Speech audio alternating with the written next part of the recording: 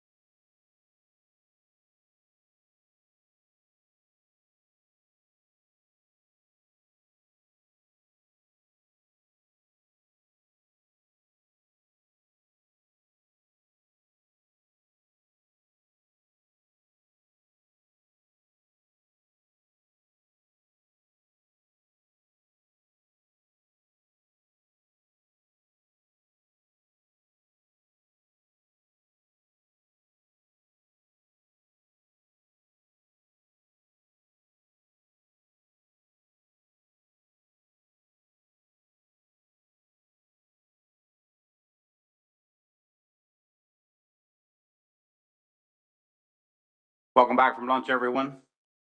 We're going to get started with the first agenda item this afternoon, the Monkfish Management Track Assessment. And we're going to start off, I guess, with presenter Jason Didden from council staff. Actually, John DeRoba, Science Center. Okay. John, whenever you're ready. All right, I'm ready. Let's dive right in. Next. The first term of reference was to estimate catch. We're going to make a few changes to how the catch time series was calculated. First thing, we're going to, some technical lingo that I apologize for. We're going to switch from a D1 to a D2 ratio estimator. There's really not much difference. D2 is the standard in the region, so we're just bringing monkfish in line with the way in which discards are calculated for most other species. This had a negligible effect. In fact, I don't even show it isolated here. The two lines were almost indistinguishable. The next change we're going to make is my predecessor would often manually delete the more extreme discard observations. Personally, I don't like to do that because the logic, at least in this case, wasn't clear for why they weren't trustworthy. It makes the time series difficult to reproduce. So we're going to not manually delete various observations somewhat subjectively. And the differences you're seeing in the time series here of total discards. So these are obviously the time series of total discards for the northern area on the left and southern area on the right. And you see the effect of adding those more extreme discard observations back in. So the manual deletions as done by my predecessor would be the solid line, and not doing those deletions would be the D2 dash line. And in most years, it makes almost no difference whatsoever, except in a few isolated years, several years back. Next. During the course of the management track, we found out that the stock areas used to define the northern and southern stock regions were inconsistent, and they were incorrect for discards. So we corrected them. And so again, this is a fairly negligible effect on the total discards time series. The old incorrect being the dash line and the corrected value being the solid line. Next.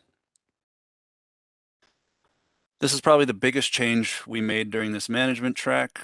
Based on a publication by Wiseman et al., we changed the assumed scallop dredge discard mortality from 100% to 64%.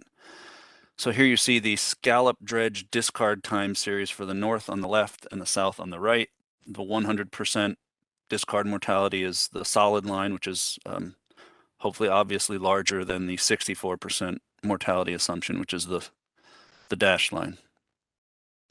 Next. Here is the discard time series, but now we're looking at total discards instead of just the scallop dredge discards. Next. This is the updated landings time series. Next. And then here's the total catch time series for each region, again with the solid line being the previously assumed 100% scallop dredge discard mortality, and the dash line being the new 64% assumed scallop dredge discard mortality. Next. Term of reference 2 was to evaluate the various indices used in each region. So the top row here are the indices of exploitable biomass defined as 43 and larger centimeter fish. The top row is the northern areas, the bottom row is the southern management area, and in the what I'll call the ribbon underneath north or south, you can see a label indicating what survey you're looking at. So the ASMFC summertime or shrimp survey, NIMS fall bottom trawl survey, NIMS spring bottom trawl survey, or in the case of the middle southern region, the NIMS scallop. I don't like to describe these to folks. I like to let people digest them on their own. So I will let you all look at these for a minute.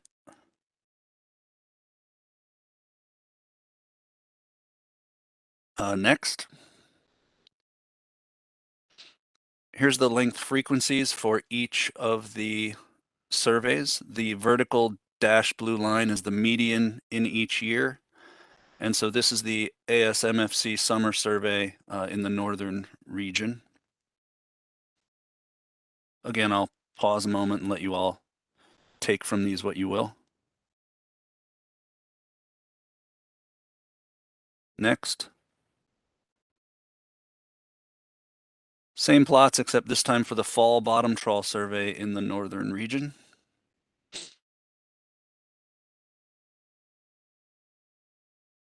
Hey, John, Next. Yeah. Jason, I think these are particularly kind of hard to interpret on the fly. I think it might be useful if we could back up one and just, if there's anything in particular that the assessment took away from them or that you would suggest noting. In this case, given the difficulty of kind of, drawing quick conclusions from them, if you have any observations, I'd encourage you to offer them.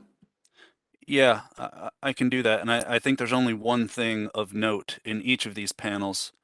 And really the only thing we discussed during the assessment review and in subsequent PDT meetings is the 2015 year class, which in this panel, for example, appears in large number in the year 2016. To a lot of eyes, it seems that seemingly large year class dissipates from the length frequency a little bit more quickly than we had anticipated. To the extent that I'm not sure we ever saw a significant impact of that year class in the commercial landings. And you could, I think if you go back a slide, if you don't mind,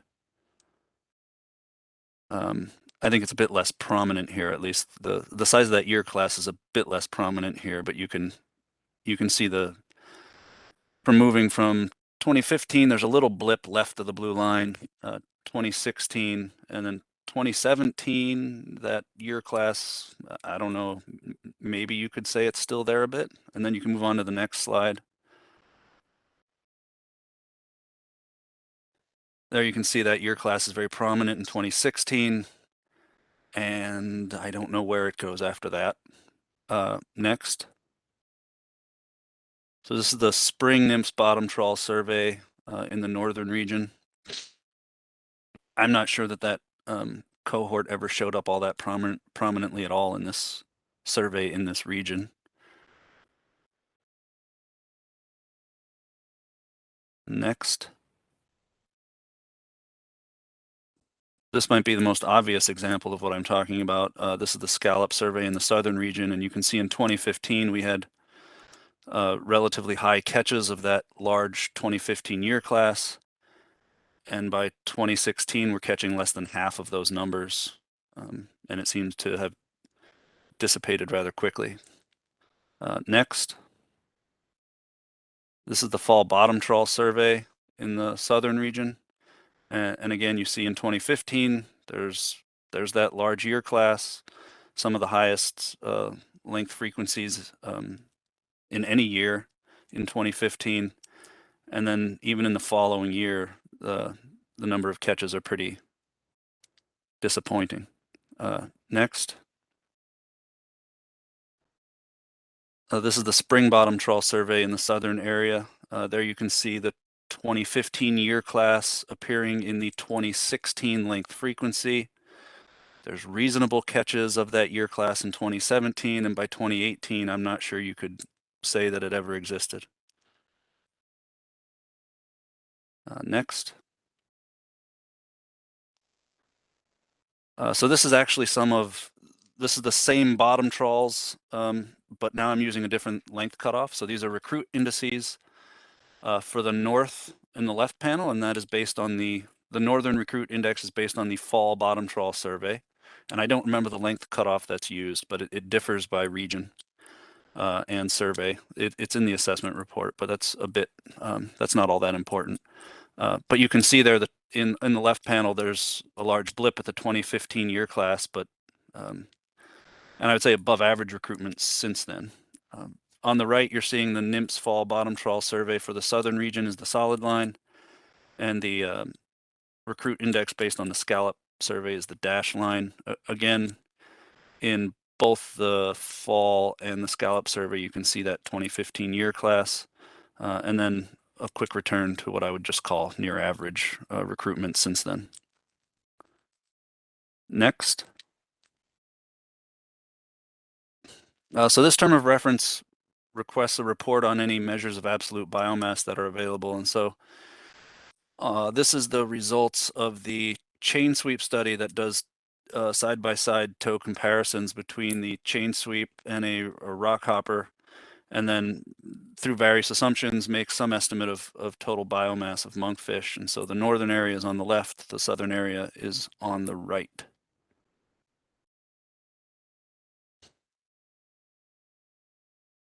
And this is premised on the fall bottom trawl survey, or the paired tows done in the fall. Next. Term of reference 3, which would typically be the analytical assessment portion, doesn't really exist because I'm sure, as most of you are aware, we don't have a reliable aging method. So we use a Plan B, which we're now calling the I-Smooth approach, which was previously called the Plan B Smooth. One hiccup we ran into was that due to COVID, there's no 2020 survey observations. We have two options. One is to leave the 2020 survey observations as missing, which the I-Smooth approach can handle, or impute a value, or replace a value by taking the mean of 2019 and 2021, take the average of those two values and insert it as the 2020 observation. My personal preference is normally to leave a missing as missing if your method can handle it. But we did some supporting analyses and demonstrated actually that imputing by using the mean of the surrounding years was superior to a missing data point. And using an average of the fall and spring survey was superior to using only one survey at a time. Next. So a little bit more on that supporting analysis. What I did was using data through 2019, I applied the I-Smooth method. And now what I'm going to do is apply the I-Smooth method 3 times. Using data through 2019 only, I'm going to apply the I-Smooth method using all the data. I'm going to apply the I-Smooth method with 2018 missing, and then I'm going to apply the I-Smooth method with 2018 replaced with the mean of 2017 and 2019. And I'm going to repeat that exercise 10 different times with 10 different terminal years, meaning I'll repeat it using data through 2019, data through 2018, data blah, blah, blah, and blah. And the idea is that the multiplier from the I-Smooth approach that uses all the data is sort of the measure of what success looks like. And the alternative, where I either leave a data point out or replace it with an imputed value, whichever approach matches the multiplier with all the data best is superior. And so when I did that, turns out imputing better matched the multipliers that result from using all the data, especially in the southern region. And I repeated all of this again using just the fall survey, and the multipliers were highly imprecise and significantly different from using a combined fall and spring and so forth. So anyway, we are imputing the 2020 missing value and using an average of the fall and spring. Averaging the fall and spring is what has been done previously, so that's not really new. We just did some supporting analysis to bolster that approach, and then obviously the imputation of 2020 is a new thing, but supported by this additional analyses. Next. This is the result of the I-Smooth for the northern area. And so the I-Smooth approach fits a smoother through the data points. So the black dots are the average of the spring and fall bottom trawl survey indices. The blue line is a low S smoother through that. And then we're going to take the predicted values, so the values for 2020, 2021, and 2022. We're going to take the predicted values from that low S smooth, fit a log linear regression through those data points. And that's what's going to give us the so-called multiplier, which is really just the trend line in the 3 most recent years from the low S smooth. And the multiplier there is in the upper left, so 0.829. Next. This is the exact same analyses, but now applied to the southern management area, and a slightly steeper slope as indicated by the multiplier, which equals 0.646.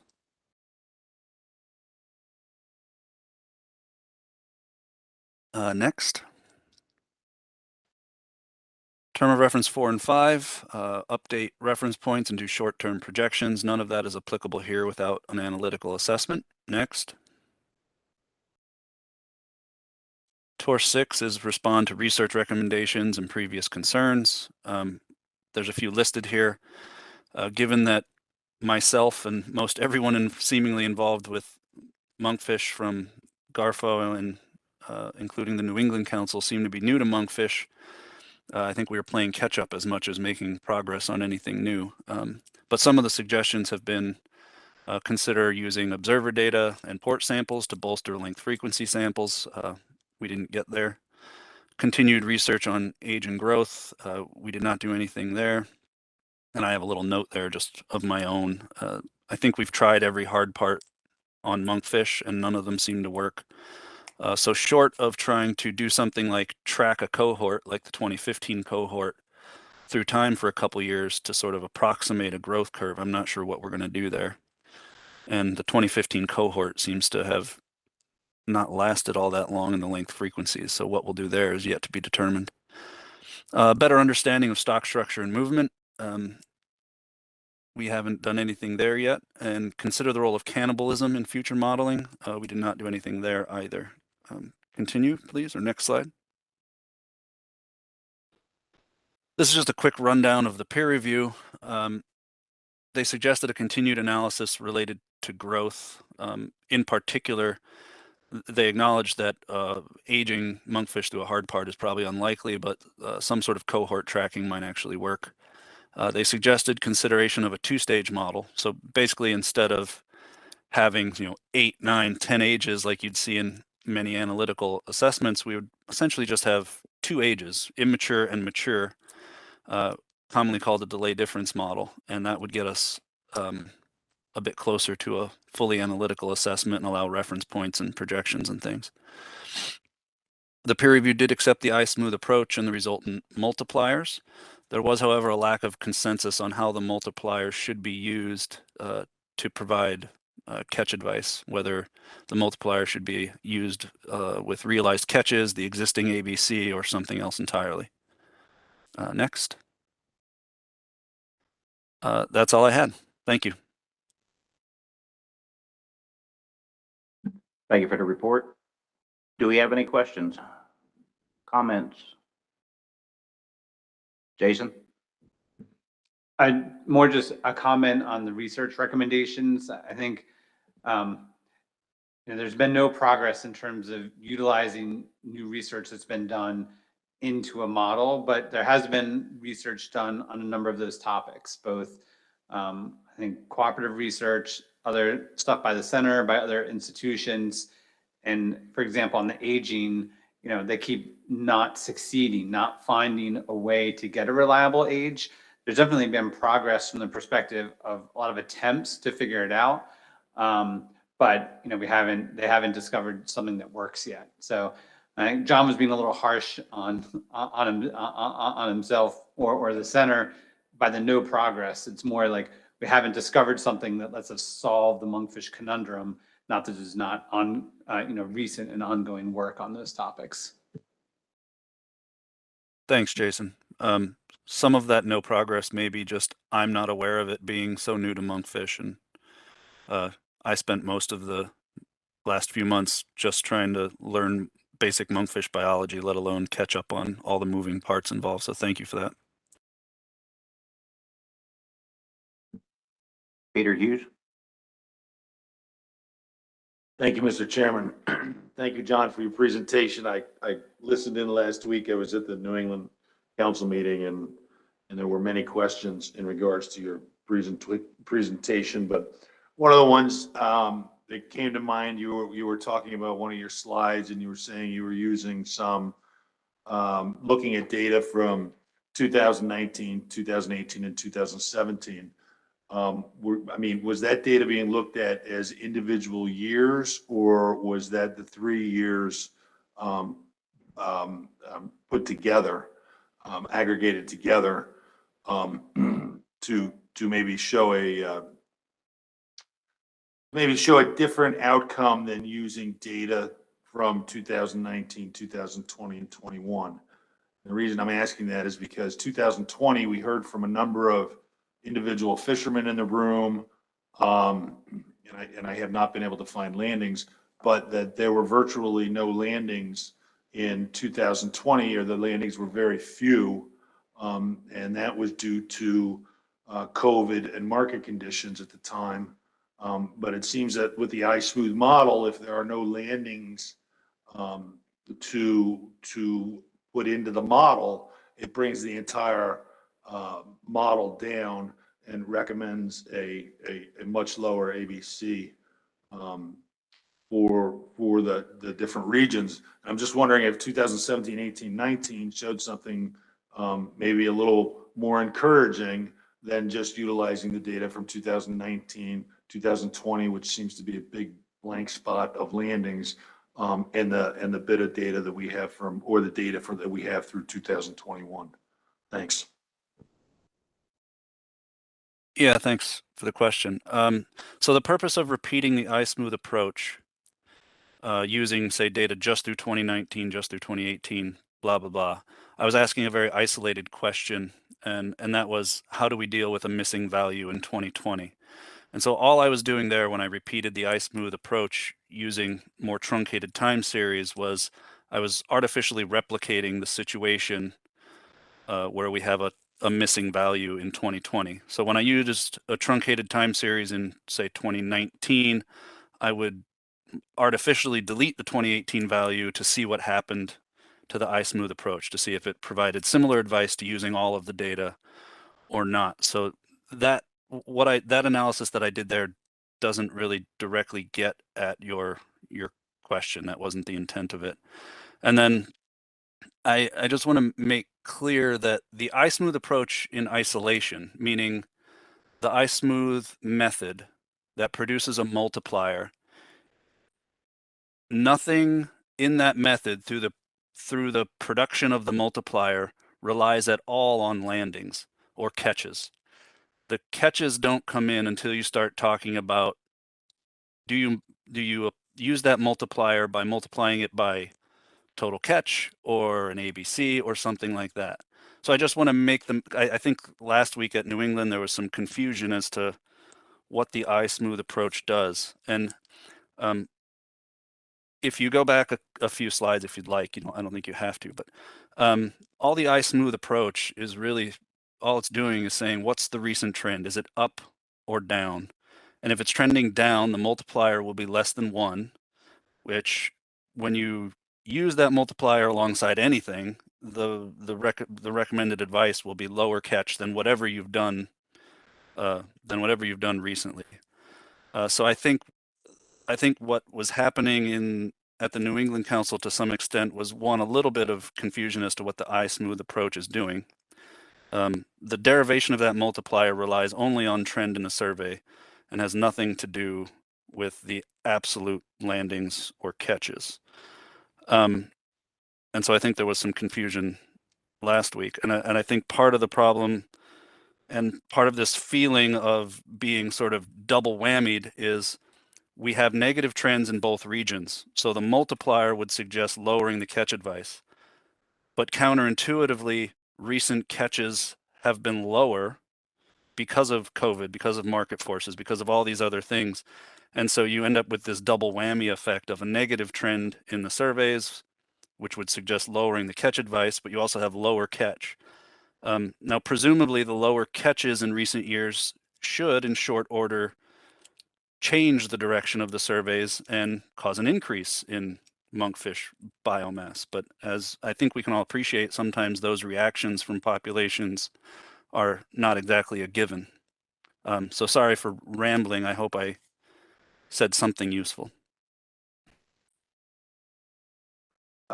Thank you, John. I appreciate your answers. I'd like to see what other council member questions there are before I ask others. Thanks. David Stormer. Thank you, Mr. Chair, and thanks for the presentation, John. I guess I was wondering, what was the rationale for adjusting or reducing the discard mortality estimate? Thanks. Yeah. So the rationale there was based on a tagging study done by Wiseman et al. And I cannot remember what university or group Wiseman actually worked for at the time.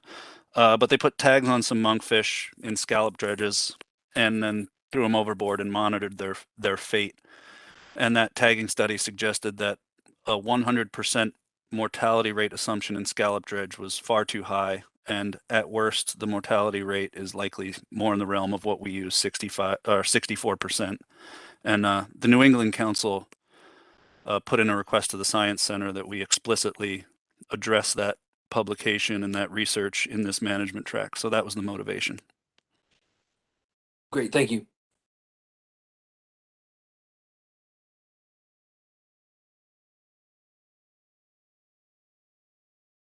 Any more questions around the table?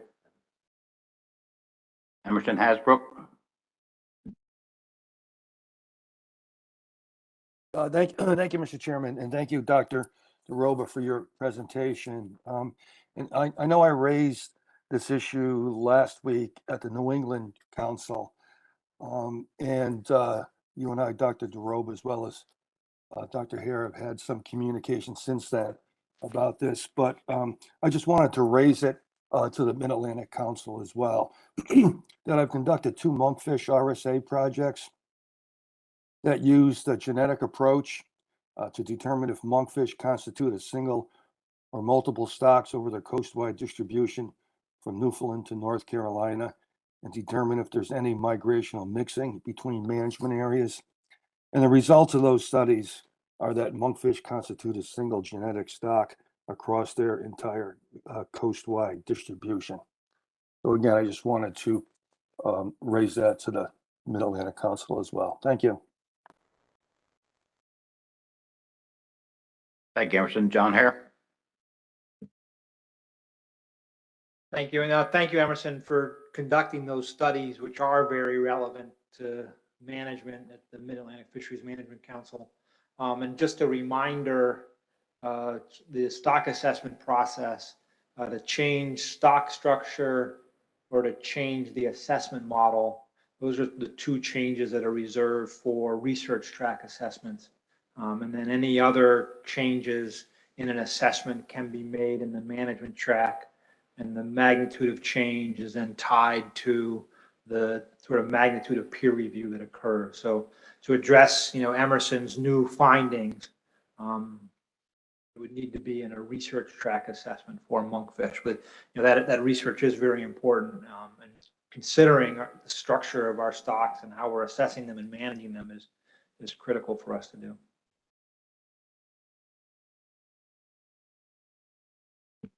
Go ahead, Jason. John, I was just kind of sorting some of the catches and trends from a few years ago and looking, Stephen, could you go back to the south? There's just a couple slides. The south, eye smooth. Yeah. So, like 16, 17, 18, there's this kind of big, almost as big of an uptrend as we have as a downtrend now. The average catches leading up to that were higher than the average catches that have, been associated with this downtrend. It's like the downtrend was around 5,600. The uptrend looked about 6,400. Have you thought at all of like why on one hand we saw a catch that's higher that was associated with this big upswing, and now with lower catch, a downswing?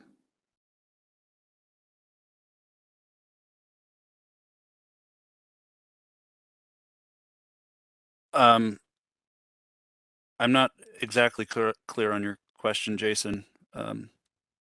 Can you just try to rephrase it for me? Yeah, so like if we were in 2018, kind of looking back at just the catches that occurred leading up to that upswing, you know, they were, I don't know, 6,000 or 7,000 metric ton catches.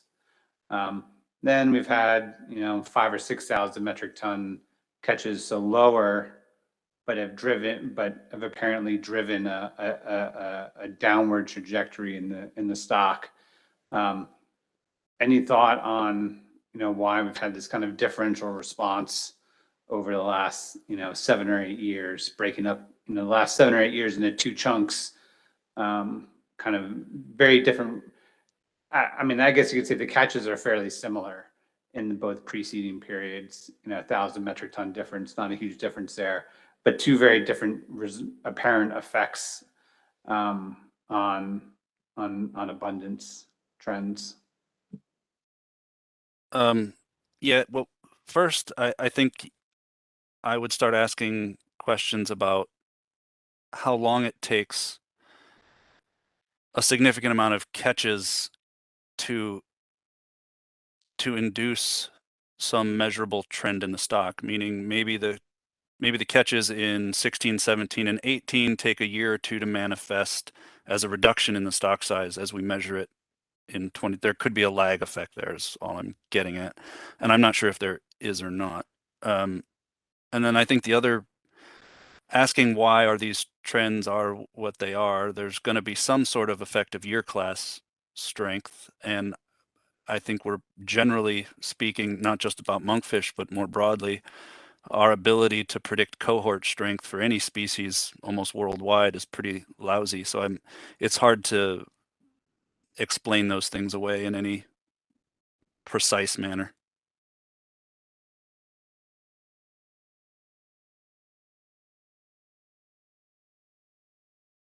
Any more questions, comments? I think with that, we have Rachel as our next presenter. Is that correct? Rachel, whenever you're ready. Okay, thank you all. My name is Rachel Feeney. I'm the Monkfish Plan Coordinator and on the New England Council staff. I wanted to, I'll be today presenting the outcomes of this SSC deliberations on overfishing limit and acceptable biological catch, giving you an overview of the framework and the New England Council's decisions last week. Before I start, I just wanted to acknowledge this is a joint management with the Mid-Atlantic Council. We have really strong partnership with the council staff in terms of Jason Didden's participation. Also joining you in the room from our plan team is Spencer Talmadge. So thank you both. I also wanted to acknowledge the 4 Mid-Atlantic Council members who are on our committee, Peter Hughes, Dan Farnham, Dewey Hemmelwright, and Paul Reese. Thank you all for your service. And I do see Libby Eitri, our chair, on the webinar. So we're actively listening to your input today. And New England Council Chair, Mr. Reed, can help support providing perspectives from New England. I have about 30 slides. Should I run through them all sequentially or pause for questions? I'll try to be as efficient as possible. Yeah, why don't you go ahead through all of them, and then we can always come back and look at the slides. Okay, great. Yeah, so as I said, this is just an overview of the plan of what we're going to step through today, also including the decisions that the council made last week. We were intending, the plan last week was to take final action on this framework and bring a package for you today to make final decisions on. That did not happen at the New England Council last week, so this will be more of an update on progress. The New England Council is remanding the ABCs back to its SSC to reconsider. So next slide, please. Just to give a couple background slides about the monkfish fishery in general, it's every 3 years we bring specifications to you And these are all in the affected environment of the environmental assessment document that's in your binder today. But the number of fishing vessels with limited access monkfish permits has been generally decreasing over the last decade, from 670 down to 562 in 2021. And somewhere around 35 to 50% landed at least some amount of monkfish each year, and a smaller portion, around 10 to 20%, landed over 10,000 pounds of monkfish. Next slide. There are multiple permit categories here. Permit category C and D vessels constitute the greatest proportion of vessels landing monkfish. These are these vessels also hold limited access groundfish and scallop permits. So they're actively involved in those other fisheries as well. Permit category A and B at the top there do not hold those other permits, and they focus more on monkfish. And many of the vessels that are active in the southern area fall into that top category of the A and B. Next slide. This is that earlier table again, just highlighting that most of the active vessels have C and D permits. Next slide. This is monkfish landings by state over the last decade. Landings are broadly distributed along the coast from Maine down to North Carolina, but Massachusetts receives the most landings, followed by Rhode Island. Next slide. This is revenue. So this highlights the top 10 ports by revenue. The top ports over the last 10 years or so have been New Bedford, Gloucester, and Boston, Massachusetts. The mid-Atlantic ports that fall onto this top 10 list are Long Beach, New Jersey, and Montauk and Hampton Bay, New York. That's it for my background slides, but related to Peter Hughes's question, you can look in the draft EA pages 51 to 53 for the year-end catch accounting and landings relative to recent TALs. And I'll just note in the north, since 2017, catch has been about 83 to 107% of the ACL. Landings have been 79 to 170% of the TAL. And in the south, catch has been about 31 to 83% of the ACL over the same time period. Landings 34 to 51% of the TAL. So there's generally been more room between the fishery and its limits in the south relative to the north recently. Next slide. So moving on to Framework Adjustment 13, we are setting the overfishing limit and acceptable biological catch for both of the management areas for the next 3 years, according to this flow chart that's established through the regulations.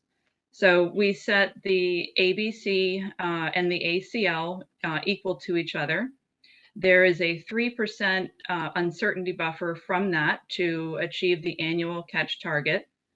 And then from that, there's a subtraction for expected discards to achieve the total allowable landings.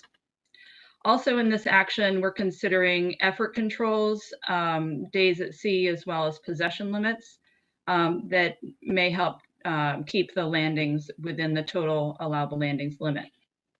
Finally, there are alternatives in the document in Action 3 regarding setting the monkfish gill net minimum mesh size. Just note on the buffer, back in 2016, the buffer was changed from 13.5 in the north and 6.5 in the south, down to both equaling 3%.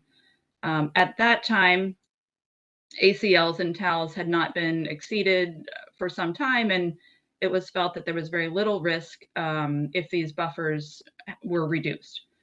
And also just as a reminder, in this fishery, there's no accountability measure if landings exceed TAL, But if the total catch exceeds the annual catch limit, then there's a pound for pound reduction from the annual catch target in the second year after an overage.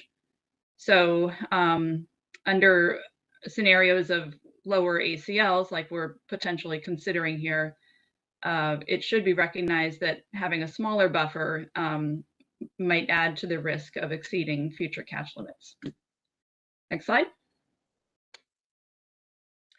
So skipping ahead to the SSC meeting, where they considered the results of the assessment that Dr. Doroba just presented, and they reviewed the plan team's work for applying the catch advice to setting ABCs.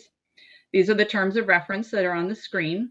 They're fairly standard for such a task.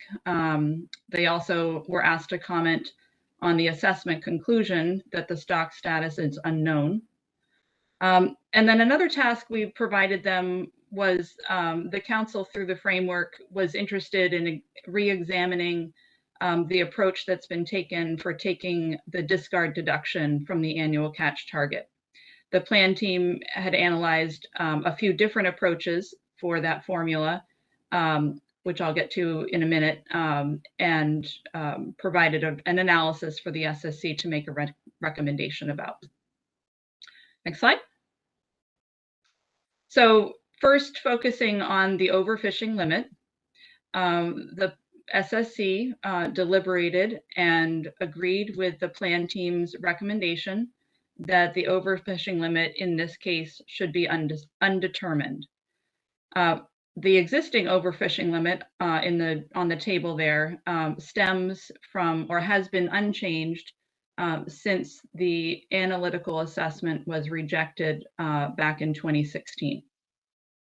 But shifting to an undetermined OFL is more consistent with the stock status conclusion of the last three assessments, that the status is unknown, and that really an OFL cannot be calculated without a measurement of absolute biomass and a fishing mortality rate, which is not available in this case. And that those existing OFLs were based on an invalidated assessment.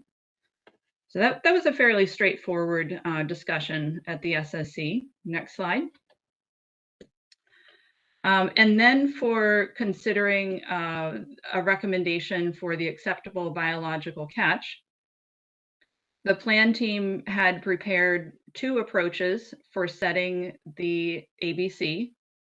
One was using the approach that stems from the iSmooth approach, which has been used in the last three stock assessments.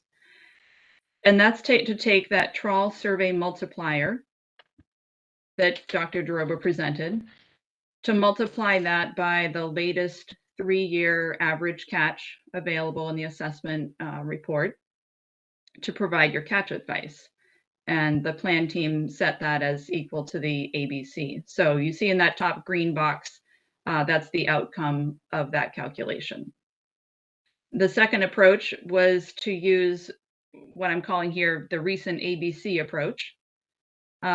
That approach was used in the current specifications process immediately prior in 2019 that was set. And it was also discussed as a potential option in the 2022 peer review. And that's identified here in the second green box. Upon deliberation, the SSC settled on recommending catch be set using the iSmooth approach. However, that catch advice they set to equal the annual catch target rather than ABC. So those numbers in the purple there in the bottom were increased by 3%, accounting for that buffer. So the final ABCs are in that green box in the bottom right. So in the north, 55.26, and in the south, 37.66. Next slide. Some of the rationale for their recommendations were that the catch advice from the last 3 assessments used the iSmooth index-based approach, and that the application of these survey multipliers to catch is more consistent with the iSmooth's design. This latest management track peer review did not reach consensus on whether the iSmooth multipliers should be applied to existing ABC or to recent catch. There was caution that the recent ABCs were propagated from an assessment that had been rejected back in 2016. It was noted at the assessment, as has already been mentioned, that recent catches have been below ABC due to multiple causes, including shifts in scallop fishing distribution, low monkfish prices, increased fishing costs. They recommended that the multiplier be applied to equal the ACT with the adjustment based on management uncertainty to achieve the ABC. And they identified that these ABCs were expected to prevent overfishing. Next slide. So also on their second task of recommending a discard deduction approach, the current approach, or the prior existing approach, has been to take the latest 3-year average of discards to catch ratio. The PDT prepared multiple options for consideration, and also based work on prior contracted work that analyzed use of, say, 2- and 5-year approaches. We looked at use of mean and medians, varying the time series.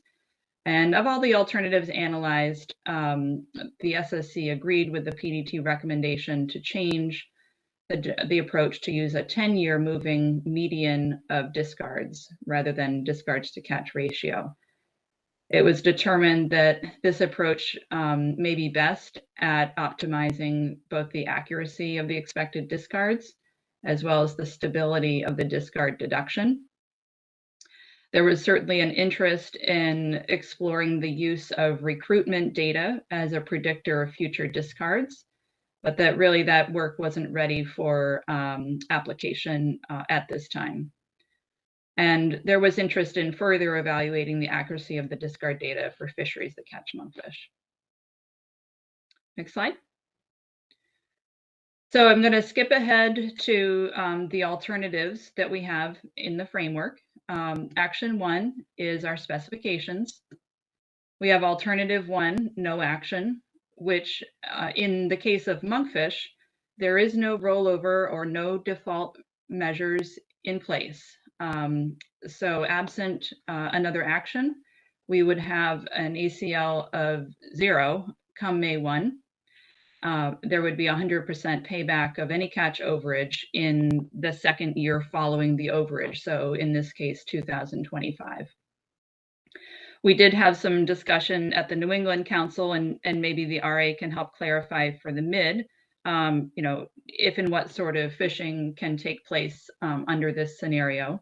But the message seemed to be that really any catch would need to be paid back, either whenever specifications get in place this year to replace that, or in a future year. Alternative 2 in the document is the status quo current specifications. Those exceed the SSC's ABC recommendations, so they're really not considered a viable option at this point, but they're there for information and for comparative impact analysis. Next slide. So this is alternative 3, which is based on the assessment and the SSC's recommendation. These alternatives, we put into this alternative, wrote in that they would be in place until a subsequent action replaces them. So this would create default measures moving forward. So, here are the numbers for the north and the south, and these percent changes are the change relative to the status quo specifications. So you can see in the north, the ACL would decline by 34% and by 69% in the south. Following down, we do have a decrease in the expected discards. That's both in part due to the changes that were made in the discard time series in the assessment, reducing that scallop dredge discard mortality, as well as a recent decrease in discards that have adjusted the time series and the change of the method to using a 10-year time series rather than 3. So we're looking at a 30 and 75% reduction in TAL. And just to, again, put that in context with current fishery, just looking at fishing year 21 performance, and it's looking like fishing year 22 is on a similar trajectory. So in the north, there would be a 21% reduction relative to fishing year 21 catch, and an 11% reduction relative to landings that year. And in the south, a 29% reduction relative to 2021 catch, and a 26% reduction relative to 2021 landings. Next slide. Section 2 is on effort controls, those days at sea and possession limit reduction options. So much earlier in the year, the Monkfish Committee was focused on identifying ways that we could help increase landings relative to TAL. But on hearing the news in late August that the survey indices were trending downward, focus shifted towards considering effort controls should be reduced to keep the fishery within the lower specifications that were coming. So task the plan team, if no action is unlikely to keep the fishery within these new specifications, to make alternatives that would either lower the days at sea and or the possession limits. So we took a look at performance and again saw that 2021 landings were somewhere 500 to 600 metric tons higher relative to the new TALs, the SSC recommended TALs. And that lowering the days at sea had a greater potential to reduce catch. There may be fewer, shorter trips, rather than focusing on lowering possession limits, which may potentially increase discarding, not having a negligible impact on catch. We also observed that in the north, most of the monkfish landings are on trips that are not using a monkfish day at sea. So there, the plan team identified that perhaps we could focus on reducing incidental possession limits there. And in the south, most of the monkfish landings were on trips using a monkfish day. Next slide. Just briefly, some of the data that's in the document to support that conclusion. So these are the fishing year 2019 and 21 average landings, vessels, and trips by plan code. And in the orange is the activity where there was not a monkfish day at sea used. And you can see that red circle there. Most of the landings in the north are on groundfish, northeast multi-species trips that were not using a monkfish day. In the south, the next slide, please. Kind of opposite is the case, where the majority of monkfish landings are where there's only a monkfish day being declared, monkfish southern management area, monkfish only vessel trips operating there. So the landings without a monkfish day were much less. Next slide. So here's the no action alternative for effort controls. no action, the days at sea allocation would be unchanged. So currently each limited access permit is allocated 46 days at sea. There is a reduction for the RSA of currently it's 0.8. 37 of those days may be used in the southern area. And possession limits would be unchanged. We have alternatives that would decrease possession limits in the north for C and D permits. So we're just describing here that currently those permits, when they're on a groundfish day, they have a 700, 900, and 750 or 750 pound possession limit. And then if they're declaring both a monkfish and a groundfish day, they have an unlimited possession limit. Next slide. So these are the effort control alternatives for the day at sea allocation, alternative 2. This alternative would make this northern and southern day at sea allocations distinct.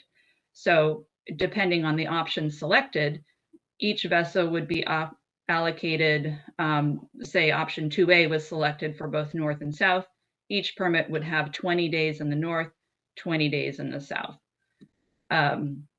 You can be allocated up to the total in each area. We still have a carryover provision of unused days of 4, and we would still have that RSA be subtracted. We were guided when we created these options by an analysis of what would be needed to reduce landings to keep them within the specifications.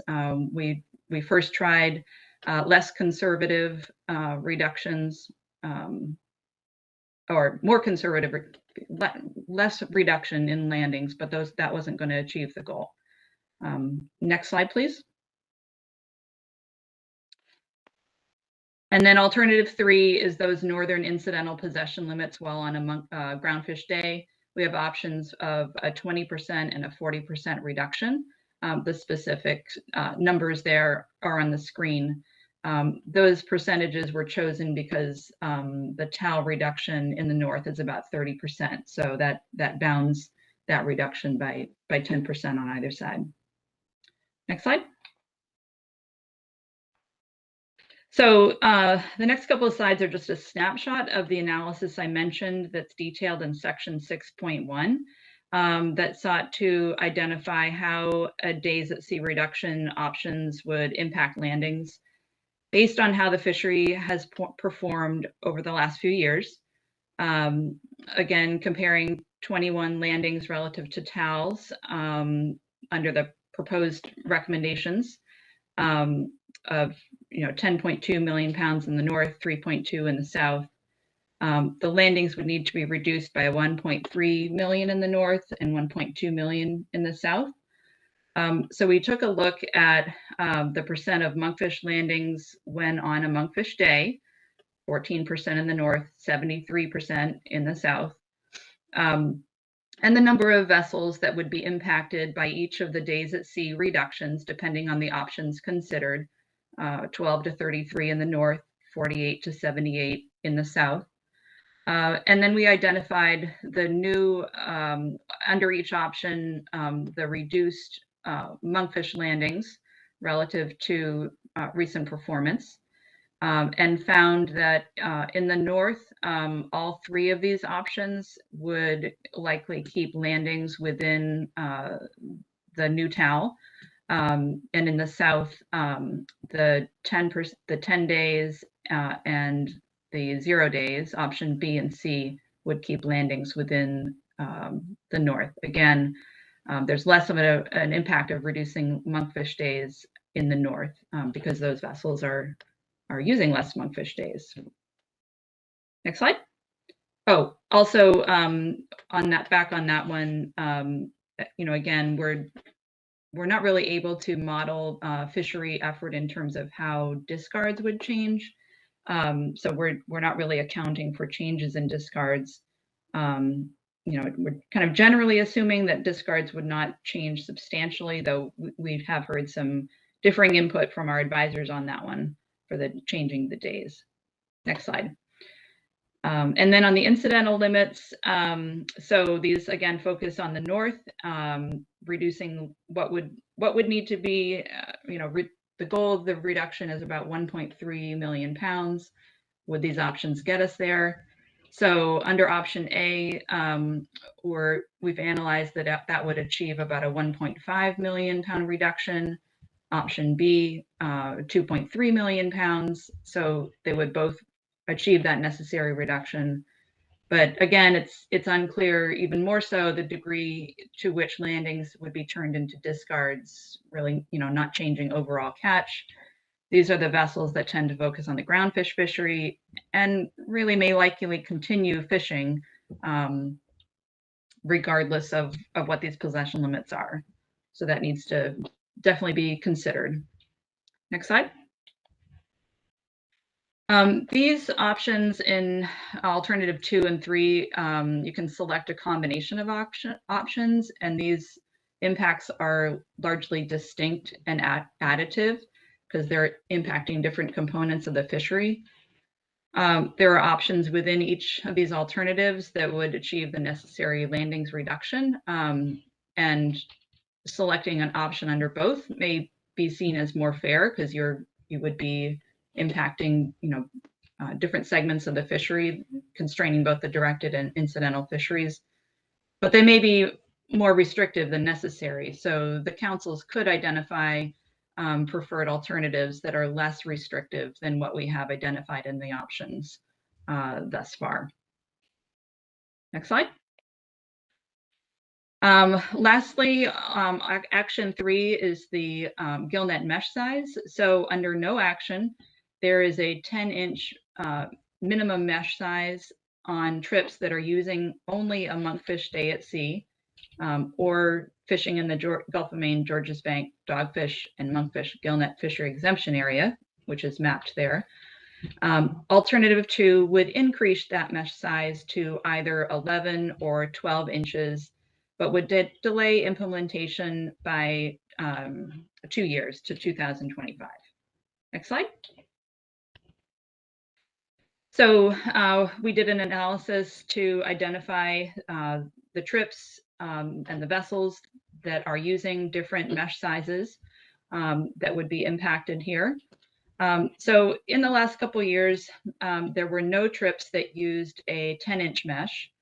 About 22 to 40% of the trips in the north, 3 to 5 vessels used an 11-inch mesh. Most of the trips were using over a 12-inch mesh. In the south, about 1% of the trips used 10-inch mesh on average over those years. No trips in the most recent year, 21. And there were about 4 to 6% of trips by 4 to 12 vessels using 11 or 12, 10 or 11-inch mesh. Again, the vast majority of trips were using at least 12-inch mesh already. Those vessels using less than 12-inch mesh were mostly located on Cape Cod, but also in Rhode Island and New York. Many of the ports are considered confidential when you break down the data in that detail. Also noted in the impact analysis in the document, we estimated that the cost for these impacted vessels to replace their gear as an entire fleet would be on the order of $235,000. But with that delayed implementation, there would be some time to adjust to that and kind of a natural replacement time of gillnets anyway, so mitigating that impact somewhat. Next slide. Fast forwarding to last week's New England Council's decisions. On action 1, the specifications, after much discussion, there was a decision to suspend the New England Council's criteria for when it is allowed to remand an ABC back to the SSC for reconsideration. They accepted the ABC's recommendation for the next 3 years for both areas, but remanded the ABCs back to the SSC to the rationale was to help facilitate a transition to the appropriate application of iSmooth for monkfish stocks. There was a proposal to consider setting the ABC as taking the average of the iSmooth approach and the recent ABC approach, and a desire to revisit the use of iSmooth during the next monkfish assessment.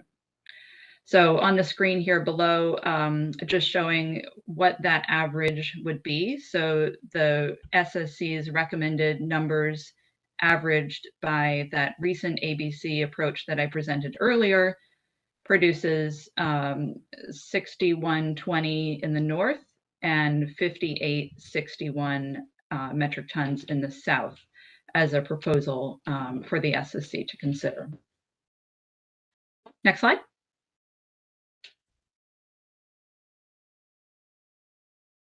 Thank you. Some of the rationale, there was substantial concern expressed at the council as well as the prior advisory panel and committee meetings about whether the iSmooth approach is appropriate for setting monkfish catch advice. There was concern that the trawl survey may not be catching monkfish consistently. Fishery landings have been low recently due to the pandemic, low prices, trip costs. That alternative 1, having an ACL of 0, is not practical. Alternative 2 is above the recommendation, so not viable. And concerned about the substantial economic impacts of alternative 3.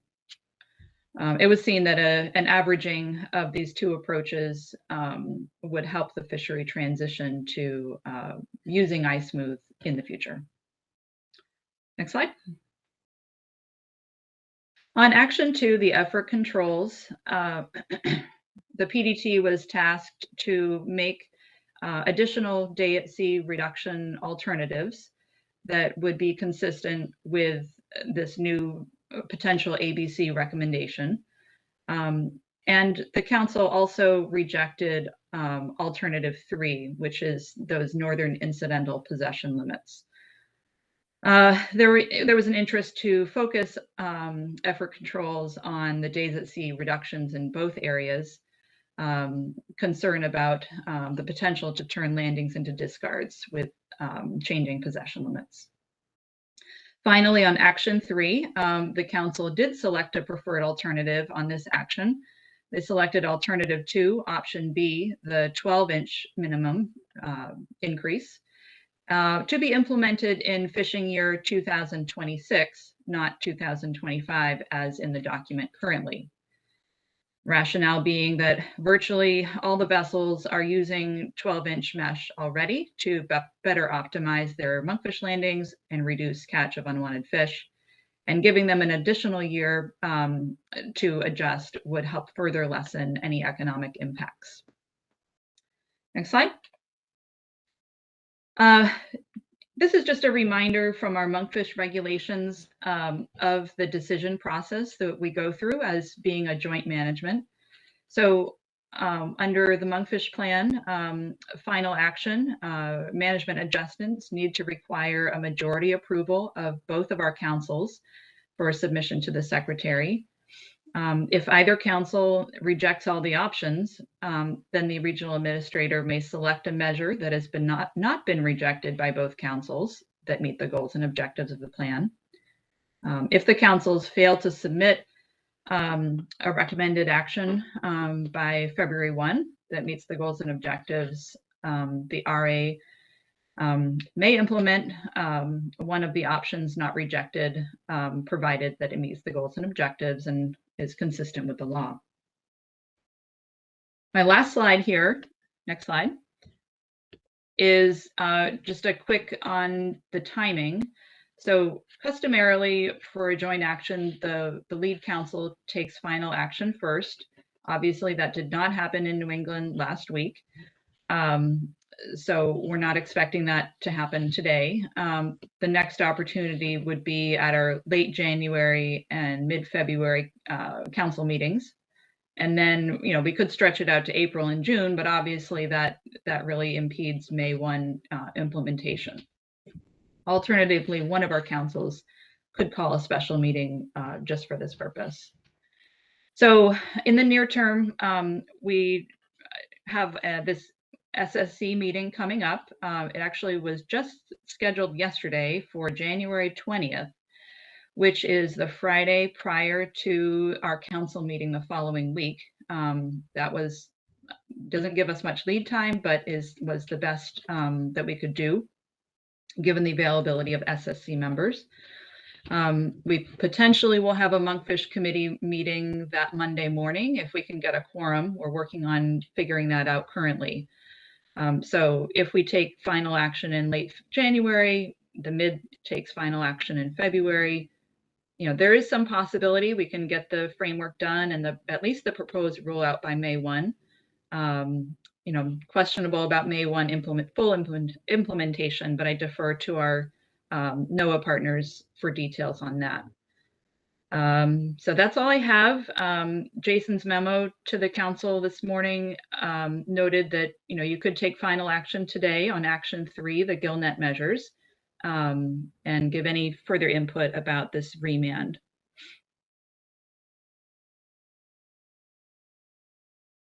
Thank you, Dr. Feeney. Do we have any questions, comments for Rachel?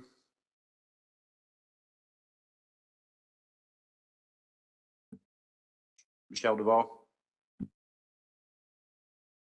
Thank you, Mr. Chair, and huge thanks to Dr. Feeney as well as Dr. DeRoba for the presentations. This has been a bit of a crash course in monkfish for me, for sure. So, Dr. Feeney, I was just wondering about, you noted that for monkfish, discards are sort of removed off the top, and there's not a sub-ACL system of accounting for discards similar, I think, to other New England managed species. And I was just curious, what the reason for that was, or if the PDT has discussed modifying that in the future to, provide perhaps more closely tracking or tracking those. And I guess maybe, if that might provide a better system for trying to reduce those discards, particularly in the southern region. Thank you. Yeah, that ACL flow chart has been established in the plan, and I think has been unchanged. I want to say since the plan's origins in the late 90s. I don't know the full history there, but I think it gives a nod to the FMP objectives, which I did not present today, but they include allowing traditional incidental catch of monkfish to occur, as well as facilitating the directed fishery. So there's kind of been this long kind of interplay or activity of both landings and discards under this FMP that have been occurring. It's true that discards are a subtraction off the top of the annual catch target. And when you implement an accountability measure for exceeding the ACL, the accountability measure is kind of, quote, felt by the directed fishery that, has that reduced TAL, more so than the discard fishery. So, that is something that our plan team often notes, and could be something that the councils consider through future action, but that hasn't been raised as part of this framework action to address. Thank you. I appreciate that explanation. And I had just one other question, and this might be for John DeRoba more, just in reviewing the briefing materials. I noted that there was some comment from advisory panel members with respect to, I think, the timing of the fall bottom trawl survey, maybe not quite overlapping with, when fishermen have noted monkfish being present in the area. And I was wondering if that came up at all during the review of the management track assessment as, a potential future topic for a research track. That did not come up specifically during the peer review, but it is a concern, especially with climate change and changing ocean temperatures. I think the concern is valid not just for monkfish, but something we need to be wary of for most of our species. If portions of the stock are migrating out of the survey area, that's obviously going to be problematic. So it wasn't discussed explicitly, but it's very important nonetheless, and should be something that's on the docket for any future research tracks or anything like that. I think the last time it was brought up, I think somebody mentioned it at the New England Council meeting last week. I did point out that the spring survey is also showing a decline, and at least no concerns were expressed to me that the monkfish resource is migrating out of the survey area during the spring. So valid concern, should be considered. We have some degree of evidence that due to the similarity between the trends in spring and fall, that it's not the sole driver of the trends we're seeing in monkfish right now. Thank you, much appreciated. Peter Hughes? Thank you, Mr. Chair. Hi, Rachel. Thanks for the presentation. Been a long couple of months trying to get at this. I'm wondering if, and this might be for John also, if, we've looked at, admittedly, the survey is not necessarily catching the fish that they've had in the past, because we just heard John say that, maybe the fish have shifted out of the area a little bit of where the survey is being conducted. But I'm wondering if there's been any analysis over, landings versus effort. And do we see that landings, the same CPUE today that we saw in 2018, based on effort? If the effort is the same and the landings are appreciably down, that to me would indicate that there's a much higher CPUE, because it takes a vessel much longer to catch the same amount that they would have caught in a similar time period in years previous. So I'm wondering if that's something that could be looked at.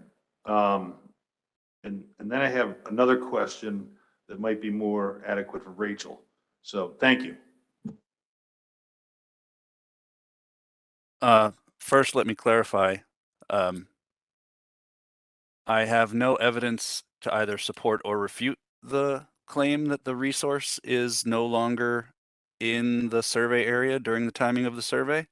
It seems like a reasonable concern and worth more scrutiny. So I wasn't necessarily saying, yes, that is definitely happening. I was definitely sharing the concern and would support looking for evidence of that moving forward. As part of this management track, we did not look at landings per effort or CPUE, mostly because the rules for the management track, and this being my first tiptoe into monkfish, we took the tact of doing a sort of fairly basic turn of the crank, do what we did last time, which didn't seem to be as problematic as it is now. So we didn't dig into LPUE. I haven't dug into the mechanisms of the fishery to fully comment on how valuable I think derivation of a CPUE index would be, but that's not the first time I've heard it suggested, and I don't see why we shouldn't look under that rock moving forward. Thanks, Doctor. Apologies for the first part about the survey information. Appreciate the clarification on that. And thanks for the consideration of landings versus effort to get at some CPUE and possibly as a suggestion in the future. And maybe, and Rachel, the documents that you referred me to, pages, in the 50s, I'm looking at some of the landings from 2017 through 2021, and it's pretty clear to me that, starting in 2018, there was a downward trend in commercial landings. But then I look at discards and taking 2021 as an example. In 2021, the commercial landings were tagged at being 1,968 metric tons, but yet discards over that same time period were 3,301 metric tons. An appreciable difference, landings versus discards. And I'm just kind of curious as where all those discard estimates come from and why they're so appreciably greater than what actual landings are. Thanks. If you can answer, thanks.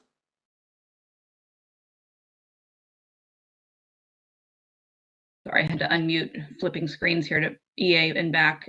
So the discard estimates here come from both the commercial. It's a combination of the commercial fisheries dealer and the Northeast Fishery Observer program databases. Off the cuff, I can't tell you exactly how the discards are calculated, but it's based on an extrapolation of observer data across the different fisheries that interact with monkfish. And I'll just note that these are fishing year and calculations of discards. These numbers vary a little bit from what is provided in its assessment report, which are calendar year discards. And it's the assessment numbers that we use in calculating the discard deduction for specifications. Thank you, Rachel. And then moving forward, I would probably offer, when we're done with conversation here, discussion around the table, I think I would offer a couple of motions going forward. Thanks. All right, Peter, I'll come back to you. John Hare. Thank you very much, Mr. Chair. And, Peter, just a little bit more on sort of your two recommendations. Rich Bell he led a paper which published recently looking at sort of changes in evaluating potential changes in availability to the trawl survey. And I've got the abstract. I don't have access to the paper. I don't think he included monkfish, but he may have.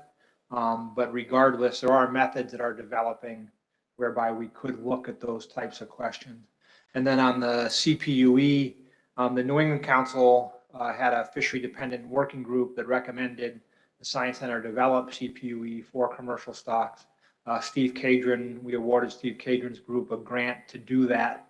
And our cooperative research program has also been involved in developing CPUE indices for the use in stock assessments. And they have created several, not for monkfish, but the methods, the point is that the methods to do that also exist. So it is very possible to do the recommendations that you have suggested, and it just comes down to sort of priorities and resources for us. Thank you, Dr. Hare. Adam. Has the New England SSC signaled their willingness to entertain the revised ABC recommendation as described?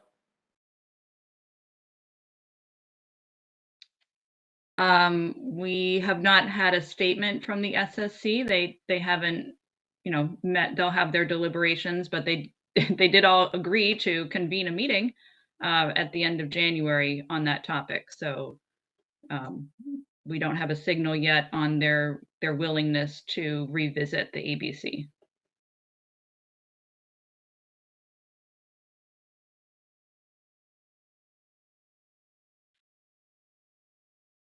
Not seeing any more questions or comment. I'm gonna go back to you, Peter. Oh, I see one in the back. Go ahead, Peter. Thank you, Mr. Chairman. So this is, it's been a tumultuous couple of months in working on monkfish. Is my personal views of it is from the committee you know, from my position on the committee, it was very hard for me to rationalize in my head that, you know, some of the early advice we were hearing in the early parts of August and prior to, while we were developing alternatives on committee level, were that we were very much there was a very good possibility that we were looking at a liberalization of the fishery upwards of 25% combined in the north and south. And then come the end of August, we get the peer-reviewed in the information that Dr. DeRoba just presented us, and you know, it kind of shows a 70% reduction in the south. So it was a very short window. So at the September council meeting, September 29th, under Monkfish, all of the alternatives that were developed up until that point were a liberalization of the fishery in both the north and southern areas. And we stripped all of those alternatives out of the document because it became clear to us that the information from the peer-reviewed report that Dr. DeRoba just presented was going to be quite the contrary. And it represents a you know, in the southern area, almost a 70% reduction in the fish that are going to be available to the fishery. So pretty dramatic, and a lot of back and forth questions on the New England Council last week.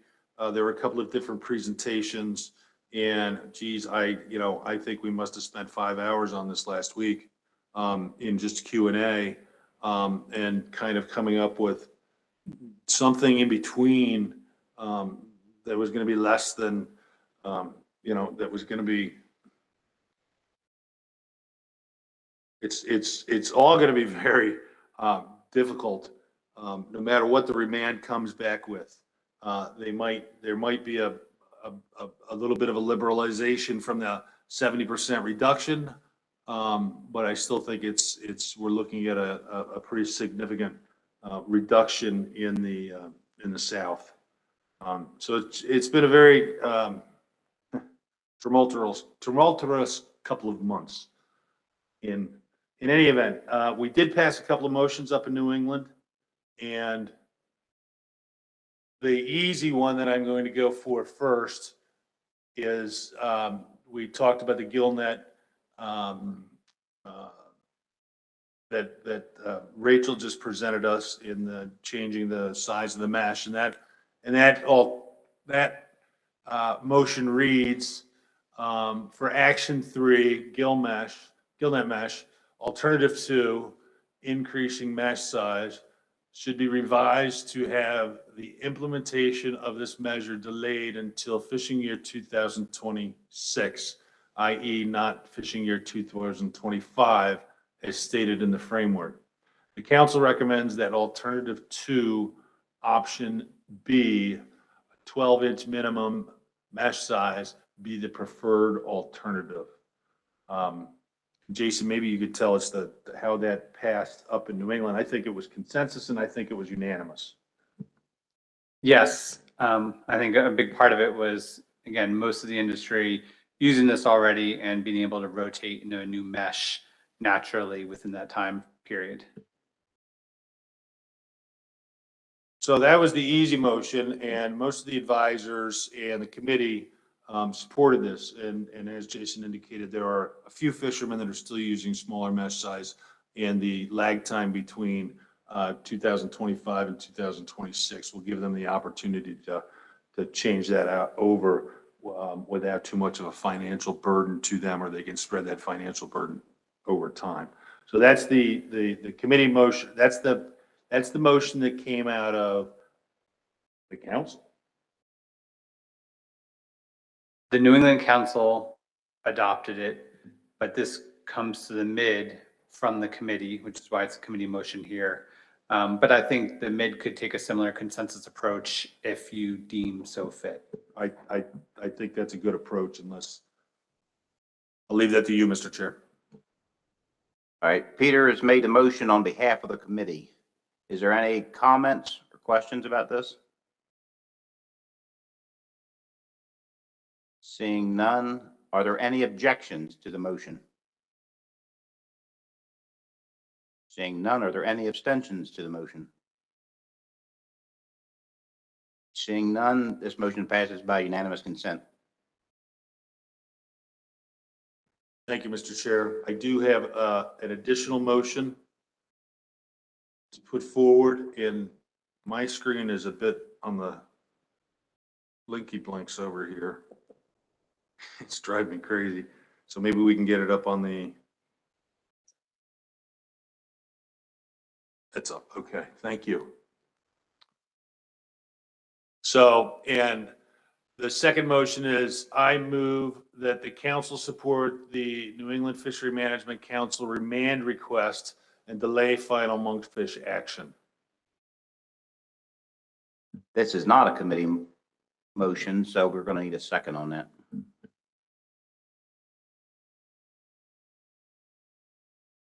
Dan Farnham seconds it.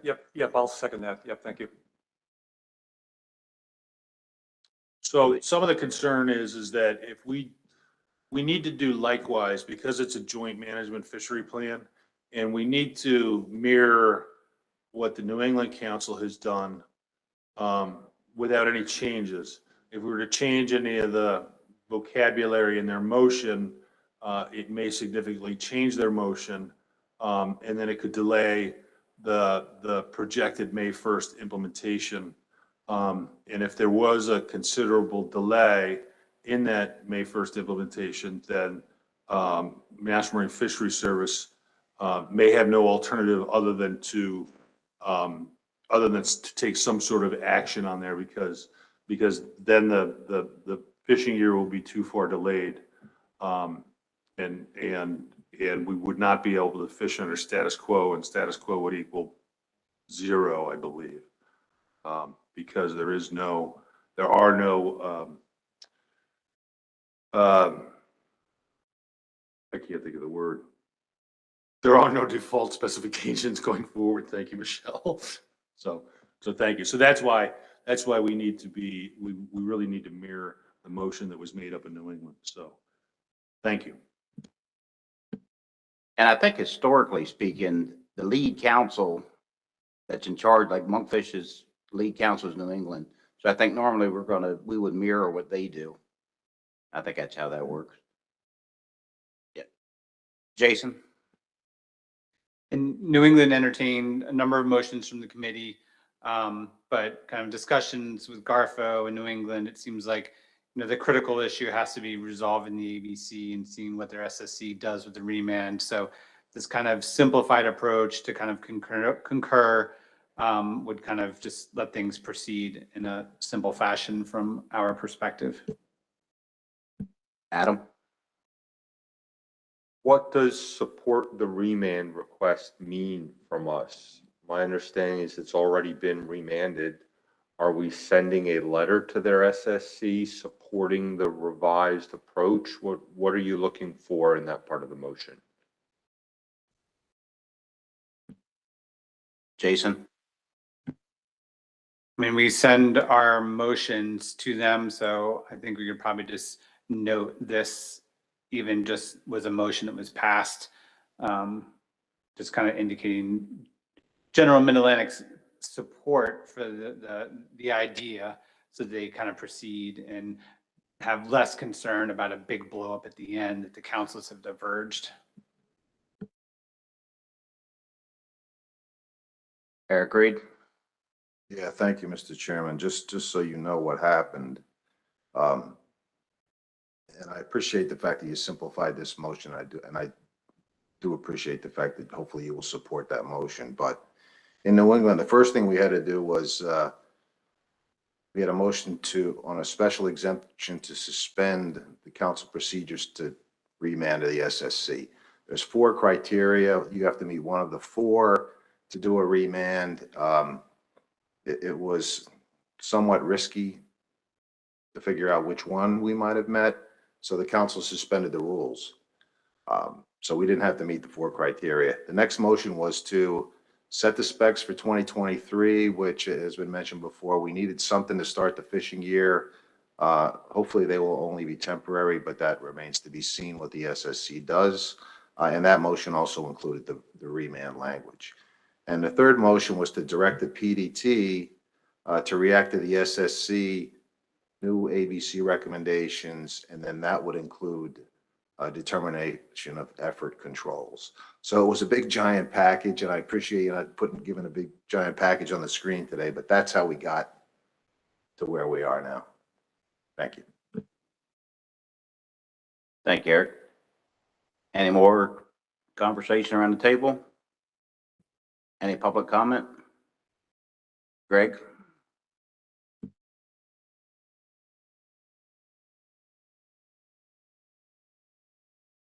Thank you, Vice Chair. I'm going to be as brief as possible, and if I could, I would like to ask additional questions after this motion is decided, but I would like to get a little input from staff on one particular issue, and I think Eric Reed explained the issue of the remand requirements, of which I'm very pleased that New England suspended those rules, but I also believe pretty firmly that over the discussions that we had at the AP, the committee, the council meeting, the issue of remand, there is one particular part in the remand language at the New England Council, and that's this issue of omission.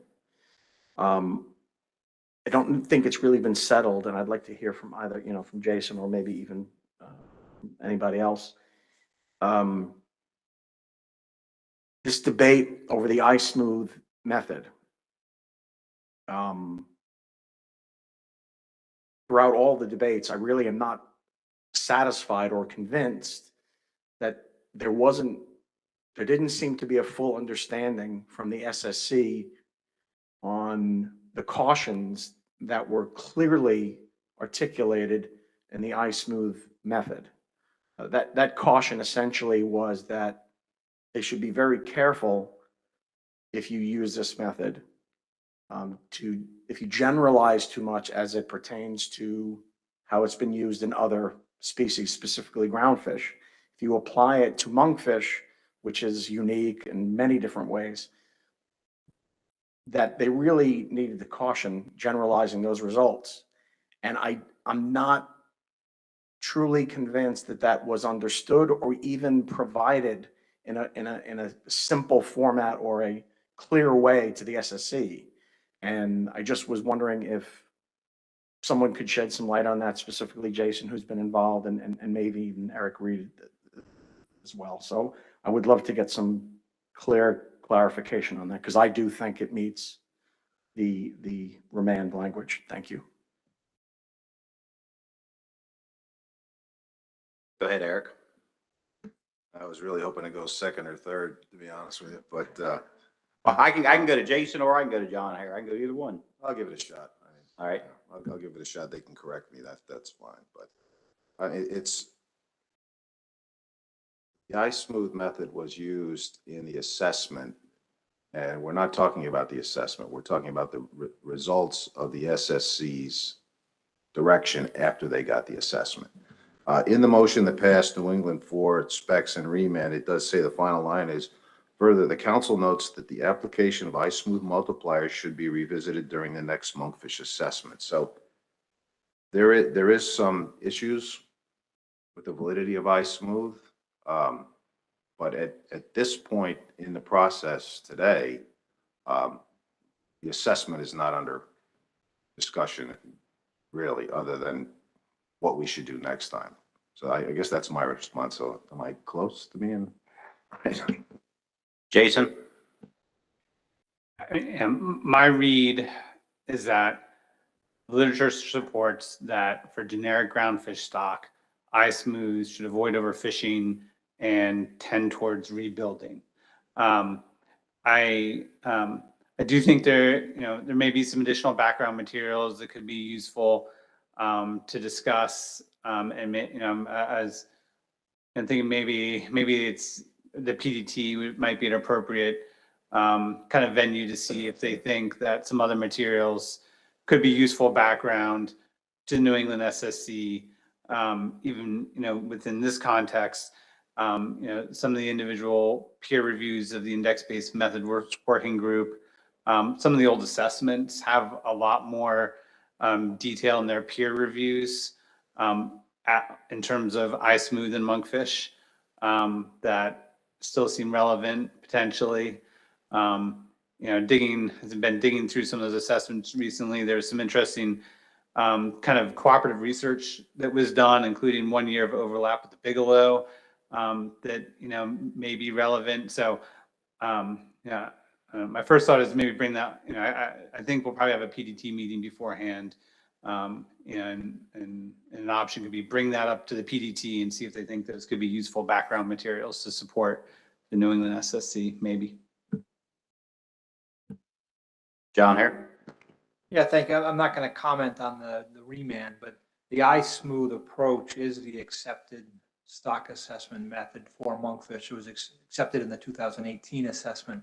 I haven't gone back into the history to see when that method became used. So it is the method that is used, and it's been peer reviewed, and it's been reviewed by the SSC in the past. It was applied in 2018? I believe so, yes. Mr. Vice Chair, after this motion, I had two other issues, which would be really brief if I could come back here for a second try. Okay.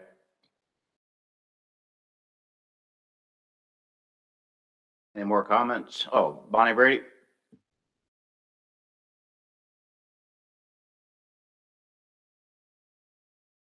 Bonnie Brady, Long Island Commercial Fishing Association. We support this motion fully. Thank you.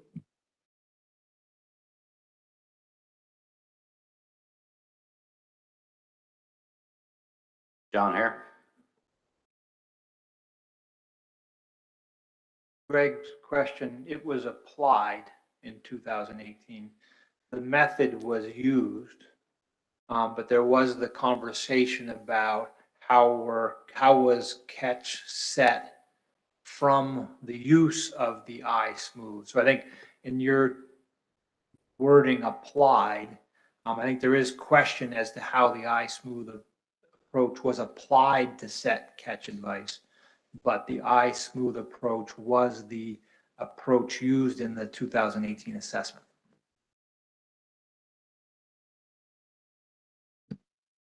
Okay, saying no more hands. We have a motion on the floor by Peter Hughes and seconded by Dan Farnham. I'm going to read it since it's nice and short. I move that the council support the Northeast Fishery Management Council remand request and delay final Monkfish action. Is there any opposition to the motion? Seeing none. Is there any abstentions? Seeing none, the motion passes by unanimous consent. Jason, is that all that we have before us at this time? In terms of facilitating Monkfish proceeding and seeing what happens next, yes. Eric Reed? Yeah, thank you, Mr. Chairman. We did, just so you know, we did, under our priority setting, we did make sure we accounted for the continuation of Framework 13, 2023 as well. So just so you know. All right, thank you.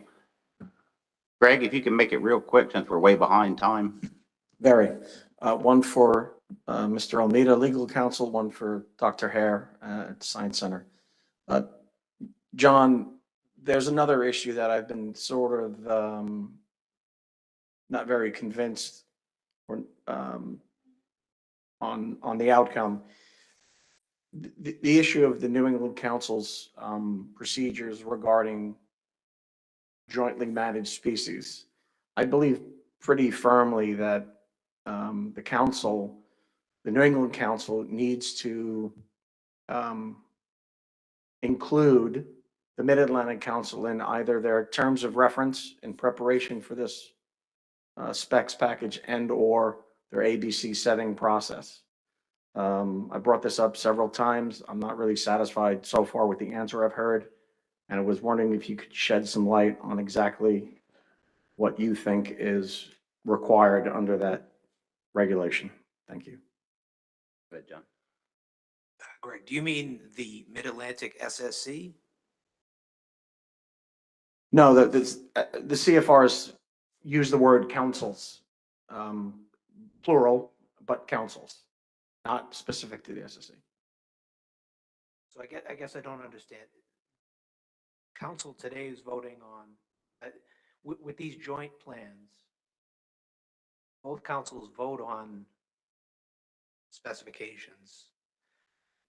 What in addition are you looking at as in terms of procedure? I guess I don't understand. Jason? Greg's brought this up before. It's kind of a nuanced thing in the regs that I'm guessing you're going to need to take a look at. I'm going to suggest you all kind of take it up later. Okay, yeah, we could follow up, Greg. Last one quickly, Dr. Hare, is there any way you can work with industry on perhaps resurrecting the 2000 collaborative trawl survey to see if we can't get a better idea of their abundance? We should talk about it. I think we in Northeast Fisheries Science Center is very interested in cooperative research. The issue is going to come down to funding. So we need to look for funding mechanisms. But yes, we are very interested in a cooperative either trawl survey or gillnet survey. Mike Patton? Yeah, just back to the previous question. Can you give us a sense of what regs specifically we should be looking at? I think I know what he's referring to. I can follow up later. I think given the time, it'll. Okay.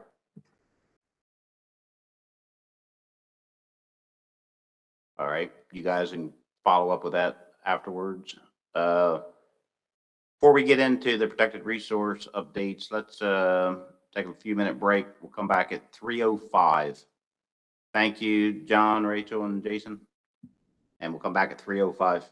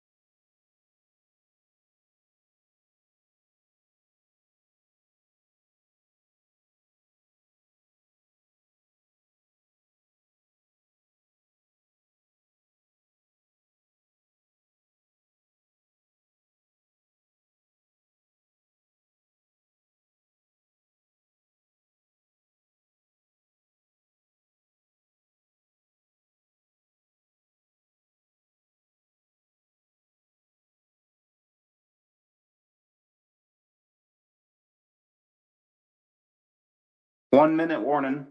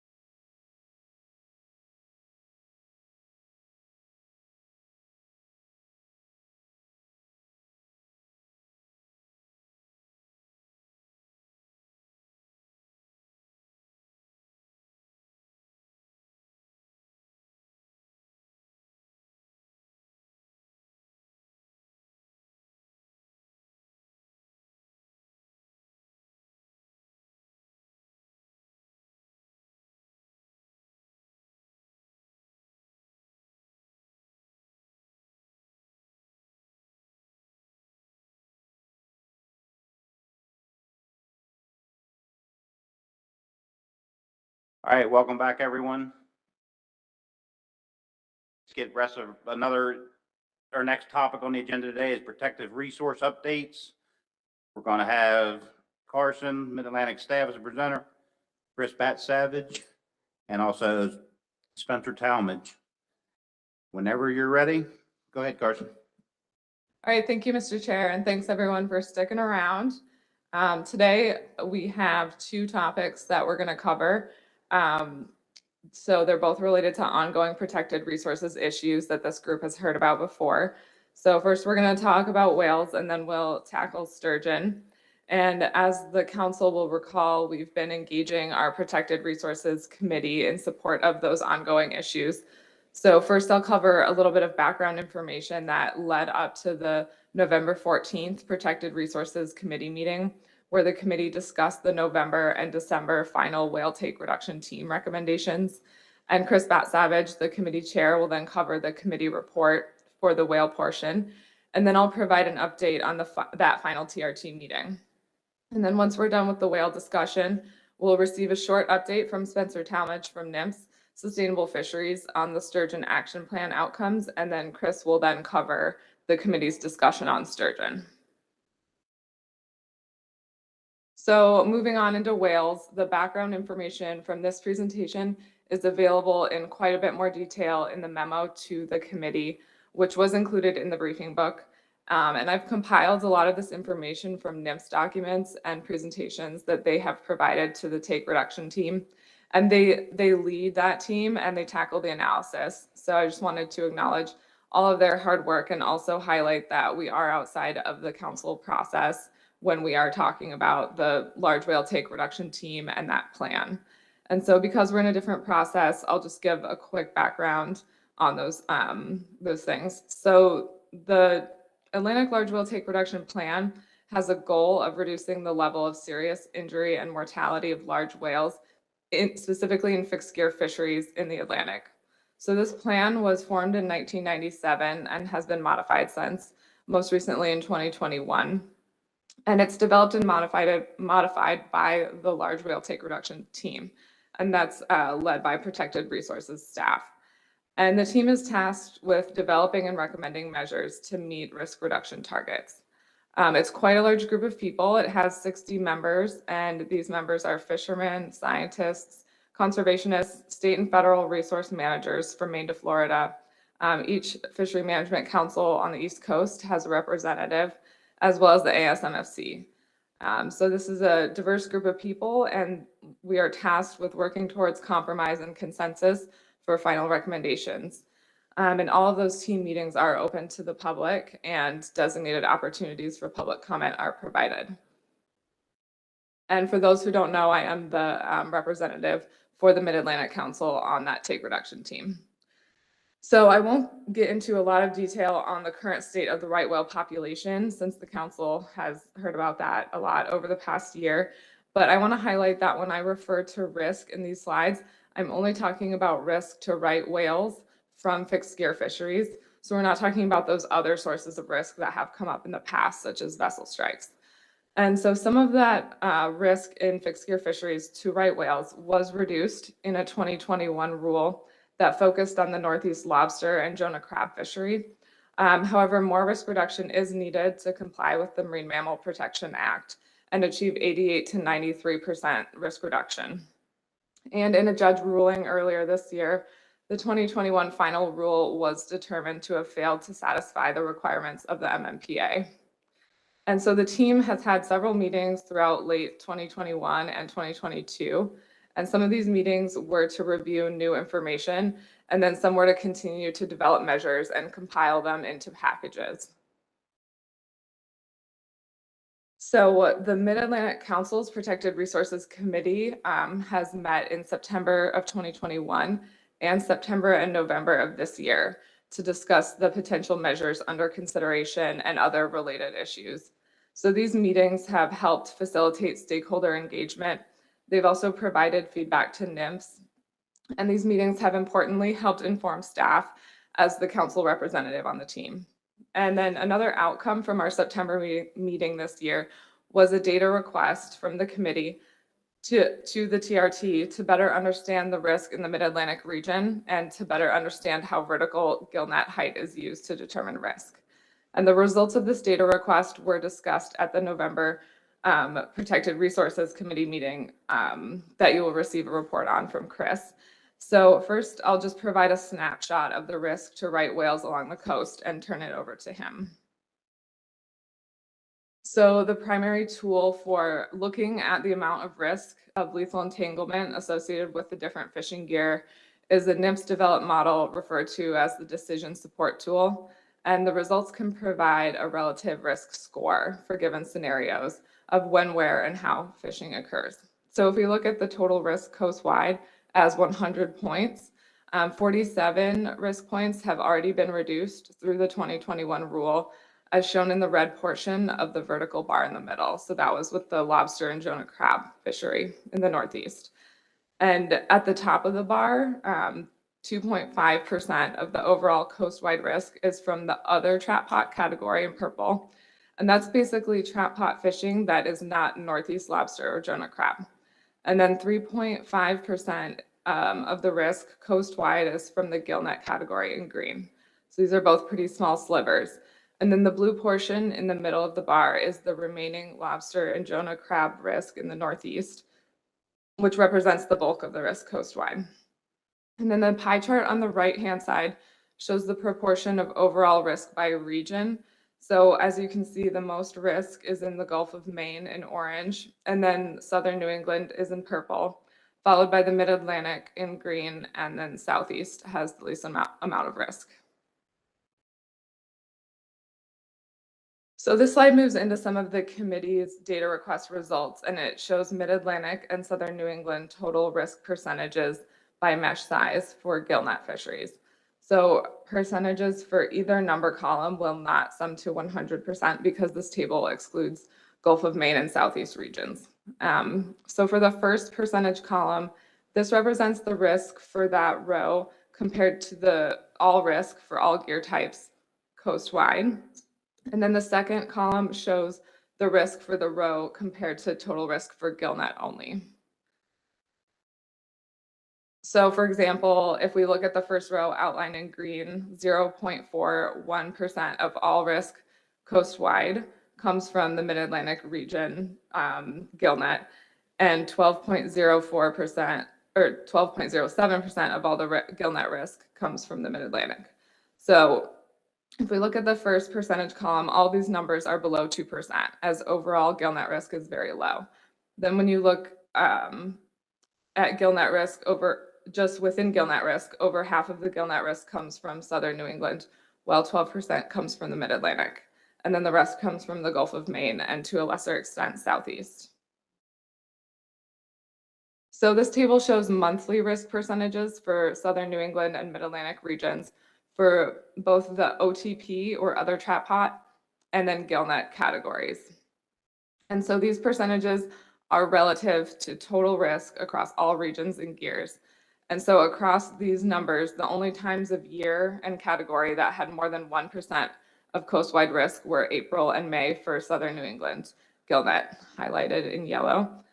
And once again, that's because the majority of the risk is in the Gulf of Maine and is not included in lobster and Jonah crab category, which is not included in the OTP. So overall, there's a very small amount of risk in the Mid-Atlantic region. So the briefing memo to the committee also included specific mitigation measures that had been put forward related to the Mid-Atlantic gillnet fishery. So this set of measures was put forward to the team by Mid-Atlantic team member Greg DiDomenico working with Kevin Work.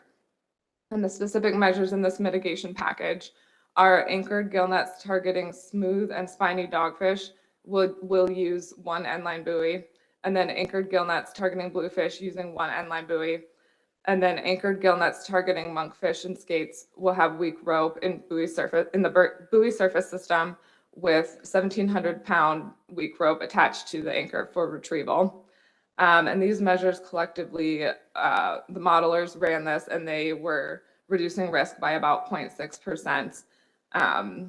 And so with that, I'll turn it over to Chris Bat-Savage for the committee report related to the right whale discussion. Okay, thank you, Carson. The committee reviewed and discussed the data request results as well as the related management measures for the right whale entanglement risk reduction. A committee member asked whether one buoy line on trap and pot gear is an option from December to May in the Mid-Atlantic region. And NIM staff responded that it is something that the team can model and discuss. The committee then spent some time discussing the industry proposal for gillnets in the Mid-Atlantic region, particularly the requirement for only one end-line buoy. Next slide, please. The committee noted that there are different gillnet fisheries in the Mid-Atlantic region, and North Carolina's offshore gillnet fishery is different than some of the others. A committee member commented that a single buoy end line or ropeless gear wouldn't work for this fishery because of how the fishery operates. The way this fishery operates is the gear is tended with the boat typically setting 1 to 3 nets that are frequently fished and reset with relatively short soak times. However, you'll have multiple boats fishing in a pretty small area, so knowing the location of each end of the gillnet is important.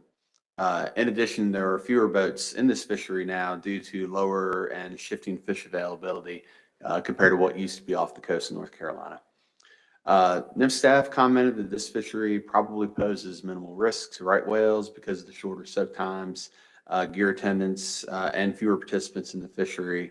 And the committee member suggested that an exemption to the proposed gillnet measures might be needed for this segment of the fishery. Next slide, please. Committee also discussed how enforcement of the gillnet regulations based on target species would work, and the Coast Guard representative on the committee said it would be difficult to do, so enforcement would likely be by mesh size and/or location.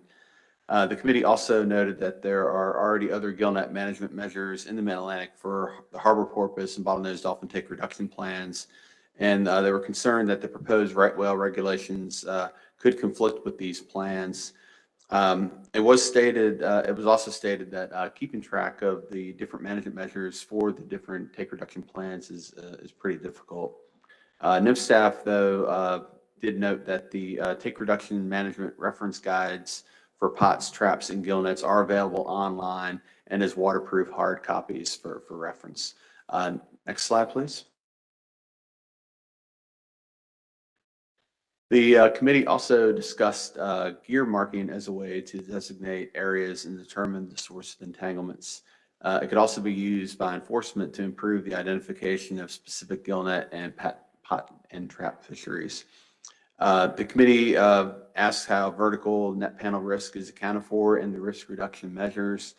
The vertical height encounter risk increases with higher net panels. However, there is no direct link or no direct risk calculation of the area below the headline.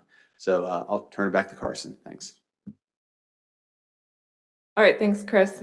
So after the committee meeting, the whale take reduction team met over a 6-day period in November and early December And there were also some small group meetings that occurred in between.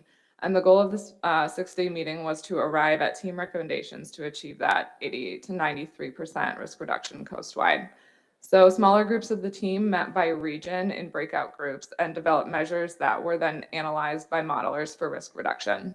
And then these individual measures were compiled into coastwide packages to analyze total risk and move closer to the overall goal of at least 88% risk reduction.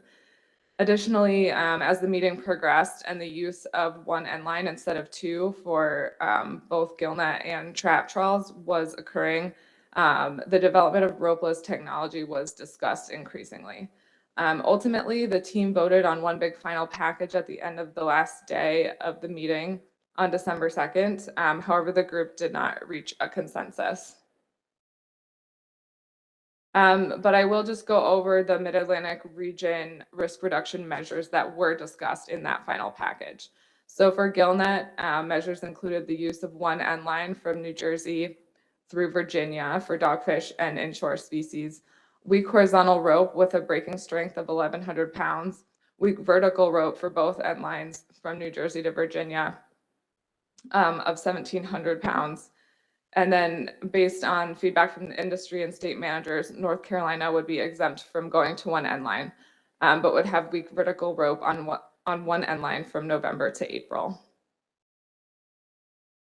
So some of the measures included in the package for trap pot were 20 traps per trawl for black sea bass and lobster from New York to Virginia, one end line for Delaware, Maryland, Virginia, and North Carolina from November to April, and weak rope of 1,700 pounds or less for all of LMA 4 and 5. And although that final package was voted on, it did get the majority of votes, but it was not very close to a consensus. So the package will be informative for NIMFs to begin the proposed rule process. However, it may not look exactly like that package. Another thing to note is that there are a lot of measures in these packages, and some of the types of measures could require FMP adjustments through the councils in order to implement.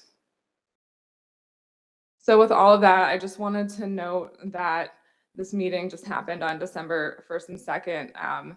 So there's still some follow-up conversations that need to happen. There is no meeting summary available yet.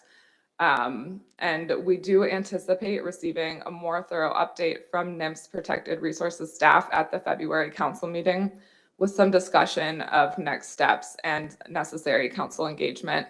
And then I lastly just really wanted to thank the Protected Resources Committee, Chris Bat-Savage, and the industry for all of their collaboration.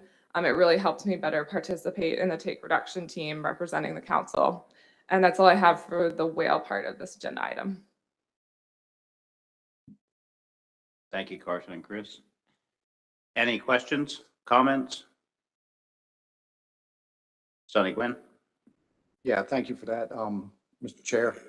Was there any mention of the 7-week Area 5 pot closure in the Mid-Atlantic?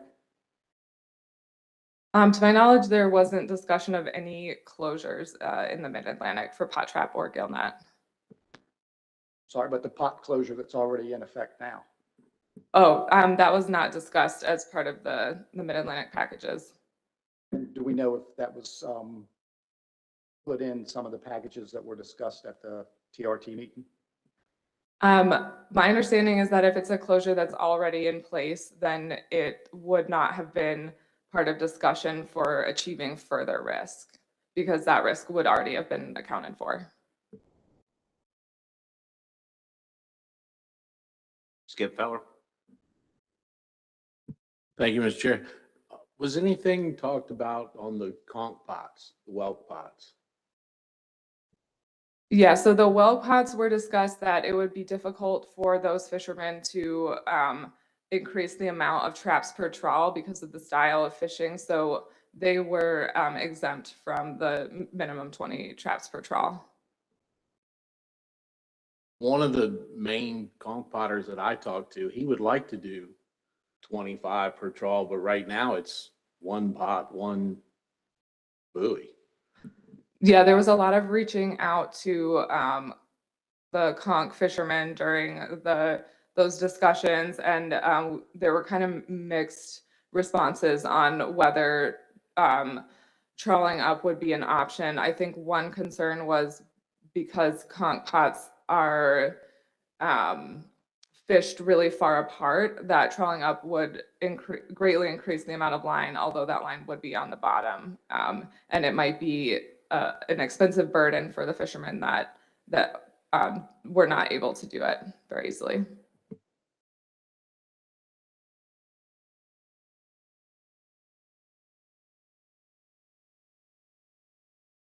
If you can put your hand down, I think. I do not see any more questions coming in. Go ahead, Carson. Okay, so we can move on to sturgeon, and I'll pass it over to Spencer.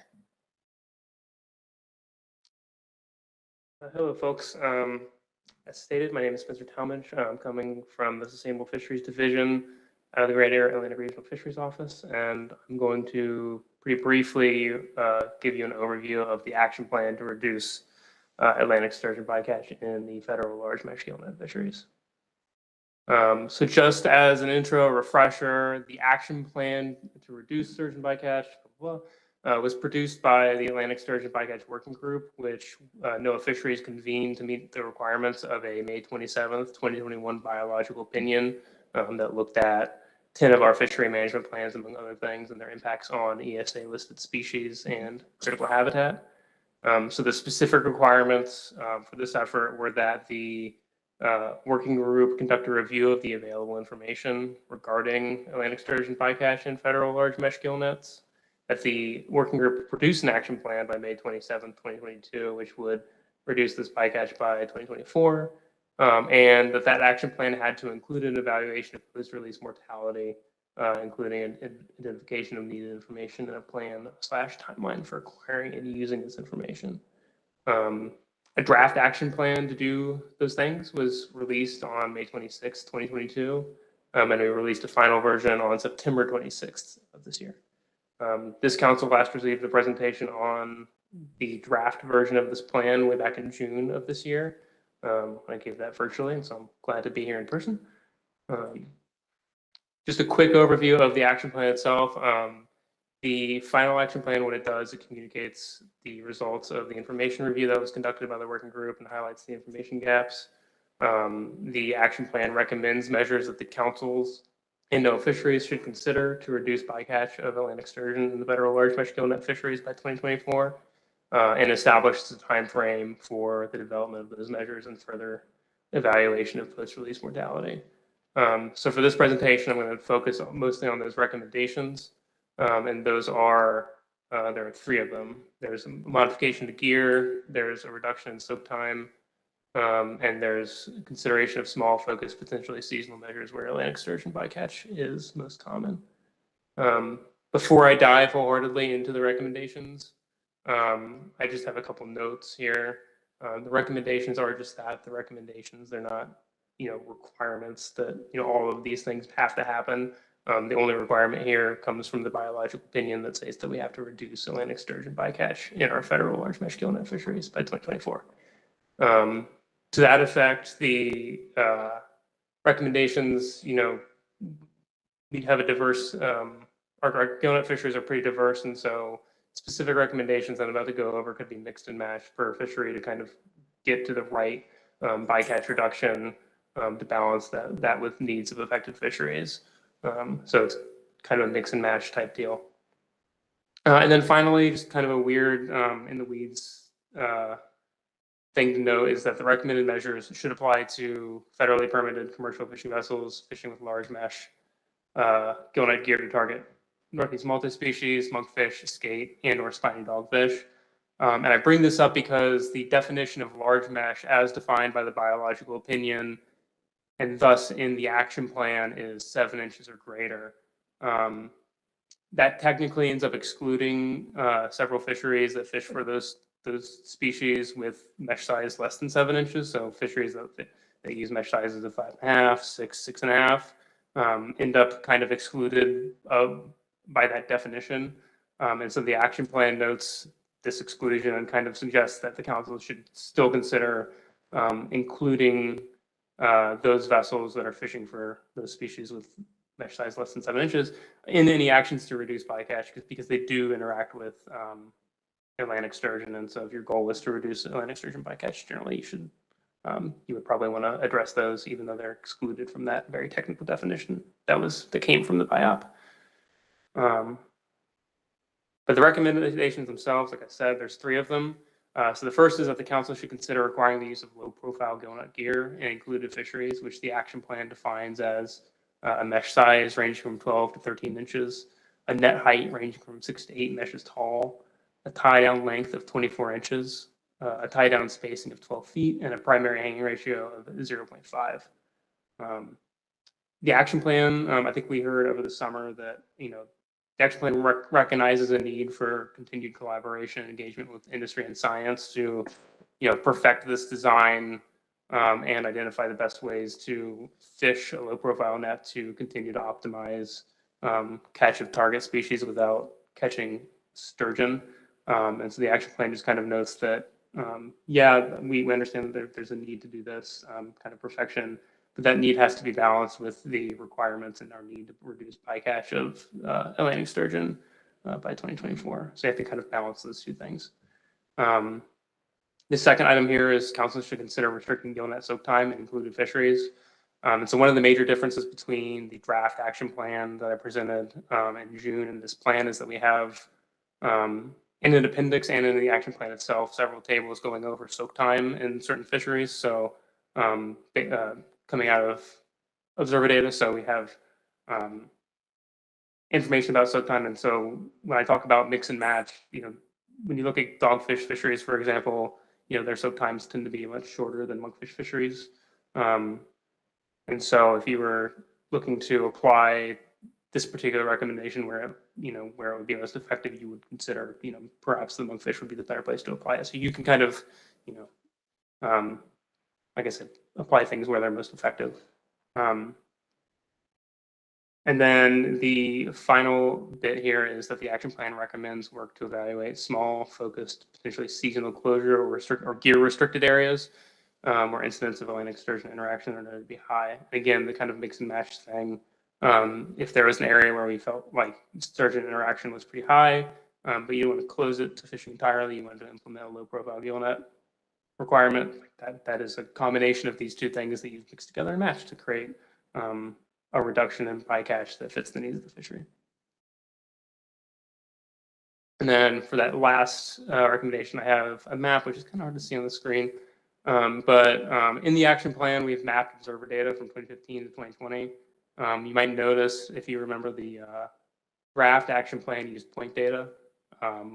We had to switch this to heat map format to kind of visually display this, just for fear of it was flagged to us that point data might potentially cause issues with confidentiality requirements and things like that. So we had to switch over to heat maps.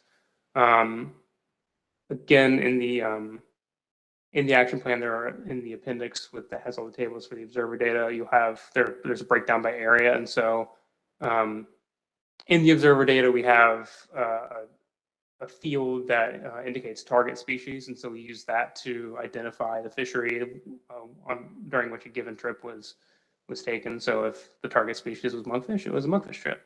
And so just the little brackets on the side, we noted that the majority of the interactions between the monkfish fishery and sturgeon occurred from the Gulf of Maine down to New Jersey, where the monkfish fishery tends to occur.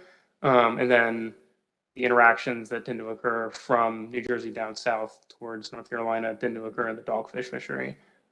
Skate is kind of interspersed throughout, and then multi-species tends to be Gulf of Maine and southern New England, where those fisheries occur. And then there's like I said, there's the appendix has a lot of tables that break down by area and by target and by soak time and things like that. My last slide is this timeline, which again is a little harder to see on the screen. We are at this December meeting of the Mid-Atlantic Council, obviously. And so after this meeting, the timeline that the Atlantic Sturgeon Bycatch Working Group developed kind of splits.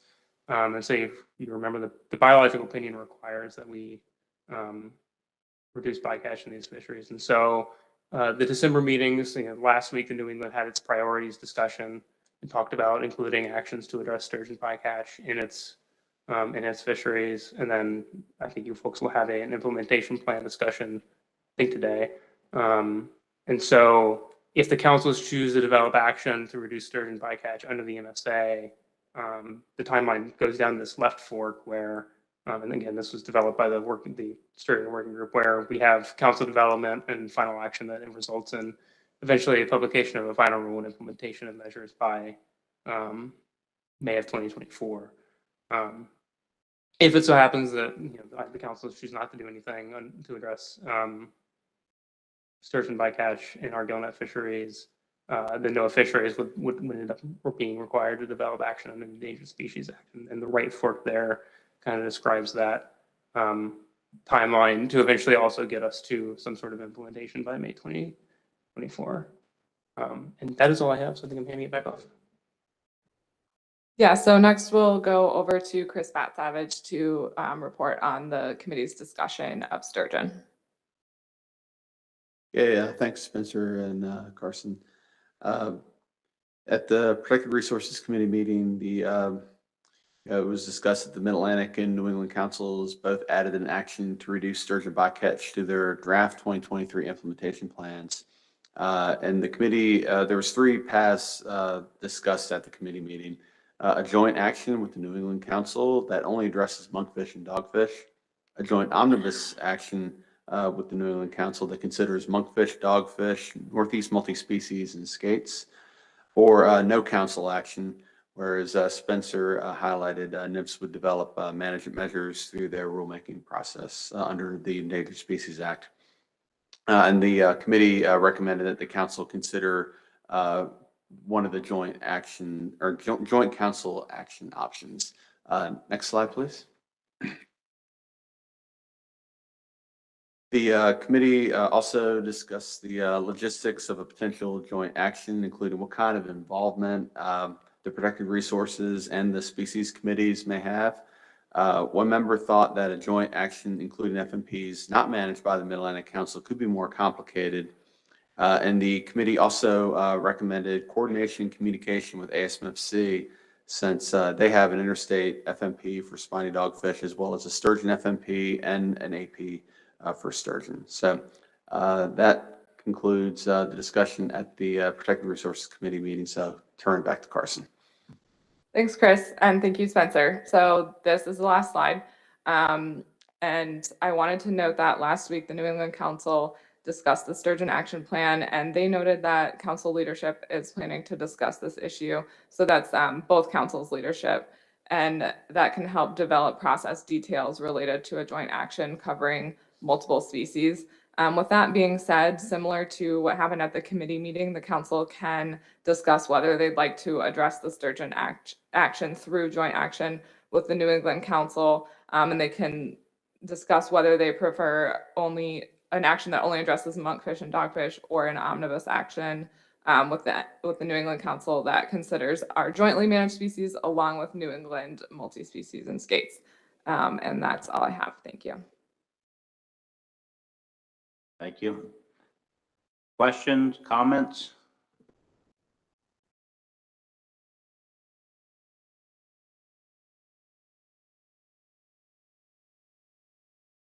Chris Moore?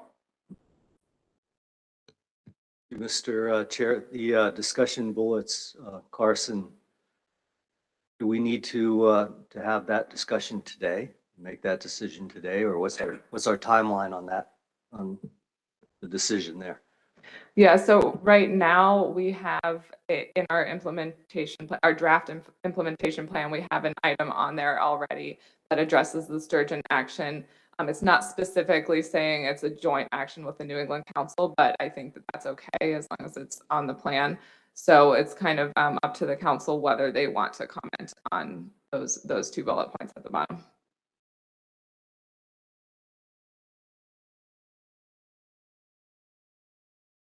Agreed. Yeah, thank you, Mr. Chairman. You know, being from New England, I would certainly welcome the leadership Can discussion. you go closer to the mic, Eric? Sorry.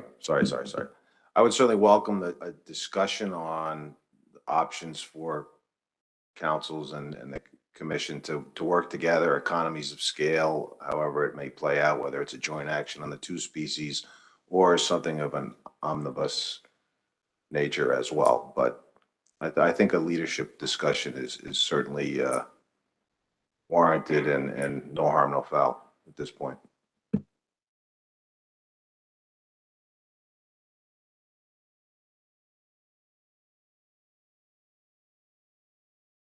Chris Pat Savage? Yeah, thank you, Mr. Chair. It was also discussed during the Protected Resources Committee meeting that since the recommendations in the Sturgeon Bycatch Reduction Plan aren't overly prescriptive. It's not asking for like a % reduction or risk reduction like we have with right whales. It leaves things open. They're dependent on what the council's leadership want to do. There could be some value in going the FMP route with this to ensure that any actions to reduce sturgeon bycatch mesh well with the existing FMPs and the fisheries. That's not always easy to do when there's rulemaking through the Endangered Species Act. They try to, but it is separate from the FMPs, and you sometimes can get a little disconnect in terms of the the final rules that come out that route versus what could possibly be done through the council process. Thanks.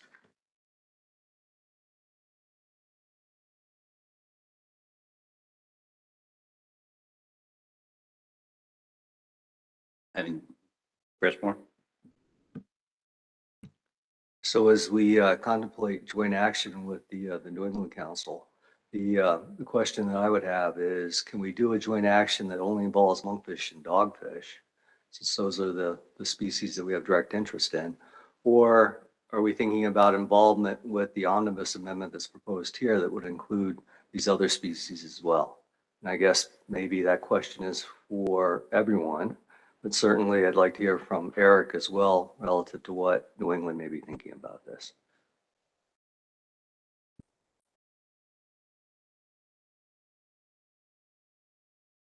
Go ahead, Eric. Well, I think that's the purpose of the discussion, Doctor. Certainly multi-species and skate is managed solely by New England, but it would be nice to have measures that are relatively uniform across management plans, so you don't have one thing doing another. And in my opinion, it is worth an investigation of what the economy would be to both councils to do that.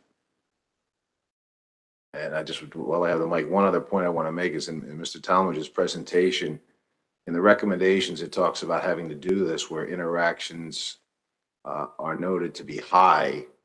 But if you look at the heat map from that area 613 and east, the interactions are sparse. So I just thought that was kind of an interesting fact.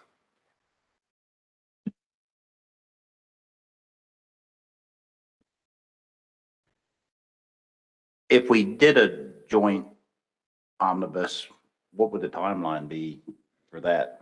I mean, would it be something that would be fairly quick, or would it take all year? How long would it take? Carson? I think it would, if we think about it like a joint framework action, I think it would be similar to how we jointly manage with dogfish and monkfish, where we would have to lay out meetings that are back to back between both councils and develop an order and a process that would work. So I think it would have to go throughout 2023 until late 2023 for final action from both councils.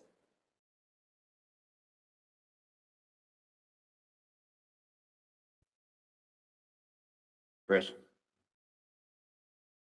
Mr. Chair, so to wrap this up, it is, as Carson indicated, on our 2023 implementation plan, at least the proposed 2023 implementation plan that we're going to be discussing here shortly.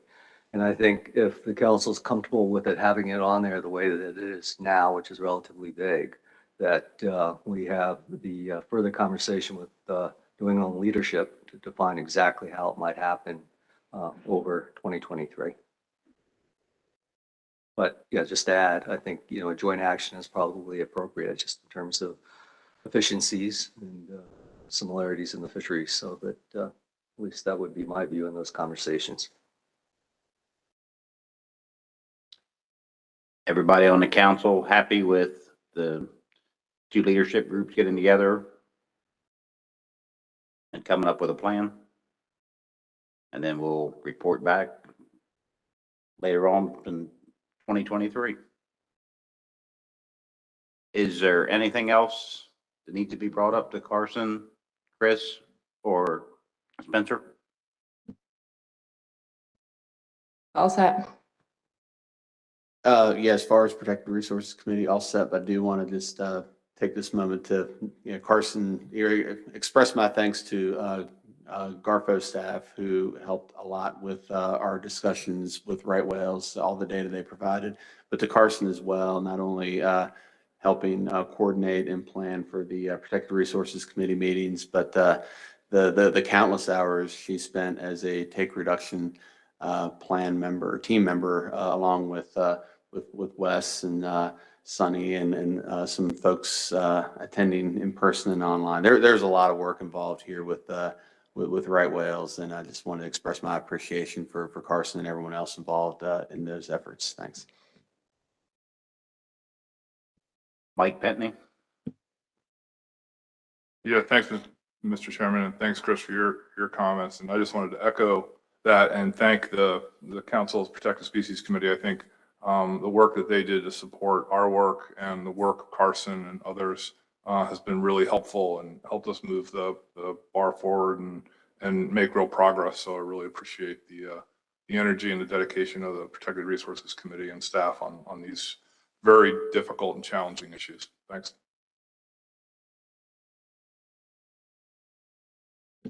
Thank you, Mike.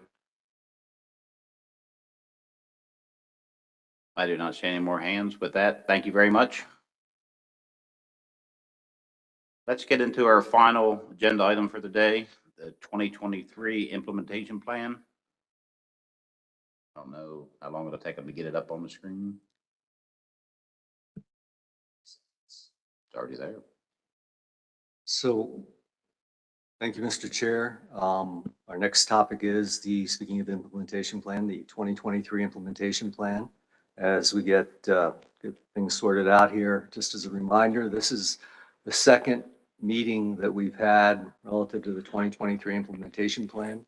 Folks have been associated with the council for a while, understand that we have 2 meetings a year. So we had the first one in October with the executive committee to go over the prior draft, had a good robust conversation about that draft, had some changes to it, and that's the draft that we bring forward to you today. The draft that you're going to see today also has some additional things that have come up this week in our conversations relative to summer planter scup black sea bass, surf clams, and ocean cohogs. So we'll have that conversation as well. There's a number of items behind tab 13 that hopefully you had a chance to look at. And certainly I'm not going to go through all those documents. And if you could, Mary, are you ready to? Oh, Sarah, good. So the first thing that I'd like to bring your attention to, well, let me back up. So the idea for today in terms of our conversation is to approve a 2023 implementation plan. So at the end of our conversation, our discussion today, we'll have a motion that someone will have to make and pass before we actually do have a 2023 implementation plan. Before we get to that, there's a couple things that I want to talk about. First, we have a strategic plan. I think everyone around the table knows that we have a strategic plan. Several years ago, we developed this strategic plan. It has a number of goals, objectives, and action items in that plan. Certainly not going to read those to you, but if you haven't had a chance to look at it recently, you should, because the strategic plan drives our activities. and it is directly linked to our implementation plan. So every year we have an implementation plan, an annual implementation plan. We put together a number of documents that links the action items identified in that plan with the goals, objectives, and action items in the strategic plan. So, and again, as a reminder, this is the second strategic plan that we've had, 2024. Next slide, Mary.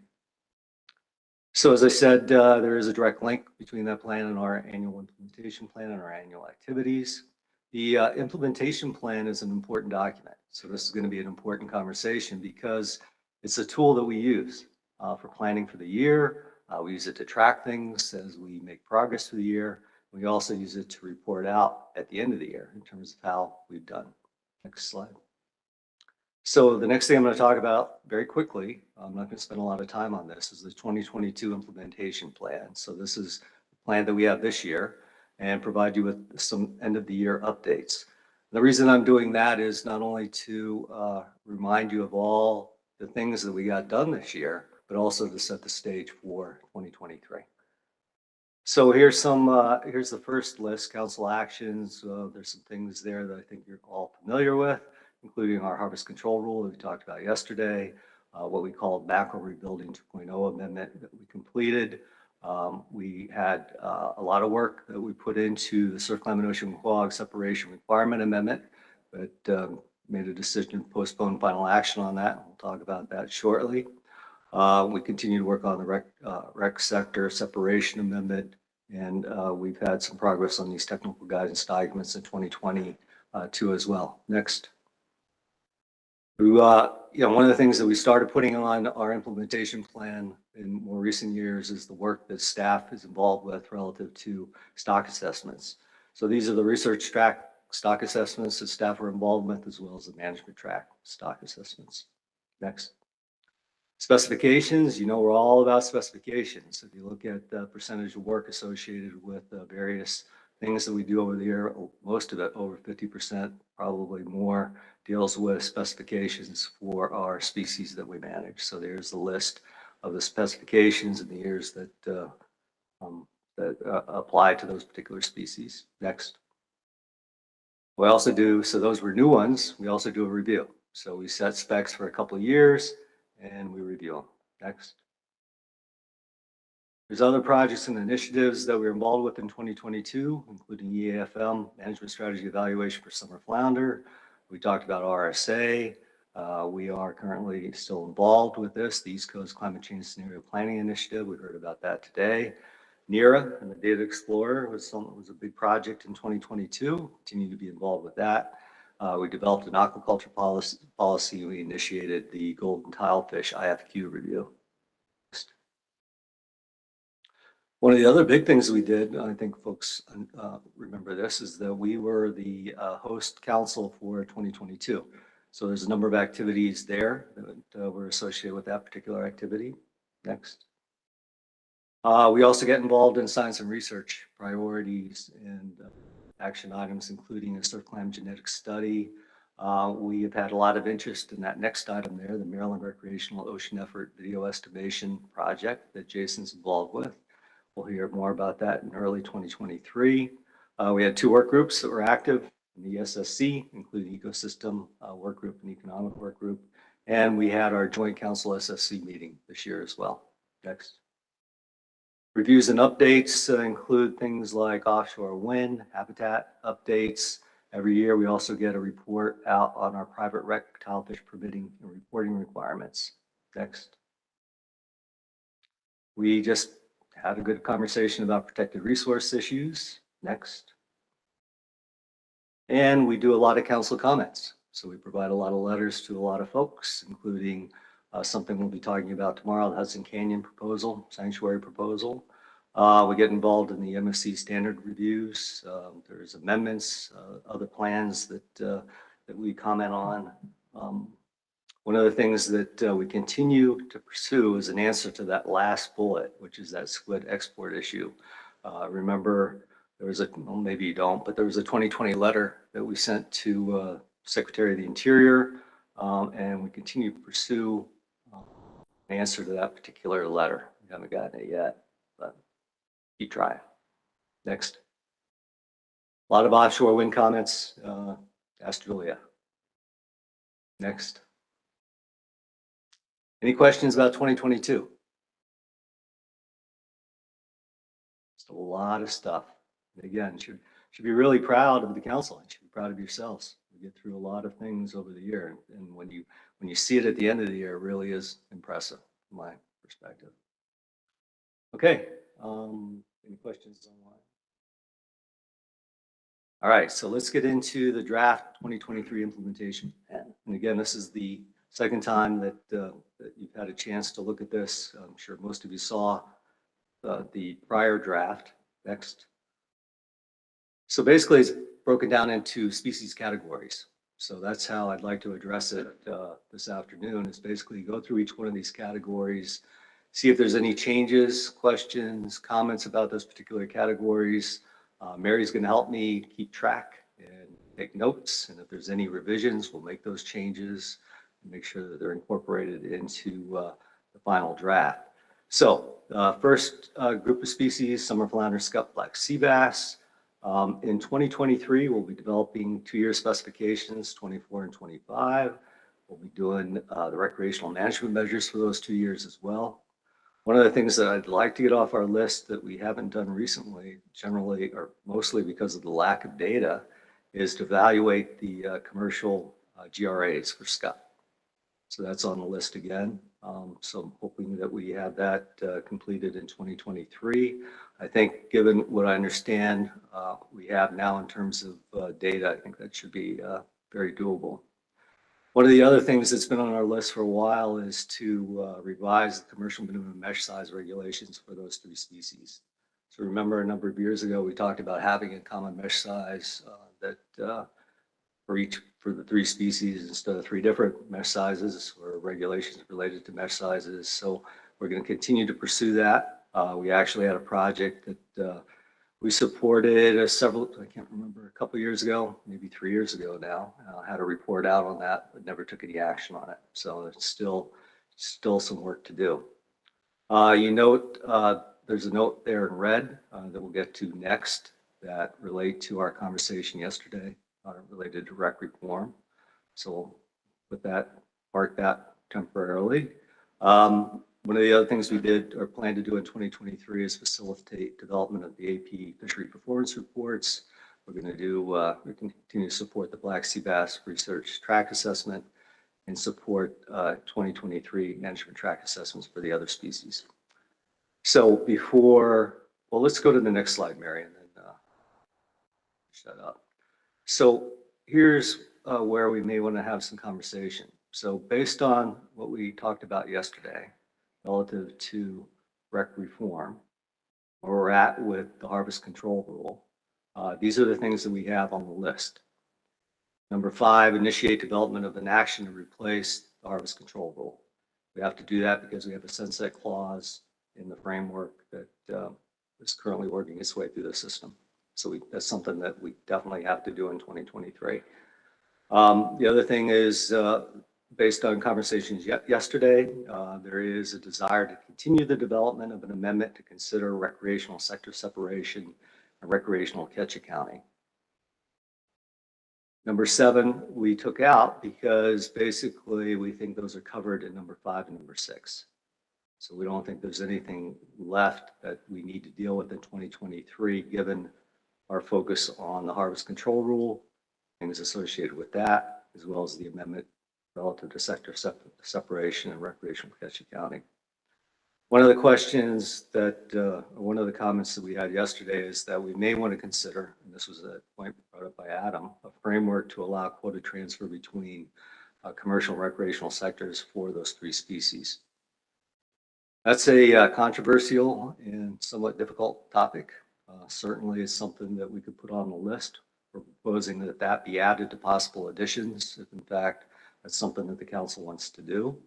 It's something that we have already considered. We considered it several years ago when we were looking at our allocation policy, and it was a very lengthy, again, controversial conversation that we had with a number of folks.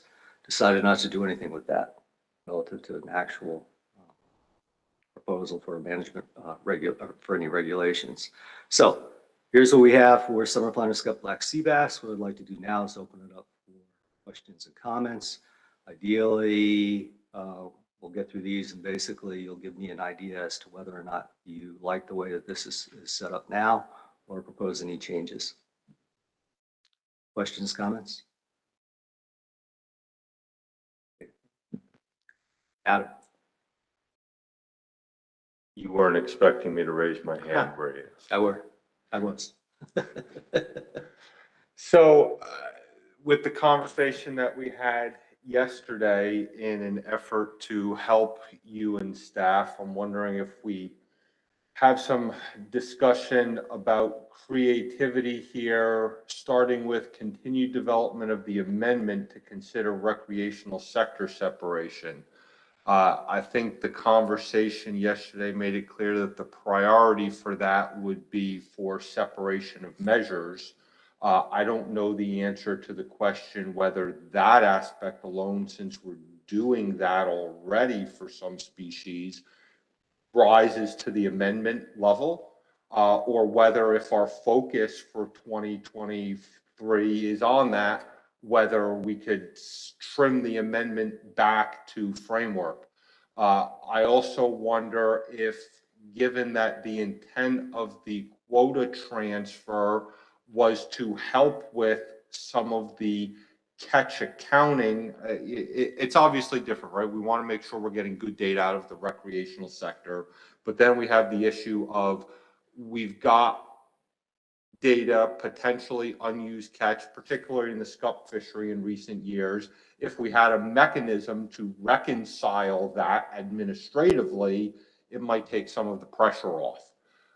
So I'm just wondering if there might be some way to combine 6 and that added possible addition that maybe streamlines it a little bit. And then the second item I would add is, right now there is the item 70 under the additional items, coordinate development of economic fleet dynamics model, population dynamics simulation models.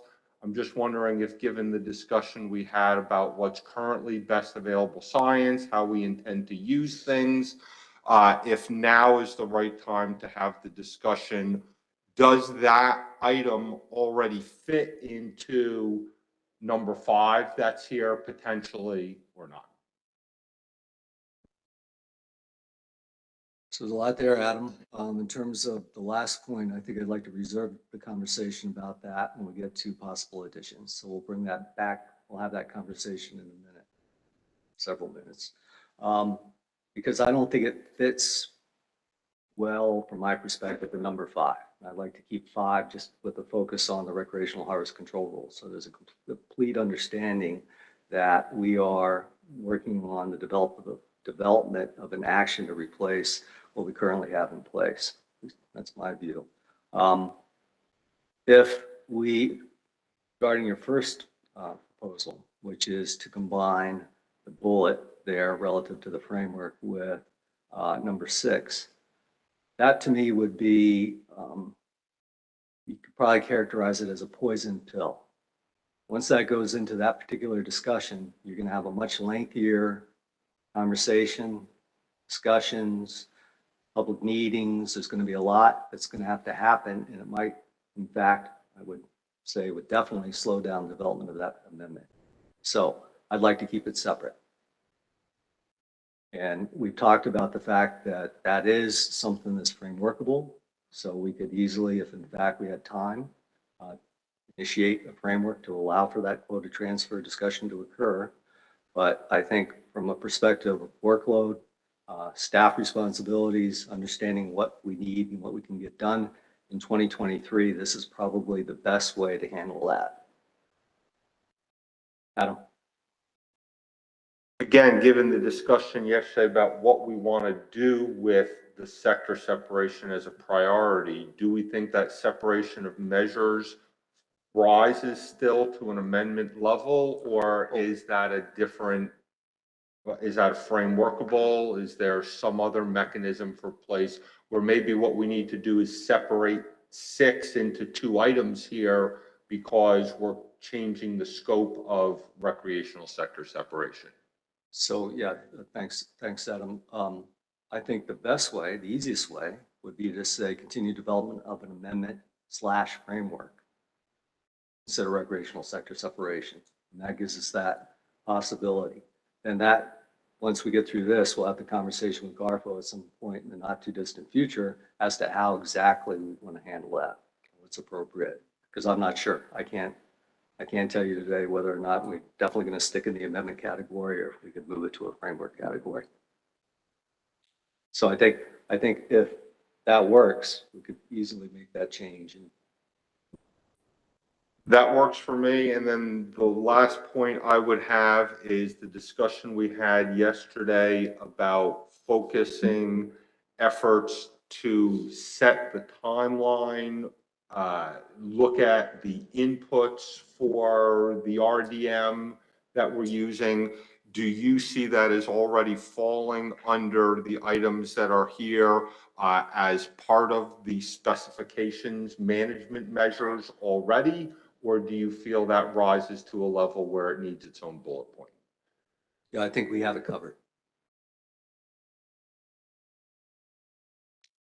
Other questions, comments about summer flounder, scup-like sea bass? Michelle Duval. Thank you, Mr. Chair. So I'm wondering if, item 5, so, the current recreational harvest control rule framework that we have also made a few tweaks to the recreational accountability measures. So we did, include a bullet in there about, comparison of, or, a recent estimate of total fishing mortality exceeding FMSY, in addition to the, recreational ACL being exceeded when biomass is between the threshold and the target. And so, we did get a letter from the public that, requested, consideration of recreational accountability measures based on realized F. And so I'm wondering if does that seem like it would be part of the conversation under item 9 as we're, thinking about an action to replace the recreational harvest control rule, which did include these tweaks to recreational accountability measures, if, thinking if that would be within the scope of that item number 5, in your opinion? Yeah, short answer is yes. I think it would. Certainly, it's been part of the conversations that we've had relative to what happens once this recreational harvest control rule that we currently have in place goes away. So I think that's part of that, number 5.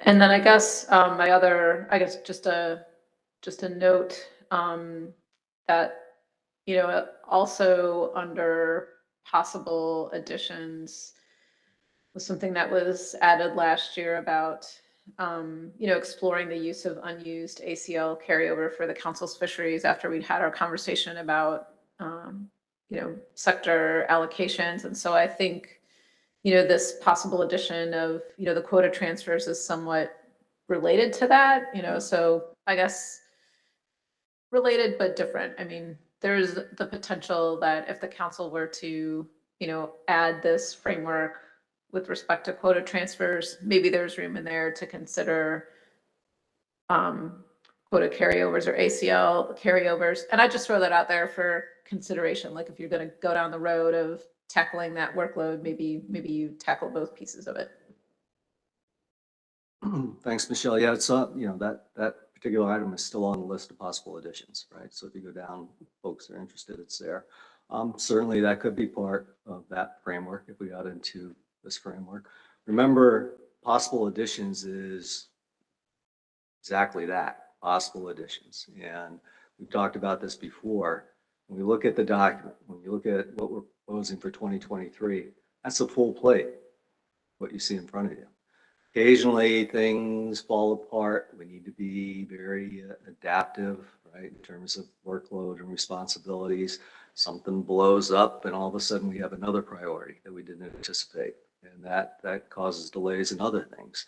Possible additions gives us an idea of what the council might want us to think about for additional work, if in fact we have time, we have resources. So, some of these things, when you look at them, you could say, and we'll have the conversation when we get to the list of possible additions. Some of them we may be able to handle with the contract if I could find someone to do them. So when we get to that, we'll have a conversation about what might be a priority within that possible addition list, and then talk about that a little bit more. Anything else relative to summer flounder, scup, black sea bass? Mike? Well, maybe more just a process question than the way you just described the possible additions. And I ask this because I'm just coming off of a week where we did this with New England, where, there's things that people might want to add to the list of priorities in exchange for something that would come off. Is there an opportunity for that discussion to happen today if someone were to want to prioritize one of these possible additions in exchange for something else? Yes. So basically, we could go through an exercise where someone proposes that something that we have in possible additions is important enough that it should be moved up into a definite action for 2023. My response is going to be exactly that. What's the trade-off? What's the thing that we're going to take off the list and put down below that would replace it? So we can have that conversation if you want. Anything else? Joe Semino. Yeah, thanks. I'll just chime in. I think whenever Michelle brings up the ACL carryover exploration, I'll just chime in and say I also support it. But, I think, Chris, Adam's point and your response to talking about a frameworkable version of sector separation, I think we're a long way from talking about a separate allocation for the for-hire fleet.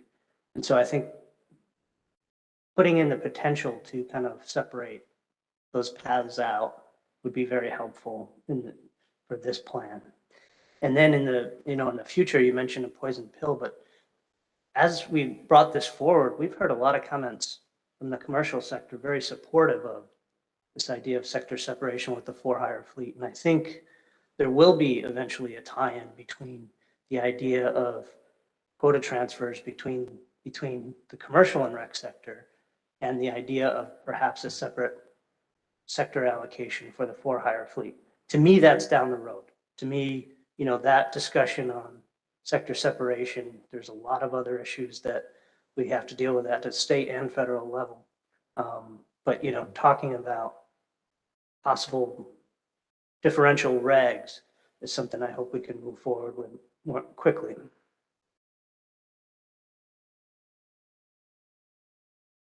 So, yeah, thanks for that, Joe. If you remember the conversation yesterday, Kylie indicated that once we get through this, in fact, want to consider or move forward with the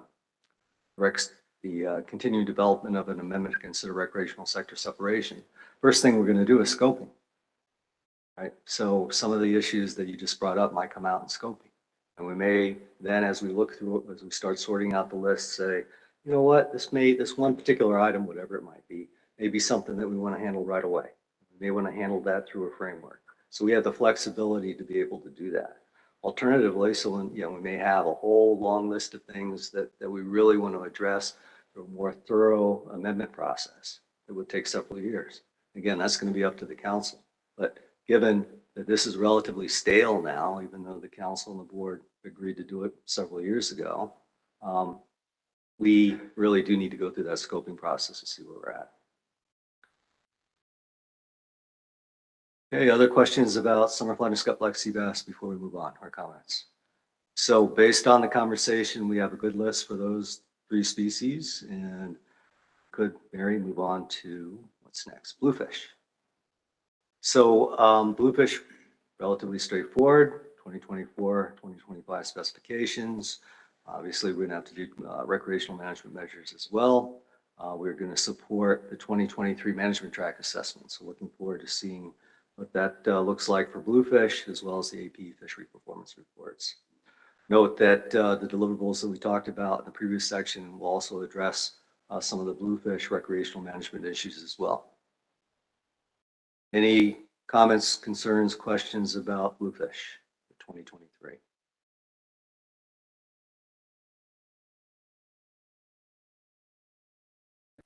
On, Mary. So here's our tilefish species, golden blue line. Review specifications for both of those species. Remember, as I indicated earlier, in 2022, we began the tilefish IFQ program review. We're going to complete that and review that in 2023. We will have AP fishery performance reports for those two species. We'll review the private rec tilefish permitting and reporting requirements and see how that's going for tilefish. One of the things that is new to the list this year is working with the South Atlantic Council to support a 2024 blue line operational assessment. So that's something that I think folks know about. We work closely with the South Atlantic Council through the CDAR process and expect that we'll be doing that in 2023. We also have a 2023 golden tilefish survey that we're working on. And we have talked about that before. We have supported a golden tilefish survey in the past.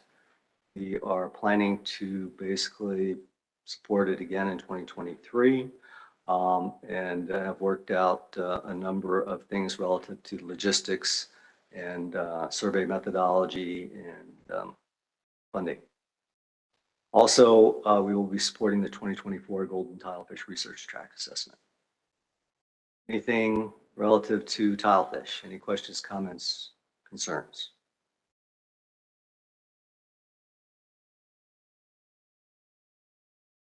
Dewey? Yeah, can you hear me? Yep, you sound great. Yeah, I was curious on this, Chris, about the ongoing work that's the groundwork's laying for a some type of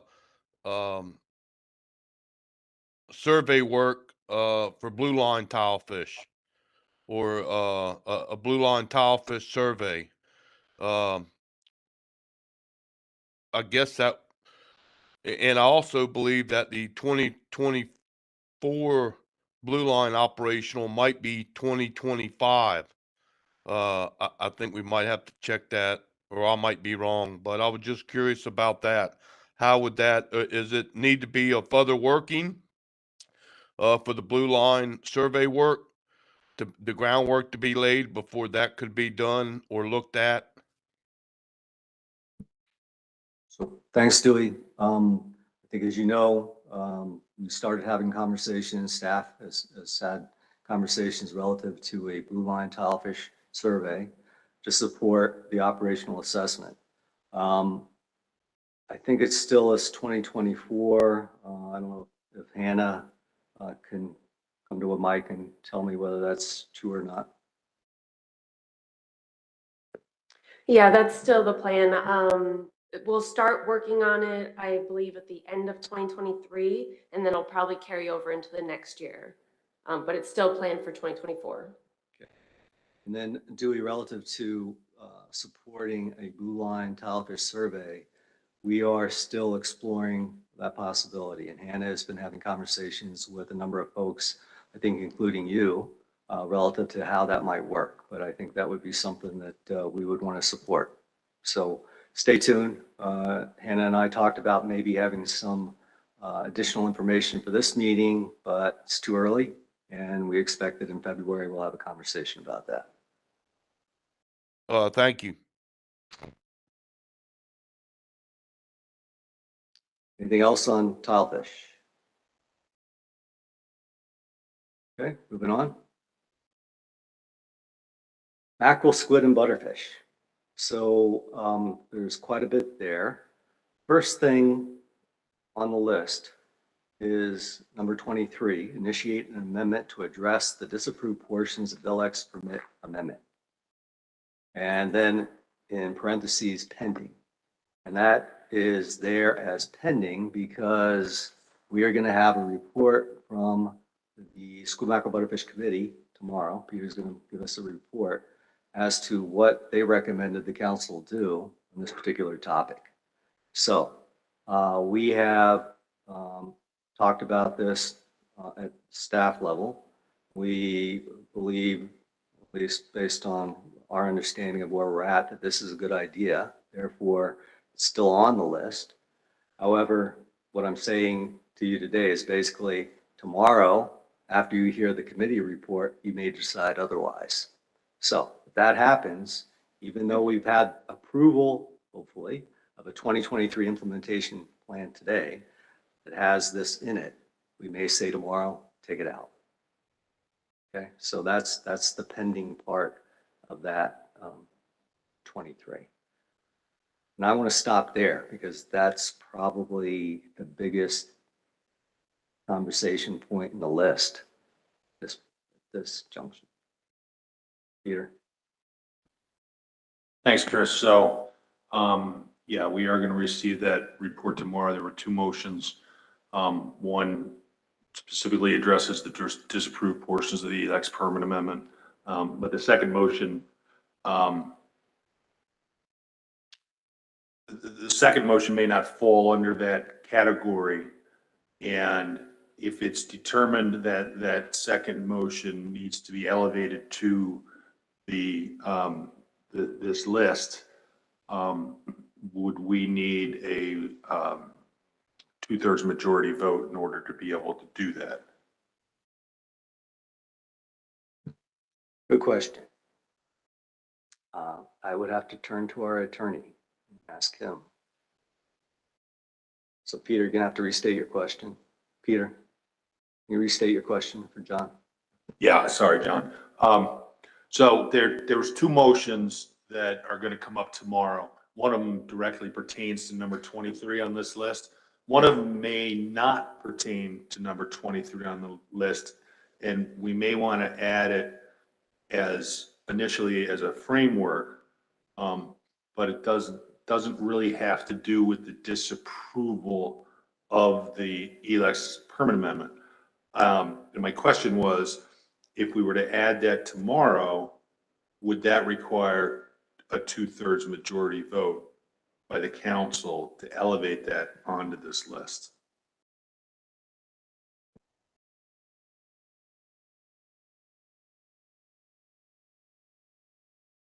I guess, so the piece, I'm just looking at the committee motions.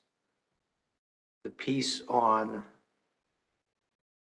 a framework to address the vessel official measurements, that's the piece that you're. Yeah, we haven't had the presentation yet, so others aren't familiar with it. Yeah. You're looking at it. So yeah, that is what I'm asking. I mean, that was a part of the amendment. And I don't know that you would be adding per se to the list. It's just a different way of handling it.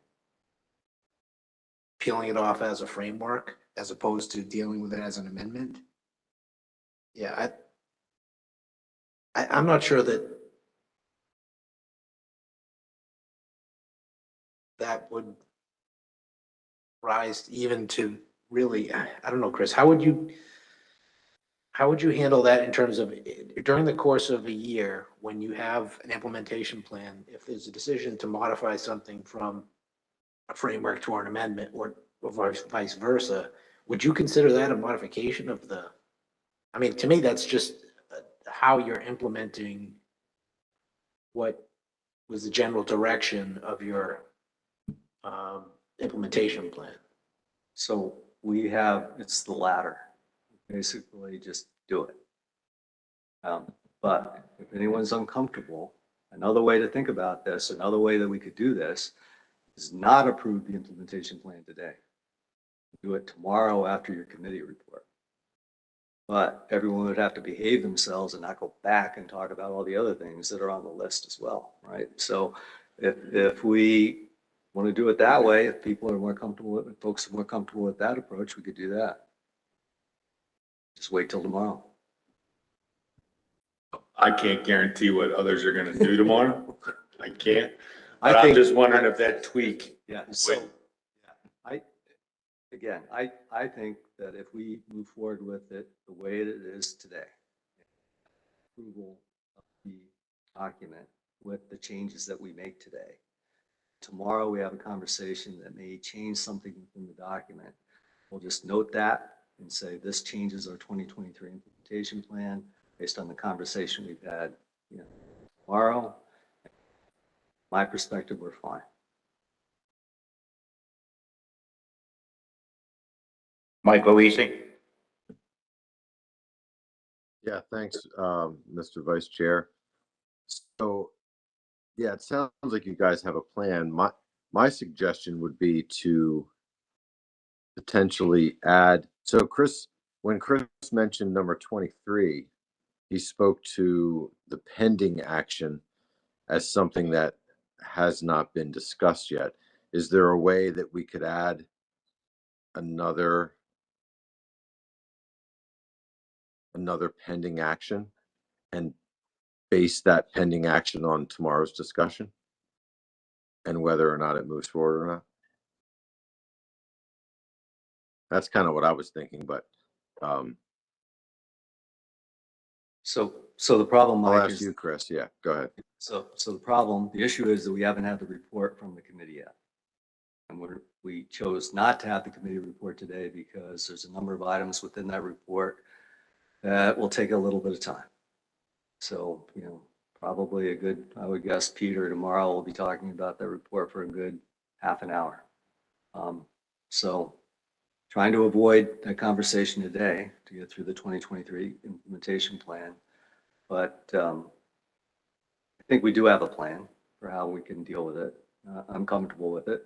If everyone else is comfortable with it, then I think we just continue. Mike Penny. Thanks. So I guess I have two things. One is I'm a bit, I don't know if confused is the right word, but as I understand what we're going to hear from the committee tomorrow, it's not going to be a recommendation to initiate an amendment, which is what pending committee discussion tomorrow seems to suggest. First of all, I was expecting that we were going to have that discussion and debate today before we try to take action on the implementation plan. So I have some concerns there. But as I understand the motions that are going to come up tomorrow from the Mackerel Squid Butterfish Committee, the motion that's specifically related to the disapproval of the LX amendment is seeking additional information to inform the committee and the council about the rationale for the disapproval and whether it's possible to move forward with an amendment. So in some respects, it seems premature to even list this as pending until the committee motion is heard and debated, and then additional information, if it's even forthcoming, is able to inform the committee and the council about moving forward on this. So I guess I'm not really clear what the process is if all we're going to hear tomorrow from the committee is a motion seeking additional information.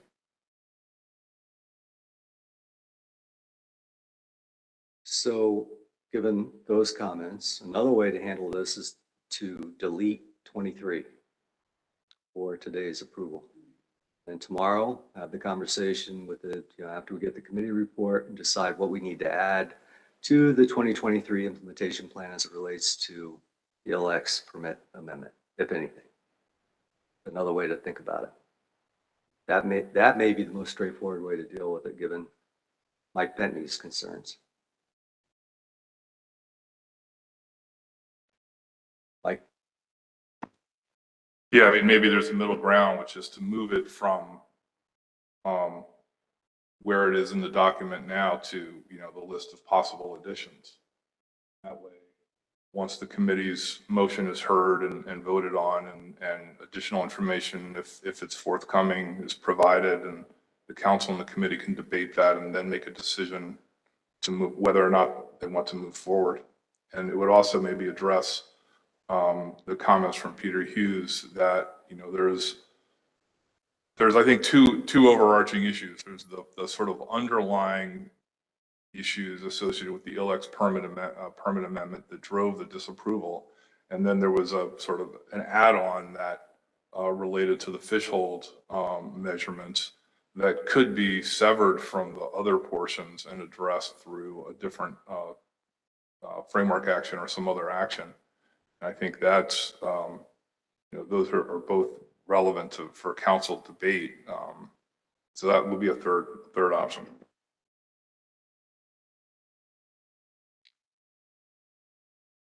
Eric? Yeah, thank you, Dr. Moore. I don't know why you don't just change it from the word amendment, which is giving everybody some heartburn, to initiate an action. An action would cover either one of those motions that are going to come up tomorrow in some way, shape, or form. I'd rather you have a placeholder in there for, have the placeholder in there. But if the word amendment is what's causing this issue, just change it to initiate an action and leave it at that. To me, that's the simplest.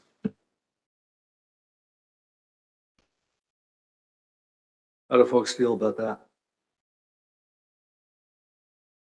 So we change the wording to initiate an action to address disapproved portions. Folks comfortable with that? Okay, thank you, Eric. Adam? I don't have the disapproval letter in front of me, but if the main focus, I think, right, there's two parts I believe we're going to discuss tomorrow. One is requesting more information about the disapproval, which we may or may not get ever. And then the second part is an effort to get some information that would inform whether we want to pursue any management action related to fish hold requirements. So my question is, does the fish hold requirements fall under the category of disapproved portions of the ILX amendment explicitly?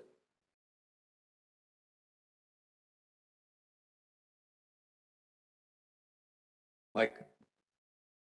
So yes, that was a portion of provision of the amendment that we disapproved. The reason we disapproved it, though, was different from the rest of the amendment, because the fish hold provisions were only proposed to apply to one of the permit tiers in the proposed ILX amendment. Having disapproved the permit tiers, there was no basis to approve the fish hold requirement, since it wasn't universal for all permit holders.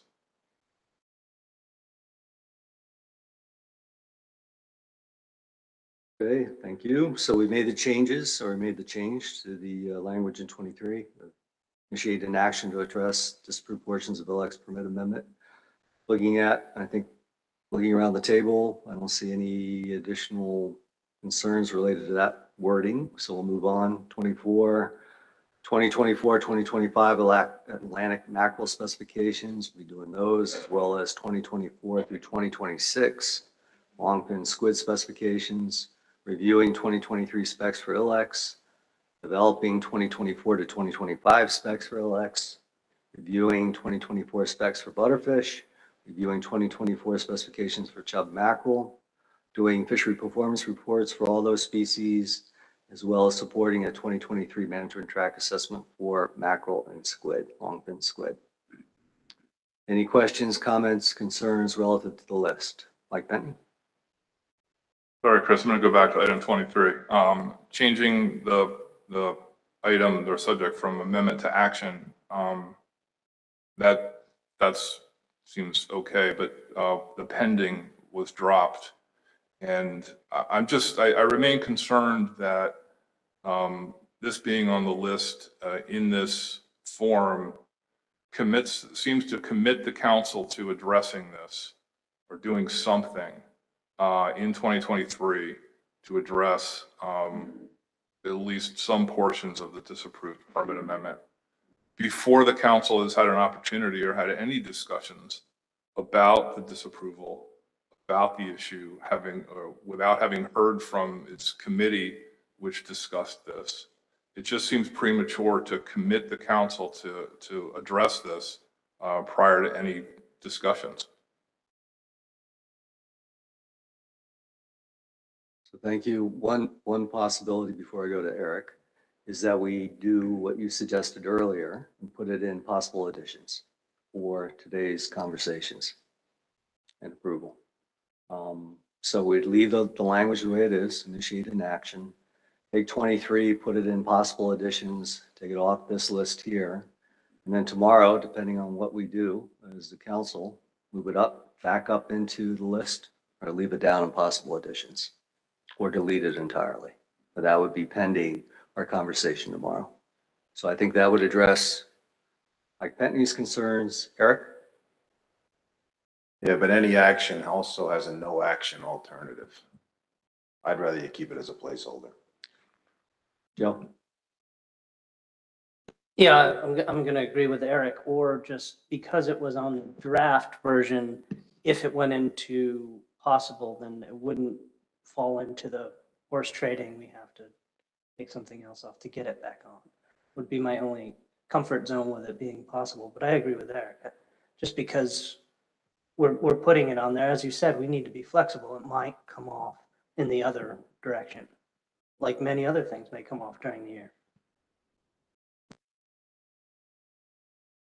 So where are we with 23? Adam? Adam? So if you, at this point, if we can't do this by consensus, I will make the motion to move this to possible additions. I would advocate that during our discussion today, we don't fill it in. We just leave that work open for right now. And that at the end of the discussion today, we have a motion for approving this. We table that motion until the rest of our other business on this topic tomorrow, and then we would just finalize the action tomorrow with either moving this back up or just leaving the work open and leaving staff, you, leadership, the ability to figure out what from possible additions you're going to elevate as you go back and look at it. But I do agree that I think we all agree we would like to, that this will likely fall on here somewhere.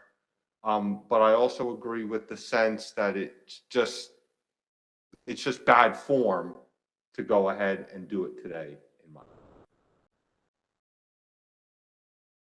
So again, trying to move this forward, drop this down to possible additions. We all agree we're going to do that. We okay with that without complicating it further, Adam? I mean, if we all agree to do that, I think we're okay. Okay. Everybody agree to that? So I see heads nodding. I don't see anyone in opposition to that. Let's plan on that, Mary. Michael, what do you say? Yeah, Chris, let me, if I can ask you a question. So I'm fine with what Adam suggested, but how would you feel about changing the word initiate to consider an action? So that it would be something that would be part of a discussion down the road. I don't know how that would work. If I were sitting next to you right now, I'd have leaned over and asked you, but if that's not a good idea, then just let me know.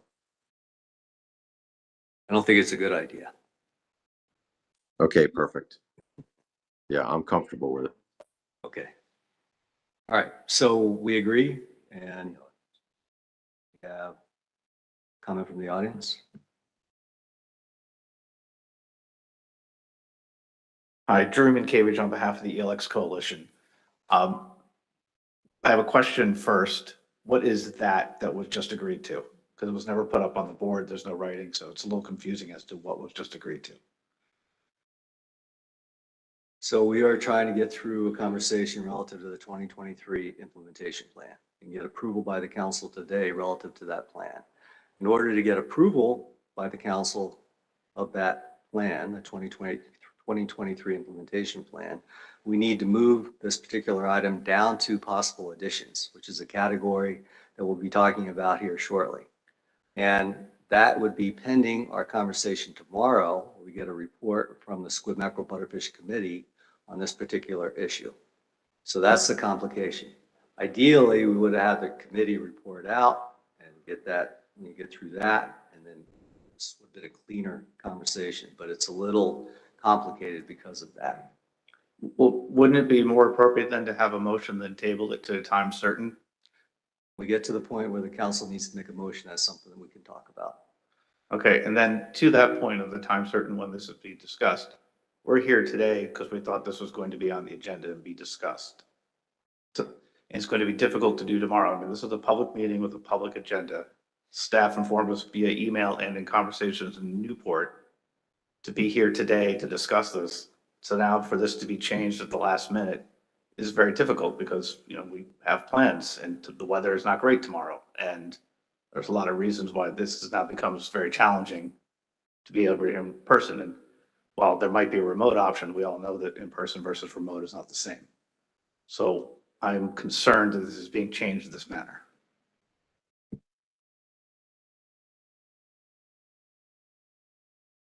Chris? So, you know, one of the things that we typically do at council meetings is change things. So sometimes we have to move things around in the agenda. We've noticed this in a way that basically gives stakeholders, public, a heads up that we may talk about this today. It's on the agenda for tomorrow as well, right? So we have, if you look at the way that the agenda is laid out, it's basically the way that we noticed it. So we're having a bit of a conversation about it today. We're going to have a lengthier conversation about it tomorrow. And certainly the virtual option will be available for folks that want to listen and participate that way. Understood, but we had direct communication to be here today to discuss it. And I've been coming to council meetings for over 20 years, and it's the first time I've ever seen anything like this happen. So I would respectfully disagree with, because the whole point of the public agenda is so that the public knows when to show up and when to comment. And it's actually kind of a big deal to switch things around, especially to different days. I mean, I understand that things slide and sometimes conversations go longer and it's not always at the exact time, but to completely switch a day is something I've never experienced before. And as I said, I've been doing this a long time. I mean, I had hair when I first went to county council meetings.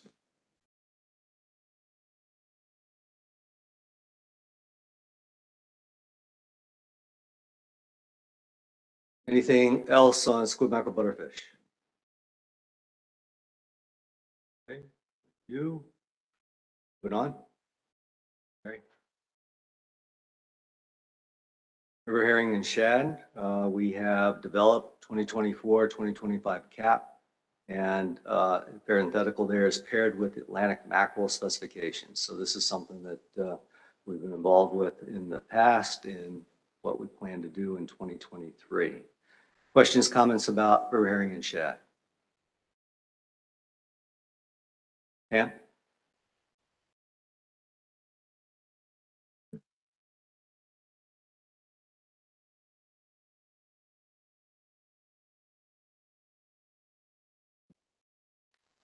Thank you, Pam Lyons-Gorman with Wild Oceans. I also serve on the council's River Herring and Shad Advisory Panel.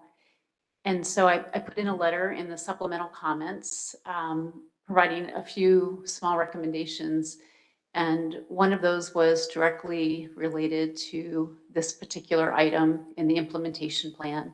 So in, I believe that was June now, the council was debating the river herring cap that is now part of Mackerel Rebuilding 2.0. And certainly there was a lot of concern expressed about still not having a biologically based cap and not really knowing the impact of the bycatch cap level on river herring and shad populations.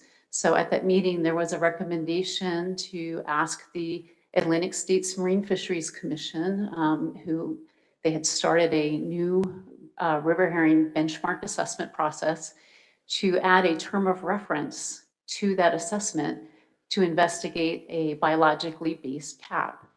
At the annual meeting, the annual ASMFC meeting in November, the terms of reference for the river herring benchmark, which will be complete in 2023, they were reviewed, and there was a term of reference added and approved by the Shad and River Herring Management Board to investigate a biologically based cap and provide recommendations.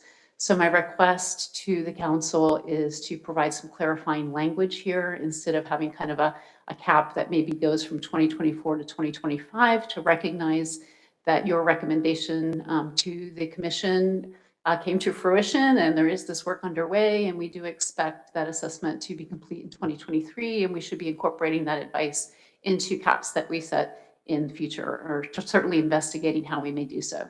So that is my request. Thank you very much.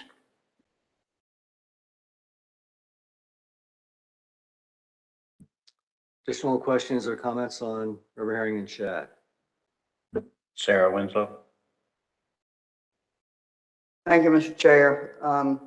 As Pam pointed out in her comments, the term of reference relative to the 2023 benchmark assessment for river herring, that the Shad and River Herring Board endorsed developing that term of reference. And since it is on our slate essentially to develop the cap for 2024, I'd like to support and endorse the comments that Pam made and essentially go forward with just adding the wording that it's a biologically based cap that's essentially recommended as recommended in the 2023 river herring stock assessment. Thank you. Jason?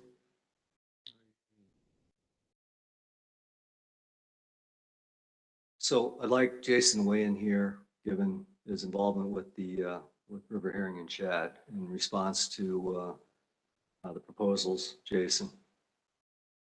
Good. So when the council,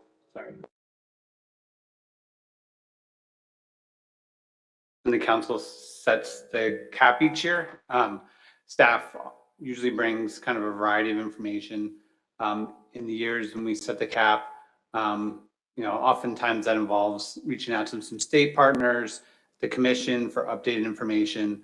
Now, I think whatever the results of that assessment would be on that terms of reference, we'd certainly bring that to the council. And it's not clear to me, again, if, you know, how they're going to be able to, you know, exactly what the form of them addressing that TR might be, but certainly would bring that information, include that in briefing materials when the council is setting that cap. So based on the conversation, the back and forth, I don't know what we need to do with 32. I think it's general enough. What else, what would you suggest we add there, Sarah? Just essentially where it says develop the 2024 cap, either continue with that sentence or either put it in essentially parentheses that it's a biologically based cap as recommended by the 2023 benchmark assessment. It just helps clarify what you're getting to in my mind. So I'm comfortable that, you know, we've had the conversation on the record. I'd like to leave it as general as possible. I think there's an understanding of what we would need to do to develop the cap. I think, Jason, is there anything that that you're concerned about relative to the conversation? I mean, I think I understand. I think you could add as informed by the pending river herring assessment, maybe just to make it clearer on the record, and that maybe that would solve it. You'd add that, Mary? I think that, while Mary is putting those words into 32, Jeff, you had a comment?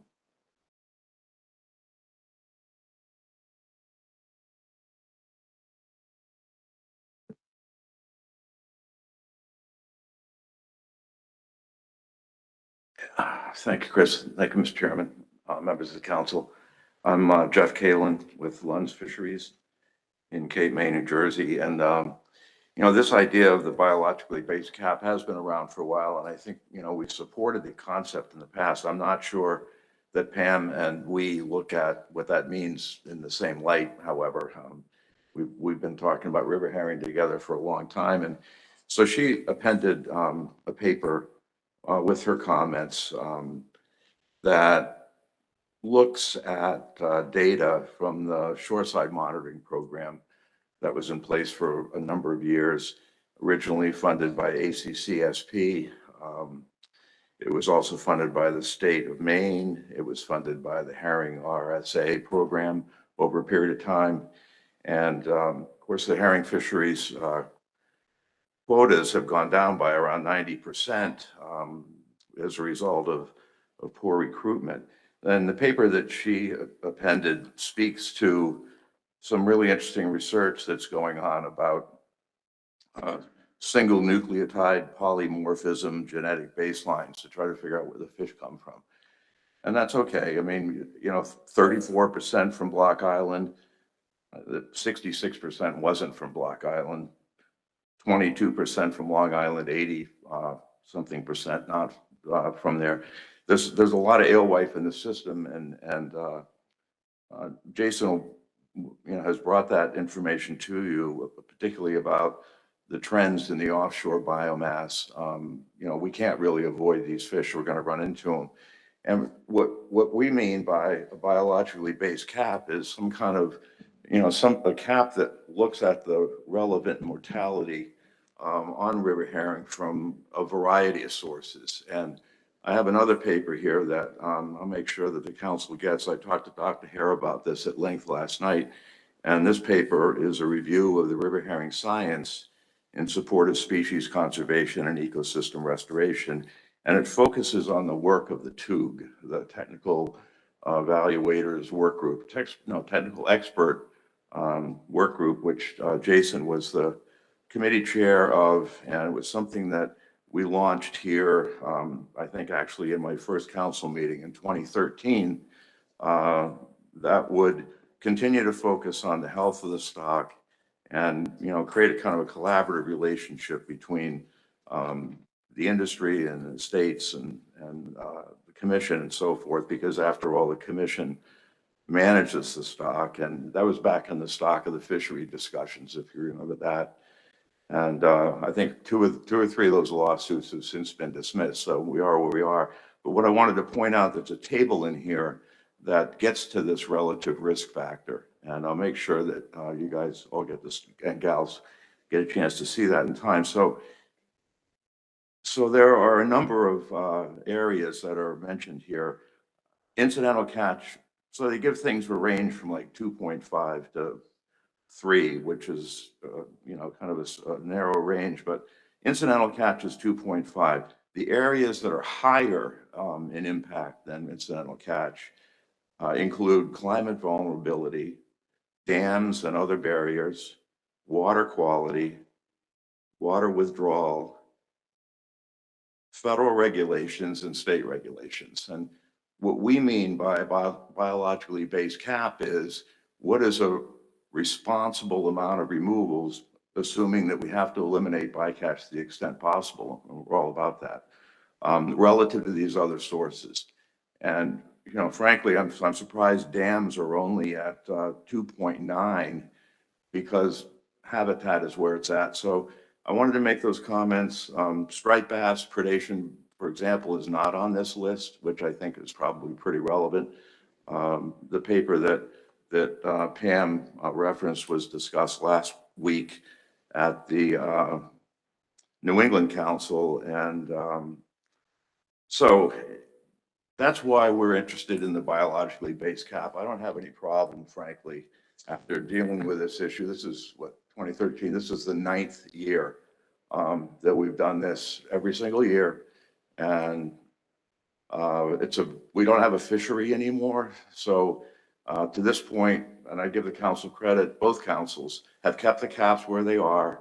And that could be a reference point perhaps in establishing a biologically based cap. But our interest is in making sure the public understands the the relative mortality effects of offshore intercepts versus all these other mortalities that challenge the success of the river herring. And I'll just make one other comment in terms of, if I have just a minute, in terms of the advancements that the TUG has made since 2012, 2013, in terms of the work that's being reviewed and the understanding that's been developed.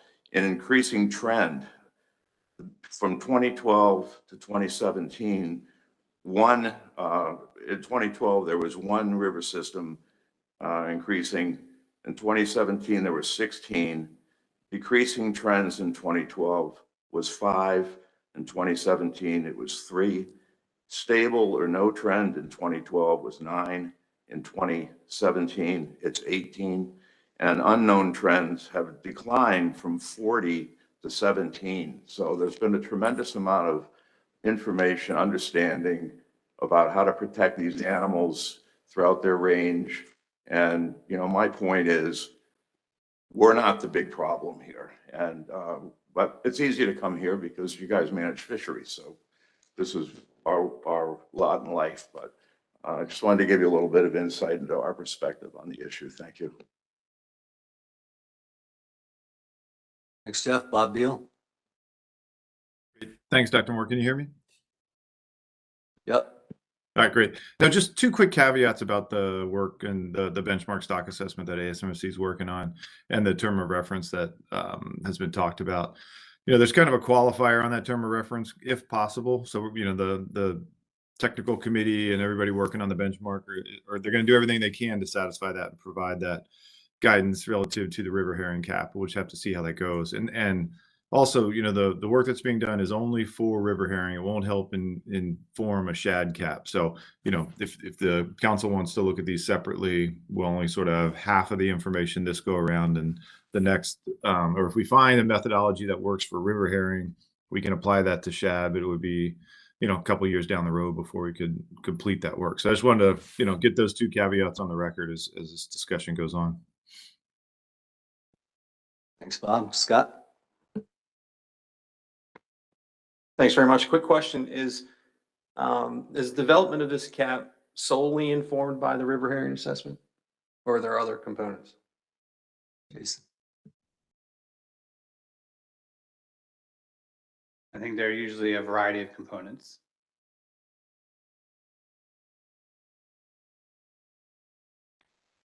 If that's the case, I'd be more comfortable with it being general. Just because if there are a bunch of components going into the development of the cap, without including all of them, I hate to single any out. Just speaking from a personal standpoint. Thanks. Jason? Maybe including consideration of the pending river herring assessment. You okay with that, Scott? Yeah, if that's an option, that's fine. Or you can go back to the generalization and get rid of it in my book. How do other folks feel? Adam? If you're looking for feelings, I'm open book. I like the consideration. I think I would just put out there that there's a very good chance that that consideration may not actually occur until 2024. I believe we typically do mackerel specs in the first half of the year, April, June, typically. And if we get that stock assessment sometime next year, by the time it gets through peer review, I think from an expectation setting, we should all know that even if we put that up there, that consideration may not actually occur until 2024. It may not occur in 2023. I prefer consideration over the word that it was before. Jason? Yeah, I'm not exactly sure the alignment with the river herring, but mackerel will be going through the management track. And I think, Brandon, that'd be the July SSC. So the council won't be able to take action on this until August at the earliest. Okay, so we have a wording change. Everyone okay? Thought that would be easy, but not so much. Next, please, Mary. Spiny dogfish. Wait, spiny dogfish. So 33 developed specs, 2024, 2026, and/or rebuilding plan. So there is this complication with spiny dogfish that we've become aware of this year.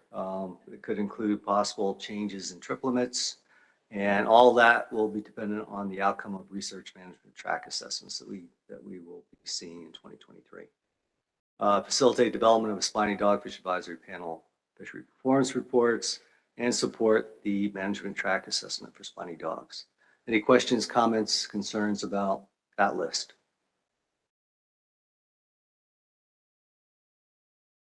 Seeing none. Next, surf clams and quahogs. So we talked about surf clams and quahogs this week. We plan to review the 2024 specifications for those species in 2023. We'll do the AP Fishery Performance Report. We'll also oversee a electronic monitoring project that Jessica talked about the other day. So there was some question about what do we do next relative to the decision we had on the amendment. So as we discussed, whatever day that was, Monday, we had an amendment in development. It spent 2 years developing that particular amendment. There were a number of alternatives considered in that amendment. Prior to the amendment, there was a white paper that had more alternatives that were considered as well. We ended up basically not taking any action on that amendment this week. I think everyone recognizes that. The committee recommended that we add this to the 2023 implementation plan. Our suggestion is that we add it to possible additions. And we make that suggestion with the understanding that obviously if we had time to address this, that we would move it up in the list. But at this point, we'd like to put it in possible additions. That'll give industry time to consider what other alternatives that they want to consider from their perspective, and then basically move this through the system in 2024. So that's the proposal.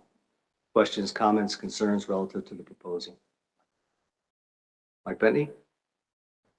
Thanks, Mr. Chairman. I mean, this is one of those actions that to me is and should be a priority for us to complete. You know, the council has already invested a lot of time and resources, as has GARFO, and has the industry looking at this issue, raising the concern that we have, looking at different alternatives.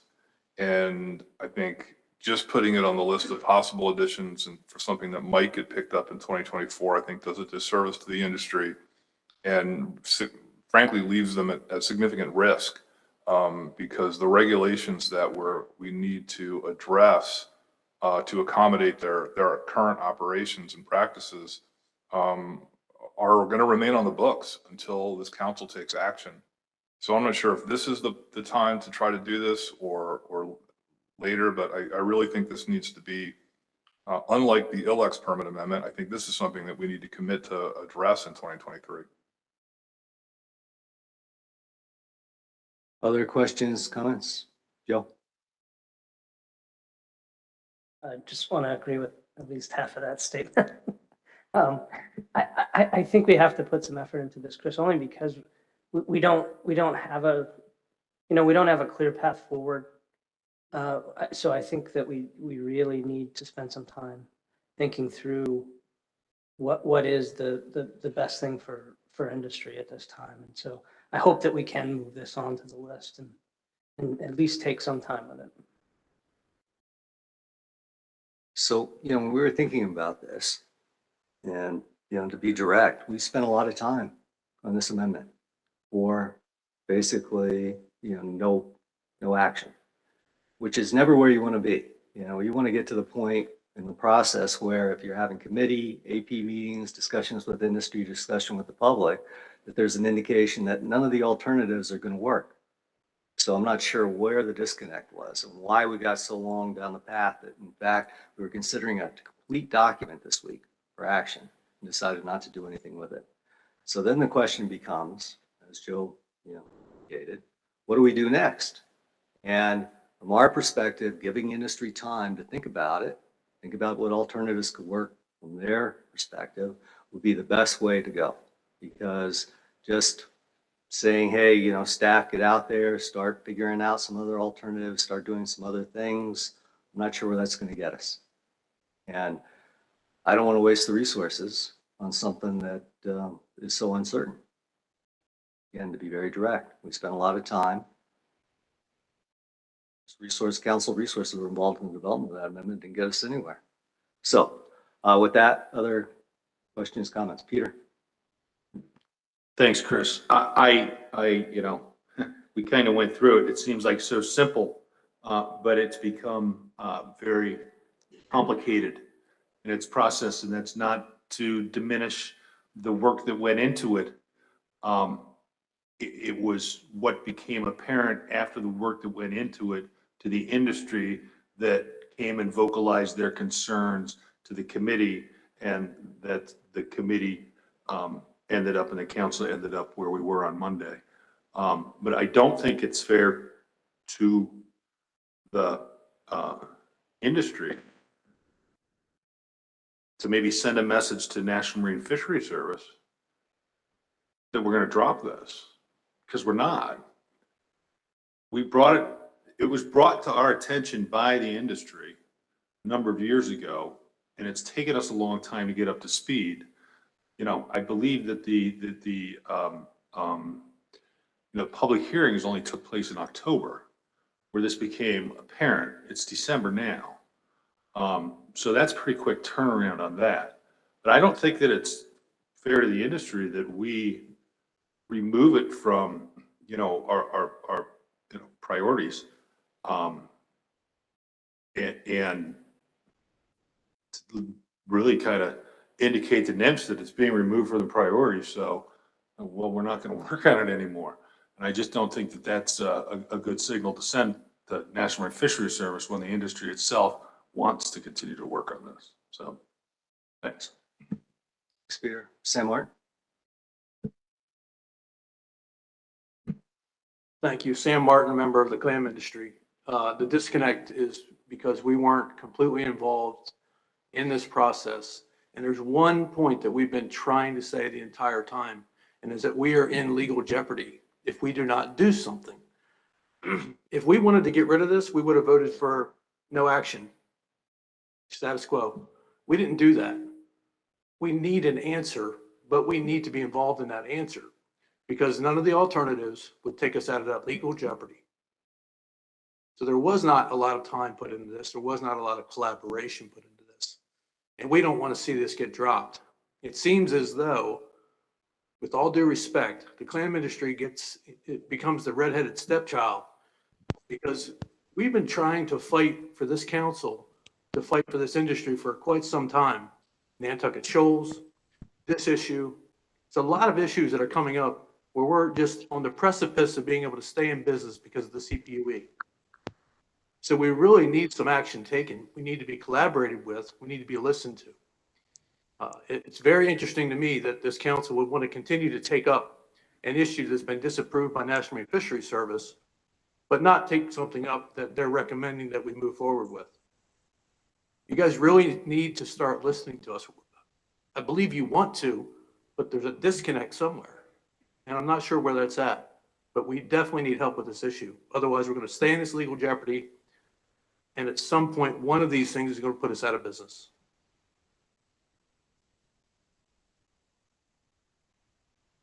Other questions, comments?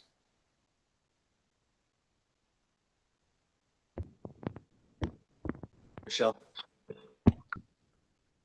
Thank you, Dr. Moore. I think I'm stepping into something here that I'm not quite as familiar with as I should be, but I'm going to try. So it sounds like, between the white paper, I think that we saw a year ago that had all of the options in it, and then the development of the framework amendment, it sounds like, industry did not have the same level of involvement. Like, they would have preferred to have an advisory panel meeting convened, I guess, prior to the approval of the draft framework for public comment, if that's, I think, what I'm understanding from some of the comments that I received. So I think,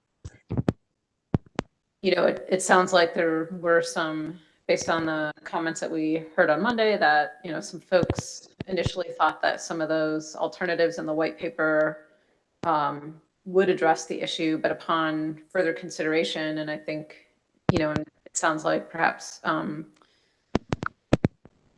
considering the logistics of their operations, realized that there might need to be some, or felt that there need to be some additional modification to those. And so I think, as Peter indicated, it came out sort of at a late and inconvenient time.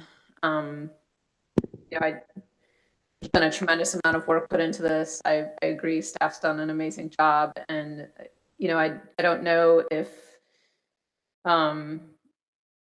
there's opportunity to convene the advisory panel, again during the upcoming year so that they can have some discussion and perhaps bring forward some alternatives for development that they do feel could that are different than what has already been considered. So I just throw that out there, trying to find some kind of middle road that will get us out of this. Thank you. Michelle, Joe? Yeah, Chris, thanks. I want to attempt to at least be part of the solution here. So I think there's law enforcement discussions that may need to happen, not just industry. So I don't want to just leave this off the table. I also think, estimating bycatch is always a challenge. It isn't always just about observer coverage. There are assumptions made in assessments. I think discussions on that also could happen in conjunction with industry and where they think this might go as they, if they felt comfortable moving into areas where there are mixed catches in the future. And, and then what level of sampling gets us to a validation of those bycatch estimates that are going to be used. I think those conversations can go forward, and I don't think industry can do that alone. I think that's why, I really would like to see this move back up. Thanks, Joe. Mike? Yeah, I mean, maybe, trying to address some of the concerns and comments, I think instead of saying develop alternatives, maybe just continue development of the amendment, I think, which leaves open the door for, convening the advisory panel and charging them with coming up with some workable alternatives, engaging with the law enforcement committee or law enforcement community to talk through some of these issues. Keeps the committee engaged, keeps us engaged, as Peter said. What's the message that we send if this gets dropped?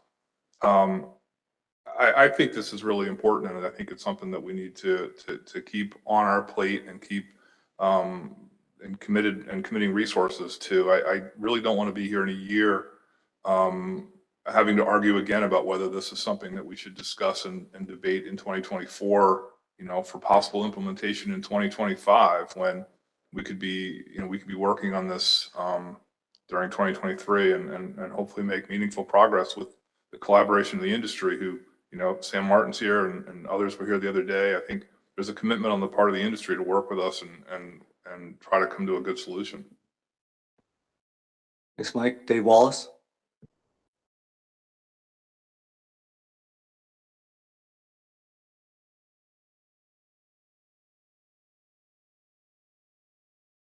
Yes. I guess I'm shocked. The four alternatives, the four alternatives, including number one, which is to maintain the status quo, were never considered because there are a whole series, there are at least three basic issues. The two principal ones is having this two species on the vessel on the same trip. That one was addressed. The other one is zero tolerance, which we have said endlessly we cannot support because one clam on a whole out of 2,000 bushels could be a violation. Now, is that unreasonable? Well, in the past, we have had some experiences with in law enforcement, which we thought were unfair. And that was a long, long time ago, 30 years ago, more than 30 years ago. What we don't want to do is get into a possible situation with that, because as Sam just said, there are companies that will put out of business if the possession of bycatch of one ocean quahog on a surf clam trip or one surf clam on a quahog trip could cost $40,000 or $50,000 in that seized a trip catch. And I didn't drive over there today because I thought that it was clear that the alternatives that we were presented with by the staff and I guess the FMAT was unacceptable. And if you look at our comments, they are the maximum number of participants said we cannot comply with any of these. And so we need to have this straightened out. The ultimate amendment was put forth in October that we had not been considered in giving us the opportunity then, before it's published, to say, here's the problem. We have actually expressed the problem, but they have not, the staff and the FMAT has not talked to us at all. They have functioned separately. And as Dr. Mann said yesterday, if you're out in the ocean on any day and with the volume of product that goes past you in the matter of a second, you're going to do this for 48 hours, that's just not going to work. And so we need to have some consideration, because otherwise you're going to have the most famous fisheries management plan that the Mid-Atlantic Council has ever had as a complete failure and disaster because of bycatch, because of a rule that was put in place 34 years ago that when the two species were separated by 10 miles, one an inshore species, one an offshore species, and now, because of global climate change, we got something that no one anticipated then. A surf clam sets every year in the ocean quahog beds, and we can't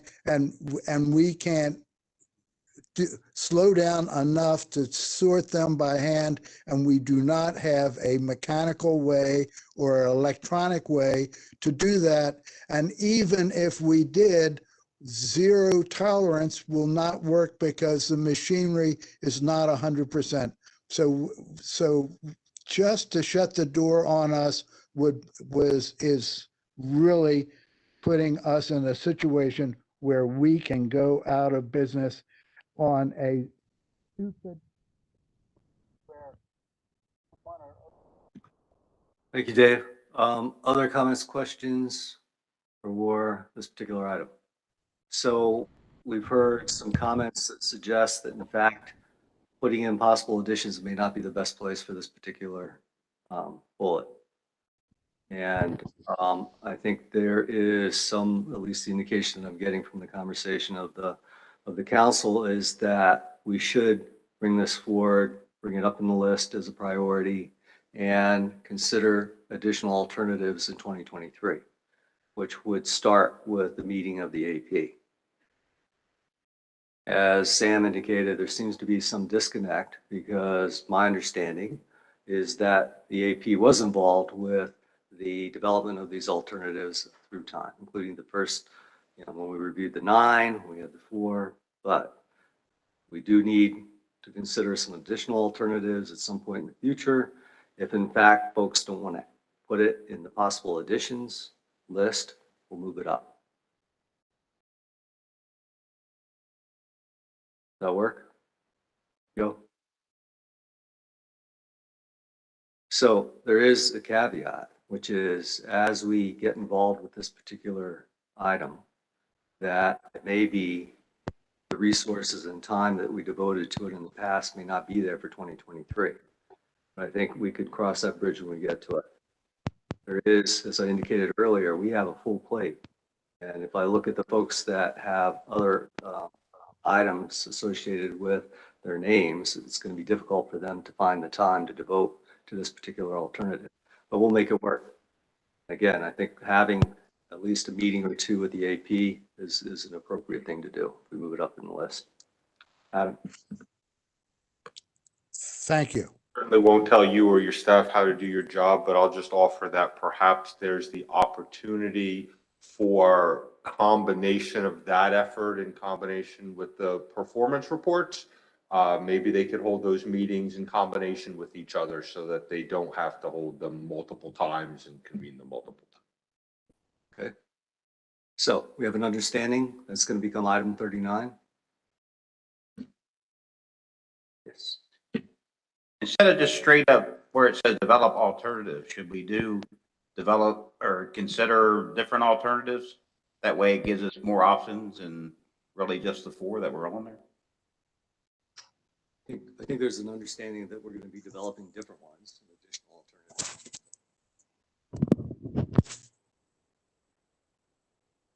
Anyone else? We done with Sir Clams and Quags? Okay, moving on. Mary? Science and research, quite the list here. We have the review of the 2020-2024 research priorities. We'll be looking at new SSC members potentially. We'll be looking at the ecosystem working group outcomes and recommendations that Brandon's working with the SSC on. Review past action and consider possible redevelopment of a revised research set-aside program. That's something that we had on our list for 2023 as a result of the action that we took in 2022. Review results and determine potential application research projects and short-term forecast species distributions. That's an ongoing project that Brandon has with MAFMC. Support the 2023 Applying State-Based Models Research Track Assessment and coordinate and facilitate the Northeast Trawl Advisory Panel, which we currently do. Any comments, questions, concerns relative to that list? Joe? I don't want to slow us down, but as a ASMFC member, just on 42 and the research side, we talked once about the dust up that happened at ASMFC, but is there a potential to kind of work together with the commission? Because that was one of the long discussions, was like, how do we do this? We can't do this without the states, and the states expressed tremendous concern during a meeting. So is this part, I guess my question is that part of this item? Yes. In fact, I had that conversation with Bob Beal this week. That would be the first thing that we would do, which is basically sit down with the commission and consider where the states are relative to an RSA program. From my perspective, if the states aren't involved, it's a non-starter. So, yes. Michelle? Just reiterating what you said, Chris, had similar conversation with Bob. I think we all agreed that there needed to be pre-conversation before any real action would occur. So I think that would be the intent, is the intent of that number is to have those conversations. Okay, other comments, questions? Okay, moving on, Mary. Ecosystem and ocean planning, continued development of the EFH amendment. So that's something that Jessica will be working on. Continue to work with the NERA products, maintain it, integrate those into our products. Oversee the National Fishing Effects Database project. Maintain a joint offshore wind webpage with the New England Council. Continue to develop comments on offshore energy development. Complete a comprehensive review and update to the risk assessment. And complete our East Coast climate change scenario planning initiative and identify priorities for resulting action. Any questions, comments about that particular list? Tim? Thank you. Yeah, I wanted to just make a quick comment on the number 49. I really like that webpage, the joint wind webpage, and I was curious if maybe your staff could reach out to Nick Smiley on our staff, and maybe on our website somehow have a link to that page. That's a great page. I'd love to see us a little bit more involved in that. And one more item on that page, there's a tab that talks about future wind leases, and it references Long Bay. And I was wondering if y'all could update that tab. It's no longer a future lease. It's an actual lease under progress now, and maybe you can move it up to where you're talking about the leases that are actually under development. Thank you. Yeah, thanks, Tim. Yeah, good comments, and we'll do both of those. Other questions, comments? Okay, moving on, Mary. General, so we have a general category. Review commercial landings of unmanaged species is something we've been doing for a number of years, serves us well. Where appropriate, work with or participate on CCC working groups. We'll still continue to be involved with the MSC certification. We'll track whatever legislation is relevant, provide comments as requested, continue to participate on marine mammal take reduction teams and working groups associated with protected resources, and initiate action in response to the action plan developed by the Atlantic Sturgeon Bycatch Working Group to reduce sturgeon bycatch, which is what we just talked about today. Any questions or comments about general?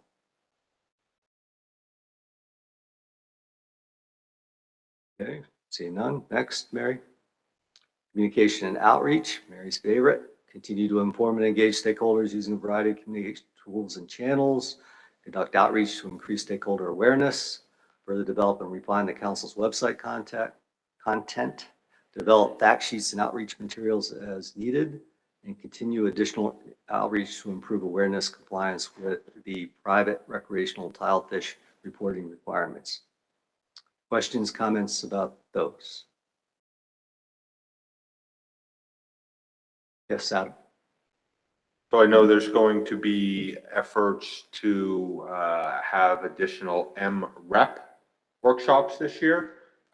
So is that something that is already anticipated to be publicized here, or something that makes sense to add as a comment to one of these lists? We have that on our list. I think Mary's already been doing that, communication relative to MREP. Certainly something we will continue in 2023. Mary? Yes, we did publicize the application opportunity recently, and we'll continue working with them to publicize it on our website. So, additional questions, comments? Okay, seeing none. Next. So we have a category now where we have staff wrap up on completed actions, just indicating that sometimes when we have completed action, it's not really complete. Once we have a council vote, there's a number of things we need to do to complete a package before we submit it to NEFMC. Obviously, we didn't take final action on the separation amendment for circlands and quags, so we struck that out. But we will finalize and submit any outstanding specification packages that are we're currently working on for 2023. It's pretty straightforward. Next. Possible additions. So this is where we can have some good conversations relative to each one of these. Some of them have been on our possible addition list for a while. As we talked about earlier in my exchange with Mike Pentney, if in fact one of these possible additions is a priority for you, you want to move it up in the list, then certainly we need to talk about what would come off the list if in fact it's complicated, would involve a lot of staff time and council resources. So I'll go through the list and then we can address any of those that might come to the top. So we've had conversations over the last couple of years about this did not fish report. And in fact, there's a document within the executive director's report that we'll talk about tomorrow that relates to these did not fish reports. And the concern is that we have a number of people that have permits that aren't reporting. And it's been a concern that has been expressed by council members, expressed by the public, but we haven't done anything at this point to deal with it. And one of the things that we've talked about is that anything that we do decide to do should be done in conjunction with the New England Council. And the New England Council has also considered the did not fish reports. It's my understanding, Eric, that this is not on the priority list for 2023. I don't believe it is. So that's 66. 67, this is something that Pam referred to earlier, initiate an action to implement a possession limit for frigate and bullet mackerel in the Mid-Atlantic, something that we've talked about every year for the last 2 or 3 years. Continue to track thread herring accepted exempted fishing permit application, develop comments if needed. Develop a policy or process for reviewing EFP applications for new or expanding fisheries as it relates to the unmanaged forage amendment. There's more than these additional ones, right, Barry? Go down. 70 is to coordinate development of economic recreational fleet dynamics and population dynamic simulation models for black sea bass, scup, and or bluefish. As Adam indicated earlier, this is something that you could look at the models and the way that we're dealing with those models now and say that we are going to be doing that as we work through 2023. This is 71 is one that Michelle referred to earlier. Explore the use of unused ACL carryover. 72, develop an action authorizing experimental Atlantic surf clam fishery in the Great South Channel Habitat Management Area. And 73 is develop spatial management options for surf clam open water aquaculture in the New York Bight and Central Atlantic. Is that it, Mary, or is it more? That's it. Okay, so you have quite the list of possible additions. The list is long because some of these things roll over from one year to the next, and then we come up with some other new ones. So I think it's important to continue to maintain a list of possible additions. What I'd like to hear from you all is which of these are a priority for you. And I ask you that because at some point we may have a situation where, as I indicated earlier, staff has time to address a particular issue. So are there any in this list that rise to the top? And if not, just maintaining them in the list may be enough. Peter? Thanks, Chris. In regards to 73, we saw a presentation on Monday, I believe it was, in outlining some ongoing work. I believe it was with Rutgers University and some of the some members of the clam industry. And I'm just wondering, do they tie into one another? It didn't seem to me as though during that presentation there was an action put forward to elevate something like this. I'm just wondering what your read on that is and your thoughts on that are. Thanks. So I would agree with that. I don't think there was anything there for us to act on at this point. Other questions, comments? Mike? Thanks, Mr. Chairman. Thanks, Chris. Yeah, so I think items 68 and 69, I think I would really like to see those get prioritized. The thread herring EFP, we have received a fresh application or revised application for the thread herring project. I'd really like to move forward on that. I know the Lunds and others have put a lot of time and energy into refining the application, but I'd like to do that kind of in lockstep with the council. And so I think in order to make progress, sooner rather than later on the thread herring EFP, I think it will be helpful if this was moved above the line. And then it's related to 69 because that is at the heart of what we're trying to do is we're trying to implement EFPs and issue EFPs for new or potentially expanding fisheries that are covered by the unmanaged forage amendment. And, this says develop a policy and a process for reviewing this. So I think maybe this is an opportunity to work on both of those in tandem so that we have a firmer framework for how we can move forward on some of these EFP requests that might come in, but also make progress on the thread herring EFP that we have in hand that we'd like to review and make a decision on. Thanks, Mike. Other questions, comments from the council? Michelle? Yeah, I tend to agree with Mike about number 69. I think we're going to be in a better place if we are going to get applications to actually have some policy. It's going to provide clarity for us and how we review these things. I think it will provide clarity for any applicants who are coming forward to do this.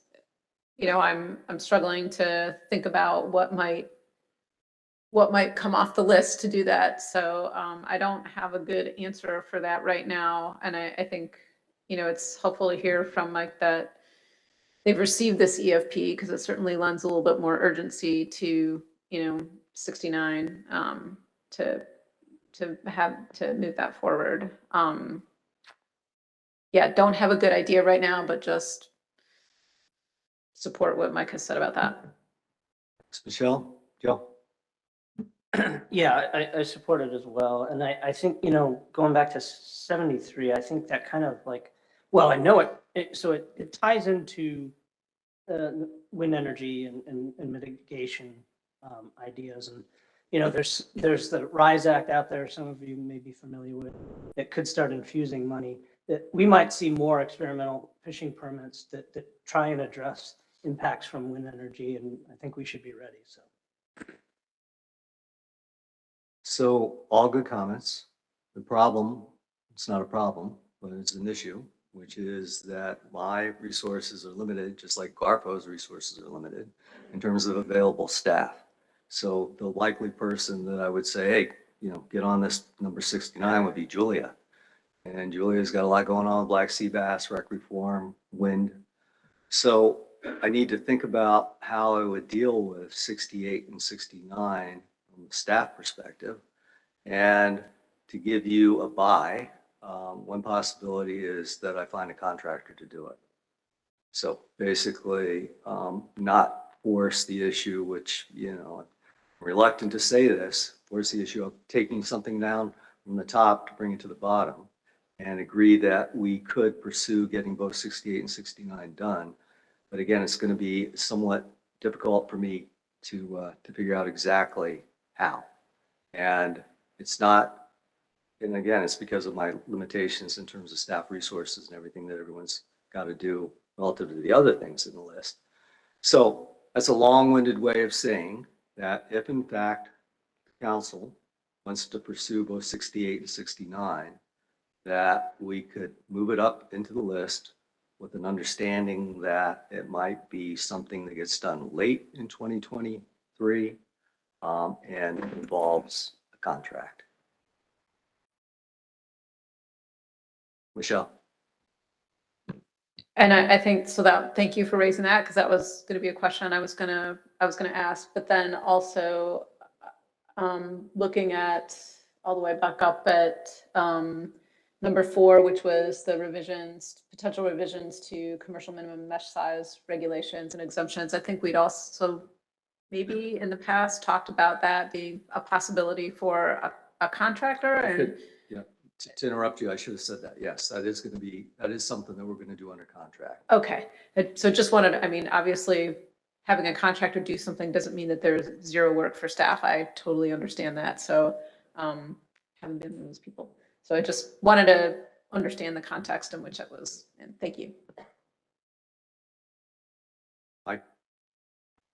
Yeah, thanks, Chris. Recognizing the resource challenges with trying to add 68 and 69 above the line. I think I want to express some concerns about that this is something that we could carve off and hand off to a contractor. I think that the policy for reviewing EFP applications and the process for the council is something that really requires, a council staff person that understands the council process, understands the FMPs at issue, understands and has a relationship with agency staff that conduct the reviews of the EFPs, and can easily, slot into working with my staff to come up with policy or process suggestions for the council that fit within our existing guidelines, would be meaningful and respectful of kind of the existing process. And I'm not sure how a contractor coming in cold off the street could be handed this and expected to go off and come up with something that would be relevant, unless they were effectively sitting in the lap of one of my staff, and that doesn't really help the resource constraint problem. Other questions or comments relative to our possible addition list? Adam? I believe our discussion when we started with summer flounder, scup, and black sea bass was that we would discuss 70 later. So I believe I heard you say now that you think it does fit into some of the items that are there. So does that address that conversation? Are we essentially saying it's just, it may disappear but roll up into something else? I think that's what I'm hearing and getting from the head nodding here at this point. Yes, so the staff person that I would ask question of isn't here, but it may be that we're not dealing with bluefish. From the perspective of coordinating some sort of model related to bluefish. I know that we have ongoing work with scup, sea bass, and summer flounder. So kind of hedging my answer by saying, yeah, the answer to what you asked me is yes. In fact, I think we're taking care of it for those 3 species. Bluefish, I'm not sure. Carson?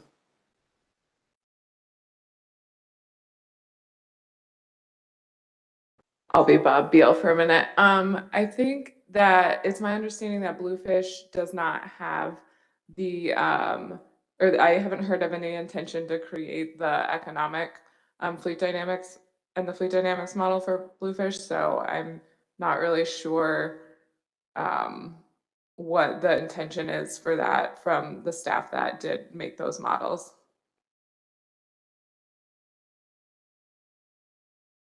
So where does that leave us, Adam? Are you comfortable?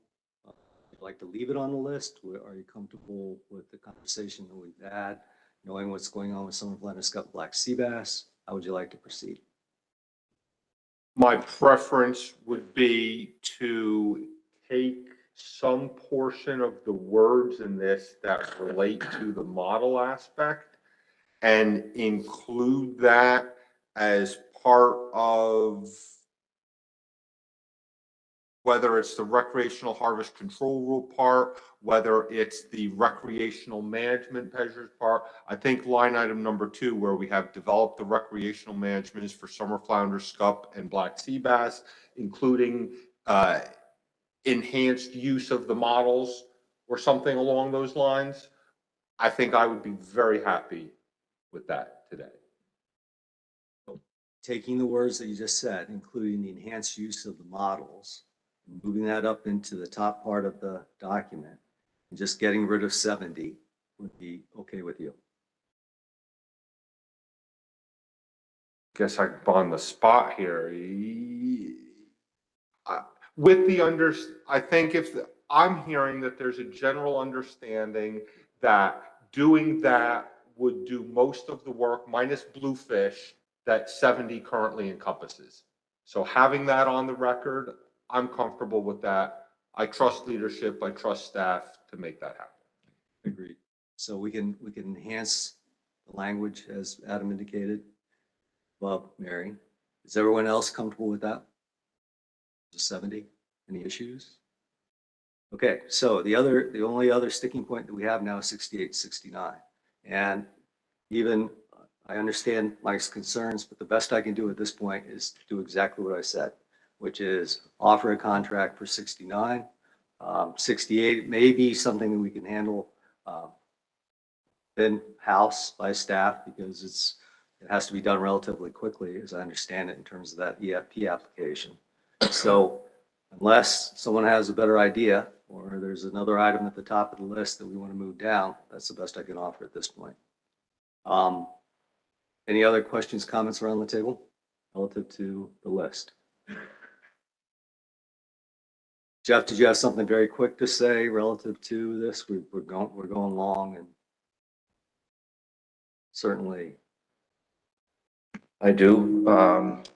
So, 53 is review commercial landings of unmanaged species. And when we brought the EFP here, the application in April of 2021, we just went right into that process. And I kind of I think we all agreed that the appropriate way to go would be to have the SSC review the application in terms of the biological questions that are raised. And it was reviewed by the the EOP, the Ecosystem and Ocean Planning committee and AP, which I've been on for a long time. So, those things are already baked into your process. So I'm not sure, I don't know how, I don't see the need for a contractor to figure out 69, because where do you go with, there's only a couple places to go. You go to the EOP committee and you go to the SSC. And in fact, the reapplication recounts those meetings and the recommendations that were made at that time. So to me, it doesn't seem like a very heavy lift at all to just plug into the ongoing process. I don't think it really it took an awful lot of staff time last year to go through that. And, I think, so that's the way I see those two issues, frankly. A contractor, that just seems like, a sledgehammer for driving a finish nail to me, honestly, Chris, understanding the process as well as I do, because it doesn't seem that hard to me. So those are my comments. Thank you, Jeff. Other questions or comments about the list? Possible additions? Adam? I'll make this as a comment that the discussion that we had about the sector separation as an amendment versus a framework, and that believe I heard you say you would talk to Garfo about what something like that would look like. I'll just make the comment that I hope that if that conversation leads to that, we could get something done to incorporate that for the 2024, 2025 rec measures that we intend to set for 2 years. I'd love to see that happen so that we don't have to wait 2 years beyond that, because that's what our spec setting rec measures process is. Yeah, thanks, Adam. Good point. Other questions or comments about the possible addition list? Okay, hearing none. We are going to make changes as we discussed, move 67 and 68 up. Are there other items on that list that anyone has concerns, questions, think are a priority? Adam? So just process wise, we moved the mackerel, or the ILX item. Yeah. We moved the ILX item down to possible additions. We didn't see it on this last slide here. Well, now we're seeing it now. So what are we doing with this? Are we going to approve this today, revisit it tomorrow? What is your preference for right now? So I'd like, Mary, we have a motion that I'd like to put up on the board. Given our conversation today, I think I'm very comfortable with this motion. Certainly, we could decide to approve it today and basically move forward with the conversations tomorrow as we discussed. So if someone wants to make this motion, I think we're ready for it.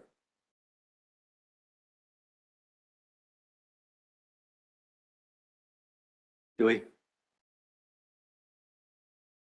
Yeah, I had a question about the commercial for hire and rec reporting one, and I'm not making this motion, but I had a question about that. And my question was, given we've had a few years of the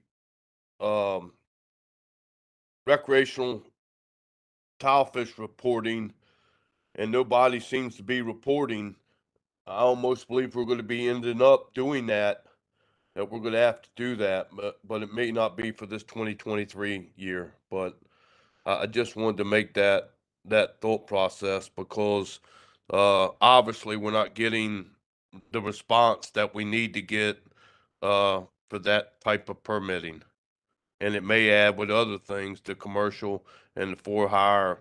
And I understood that you talked about how you like to do stuff in sync, kind of with New England, and they're not on the same page as that. So I just wanted to voice that. That's all. Thank you.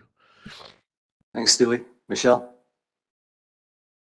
I was just going to offer to make the motion if you were looking for that.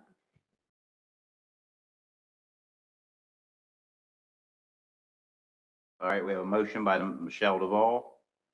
Do we have a second to the motion? Skip Feller. Do we need any conversation, any comments on this? Or we pretty well hashed it out? We will go to the audience. Bonnie Brady.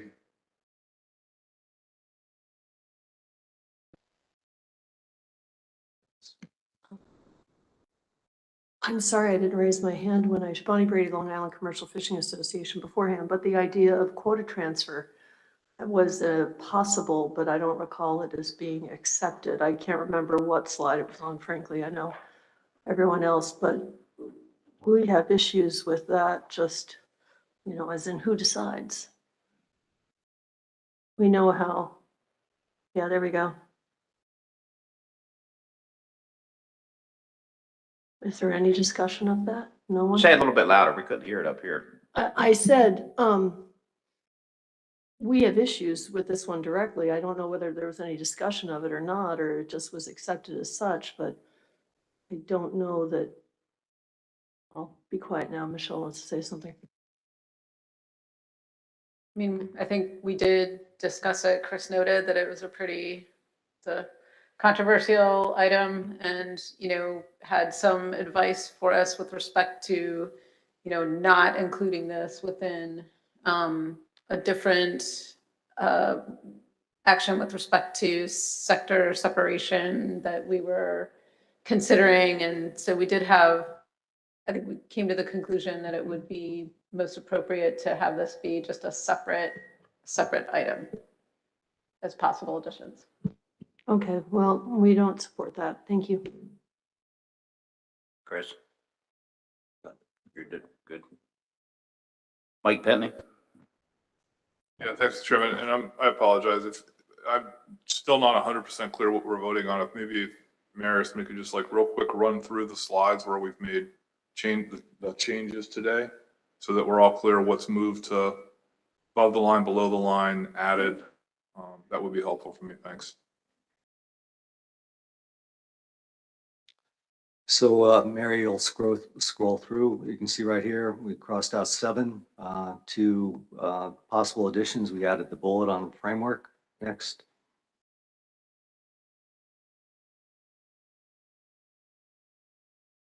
This is the squid action that we've talked about quite a bit. Move to possible additions. Consider it tomorrow. Next. We had to, this particular alternative, had a good conversation about that. That's moving up in the list. Will become a circling motion quag deliverable. Took this out, 64. And decided to move 68 and 69 up into the top part of the document. And as based on our conversation between Adam and me, added Adam's language of including enhanced use of the models deliverable above in summer planter scup and black sea bass. I think that's it.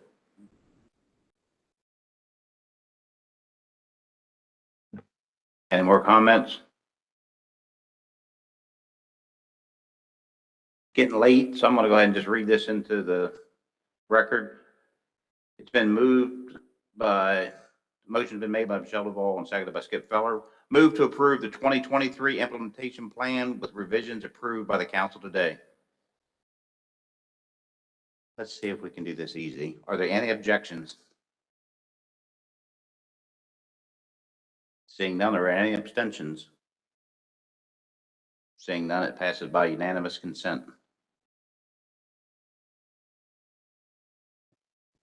You done with your items, Chris? So for tonight? I think we're good with this. To celebrate the approval of the 2023 implementation plan, we're having a holiday party. It starts now. It actually started 20 minutes ago. So it's in the same room that we've had hospitality all week. It's in 632. Everyone's invited. Hope to see you there. And again, it starts now. All right, with that, we will see everyone tomorrow morning at 9 o'clock. Thank you for a long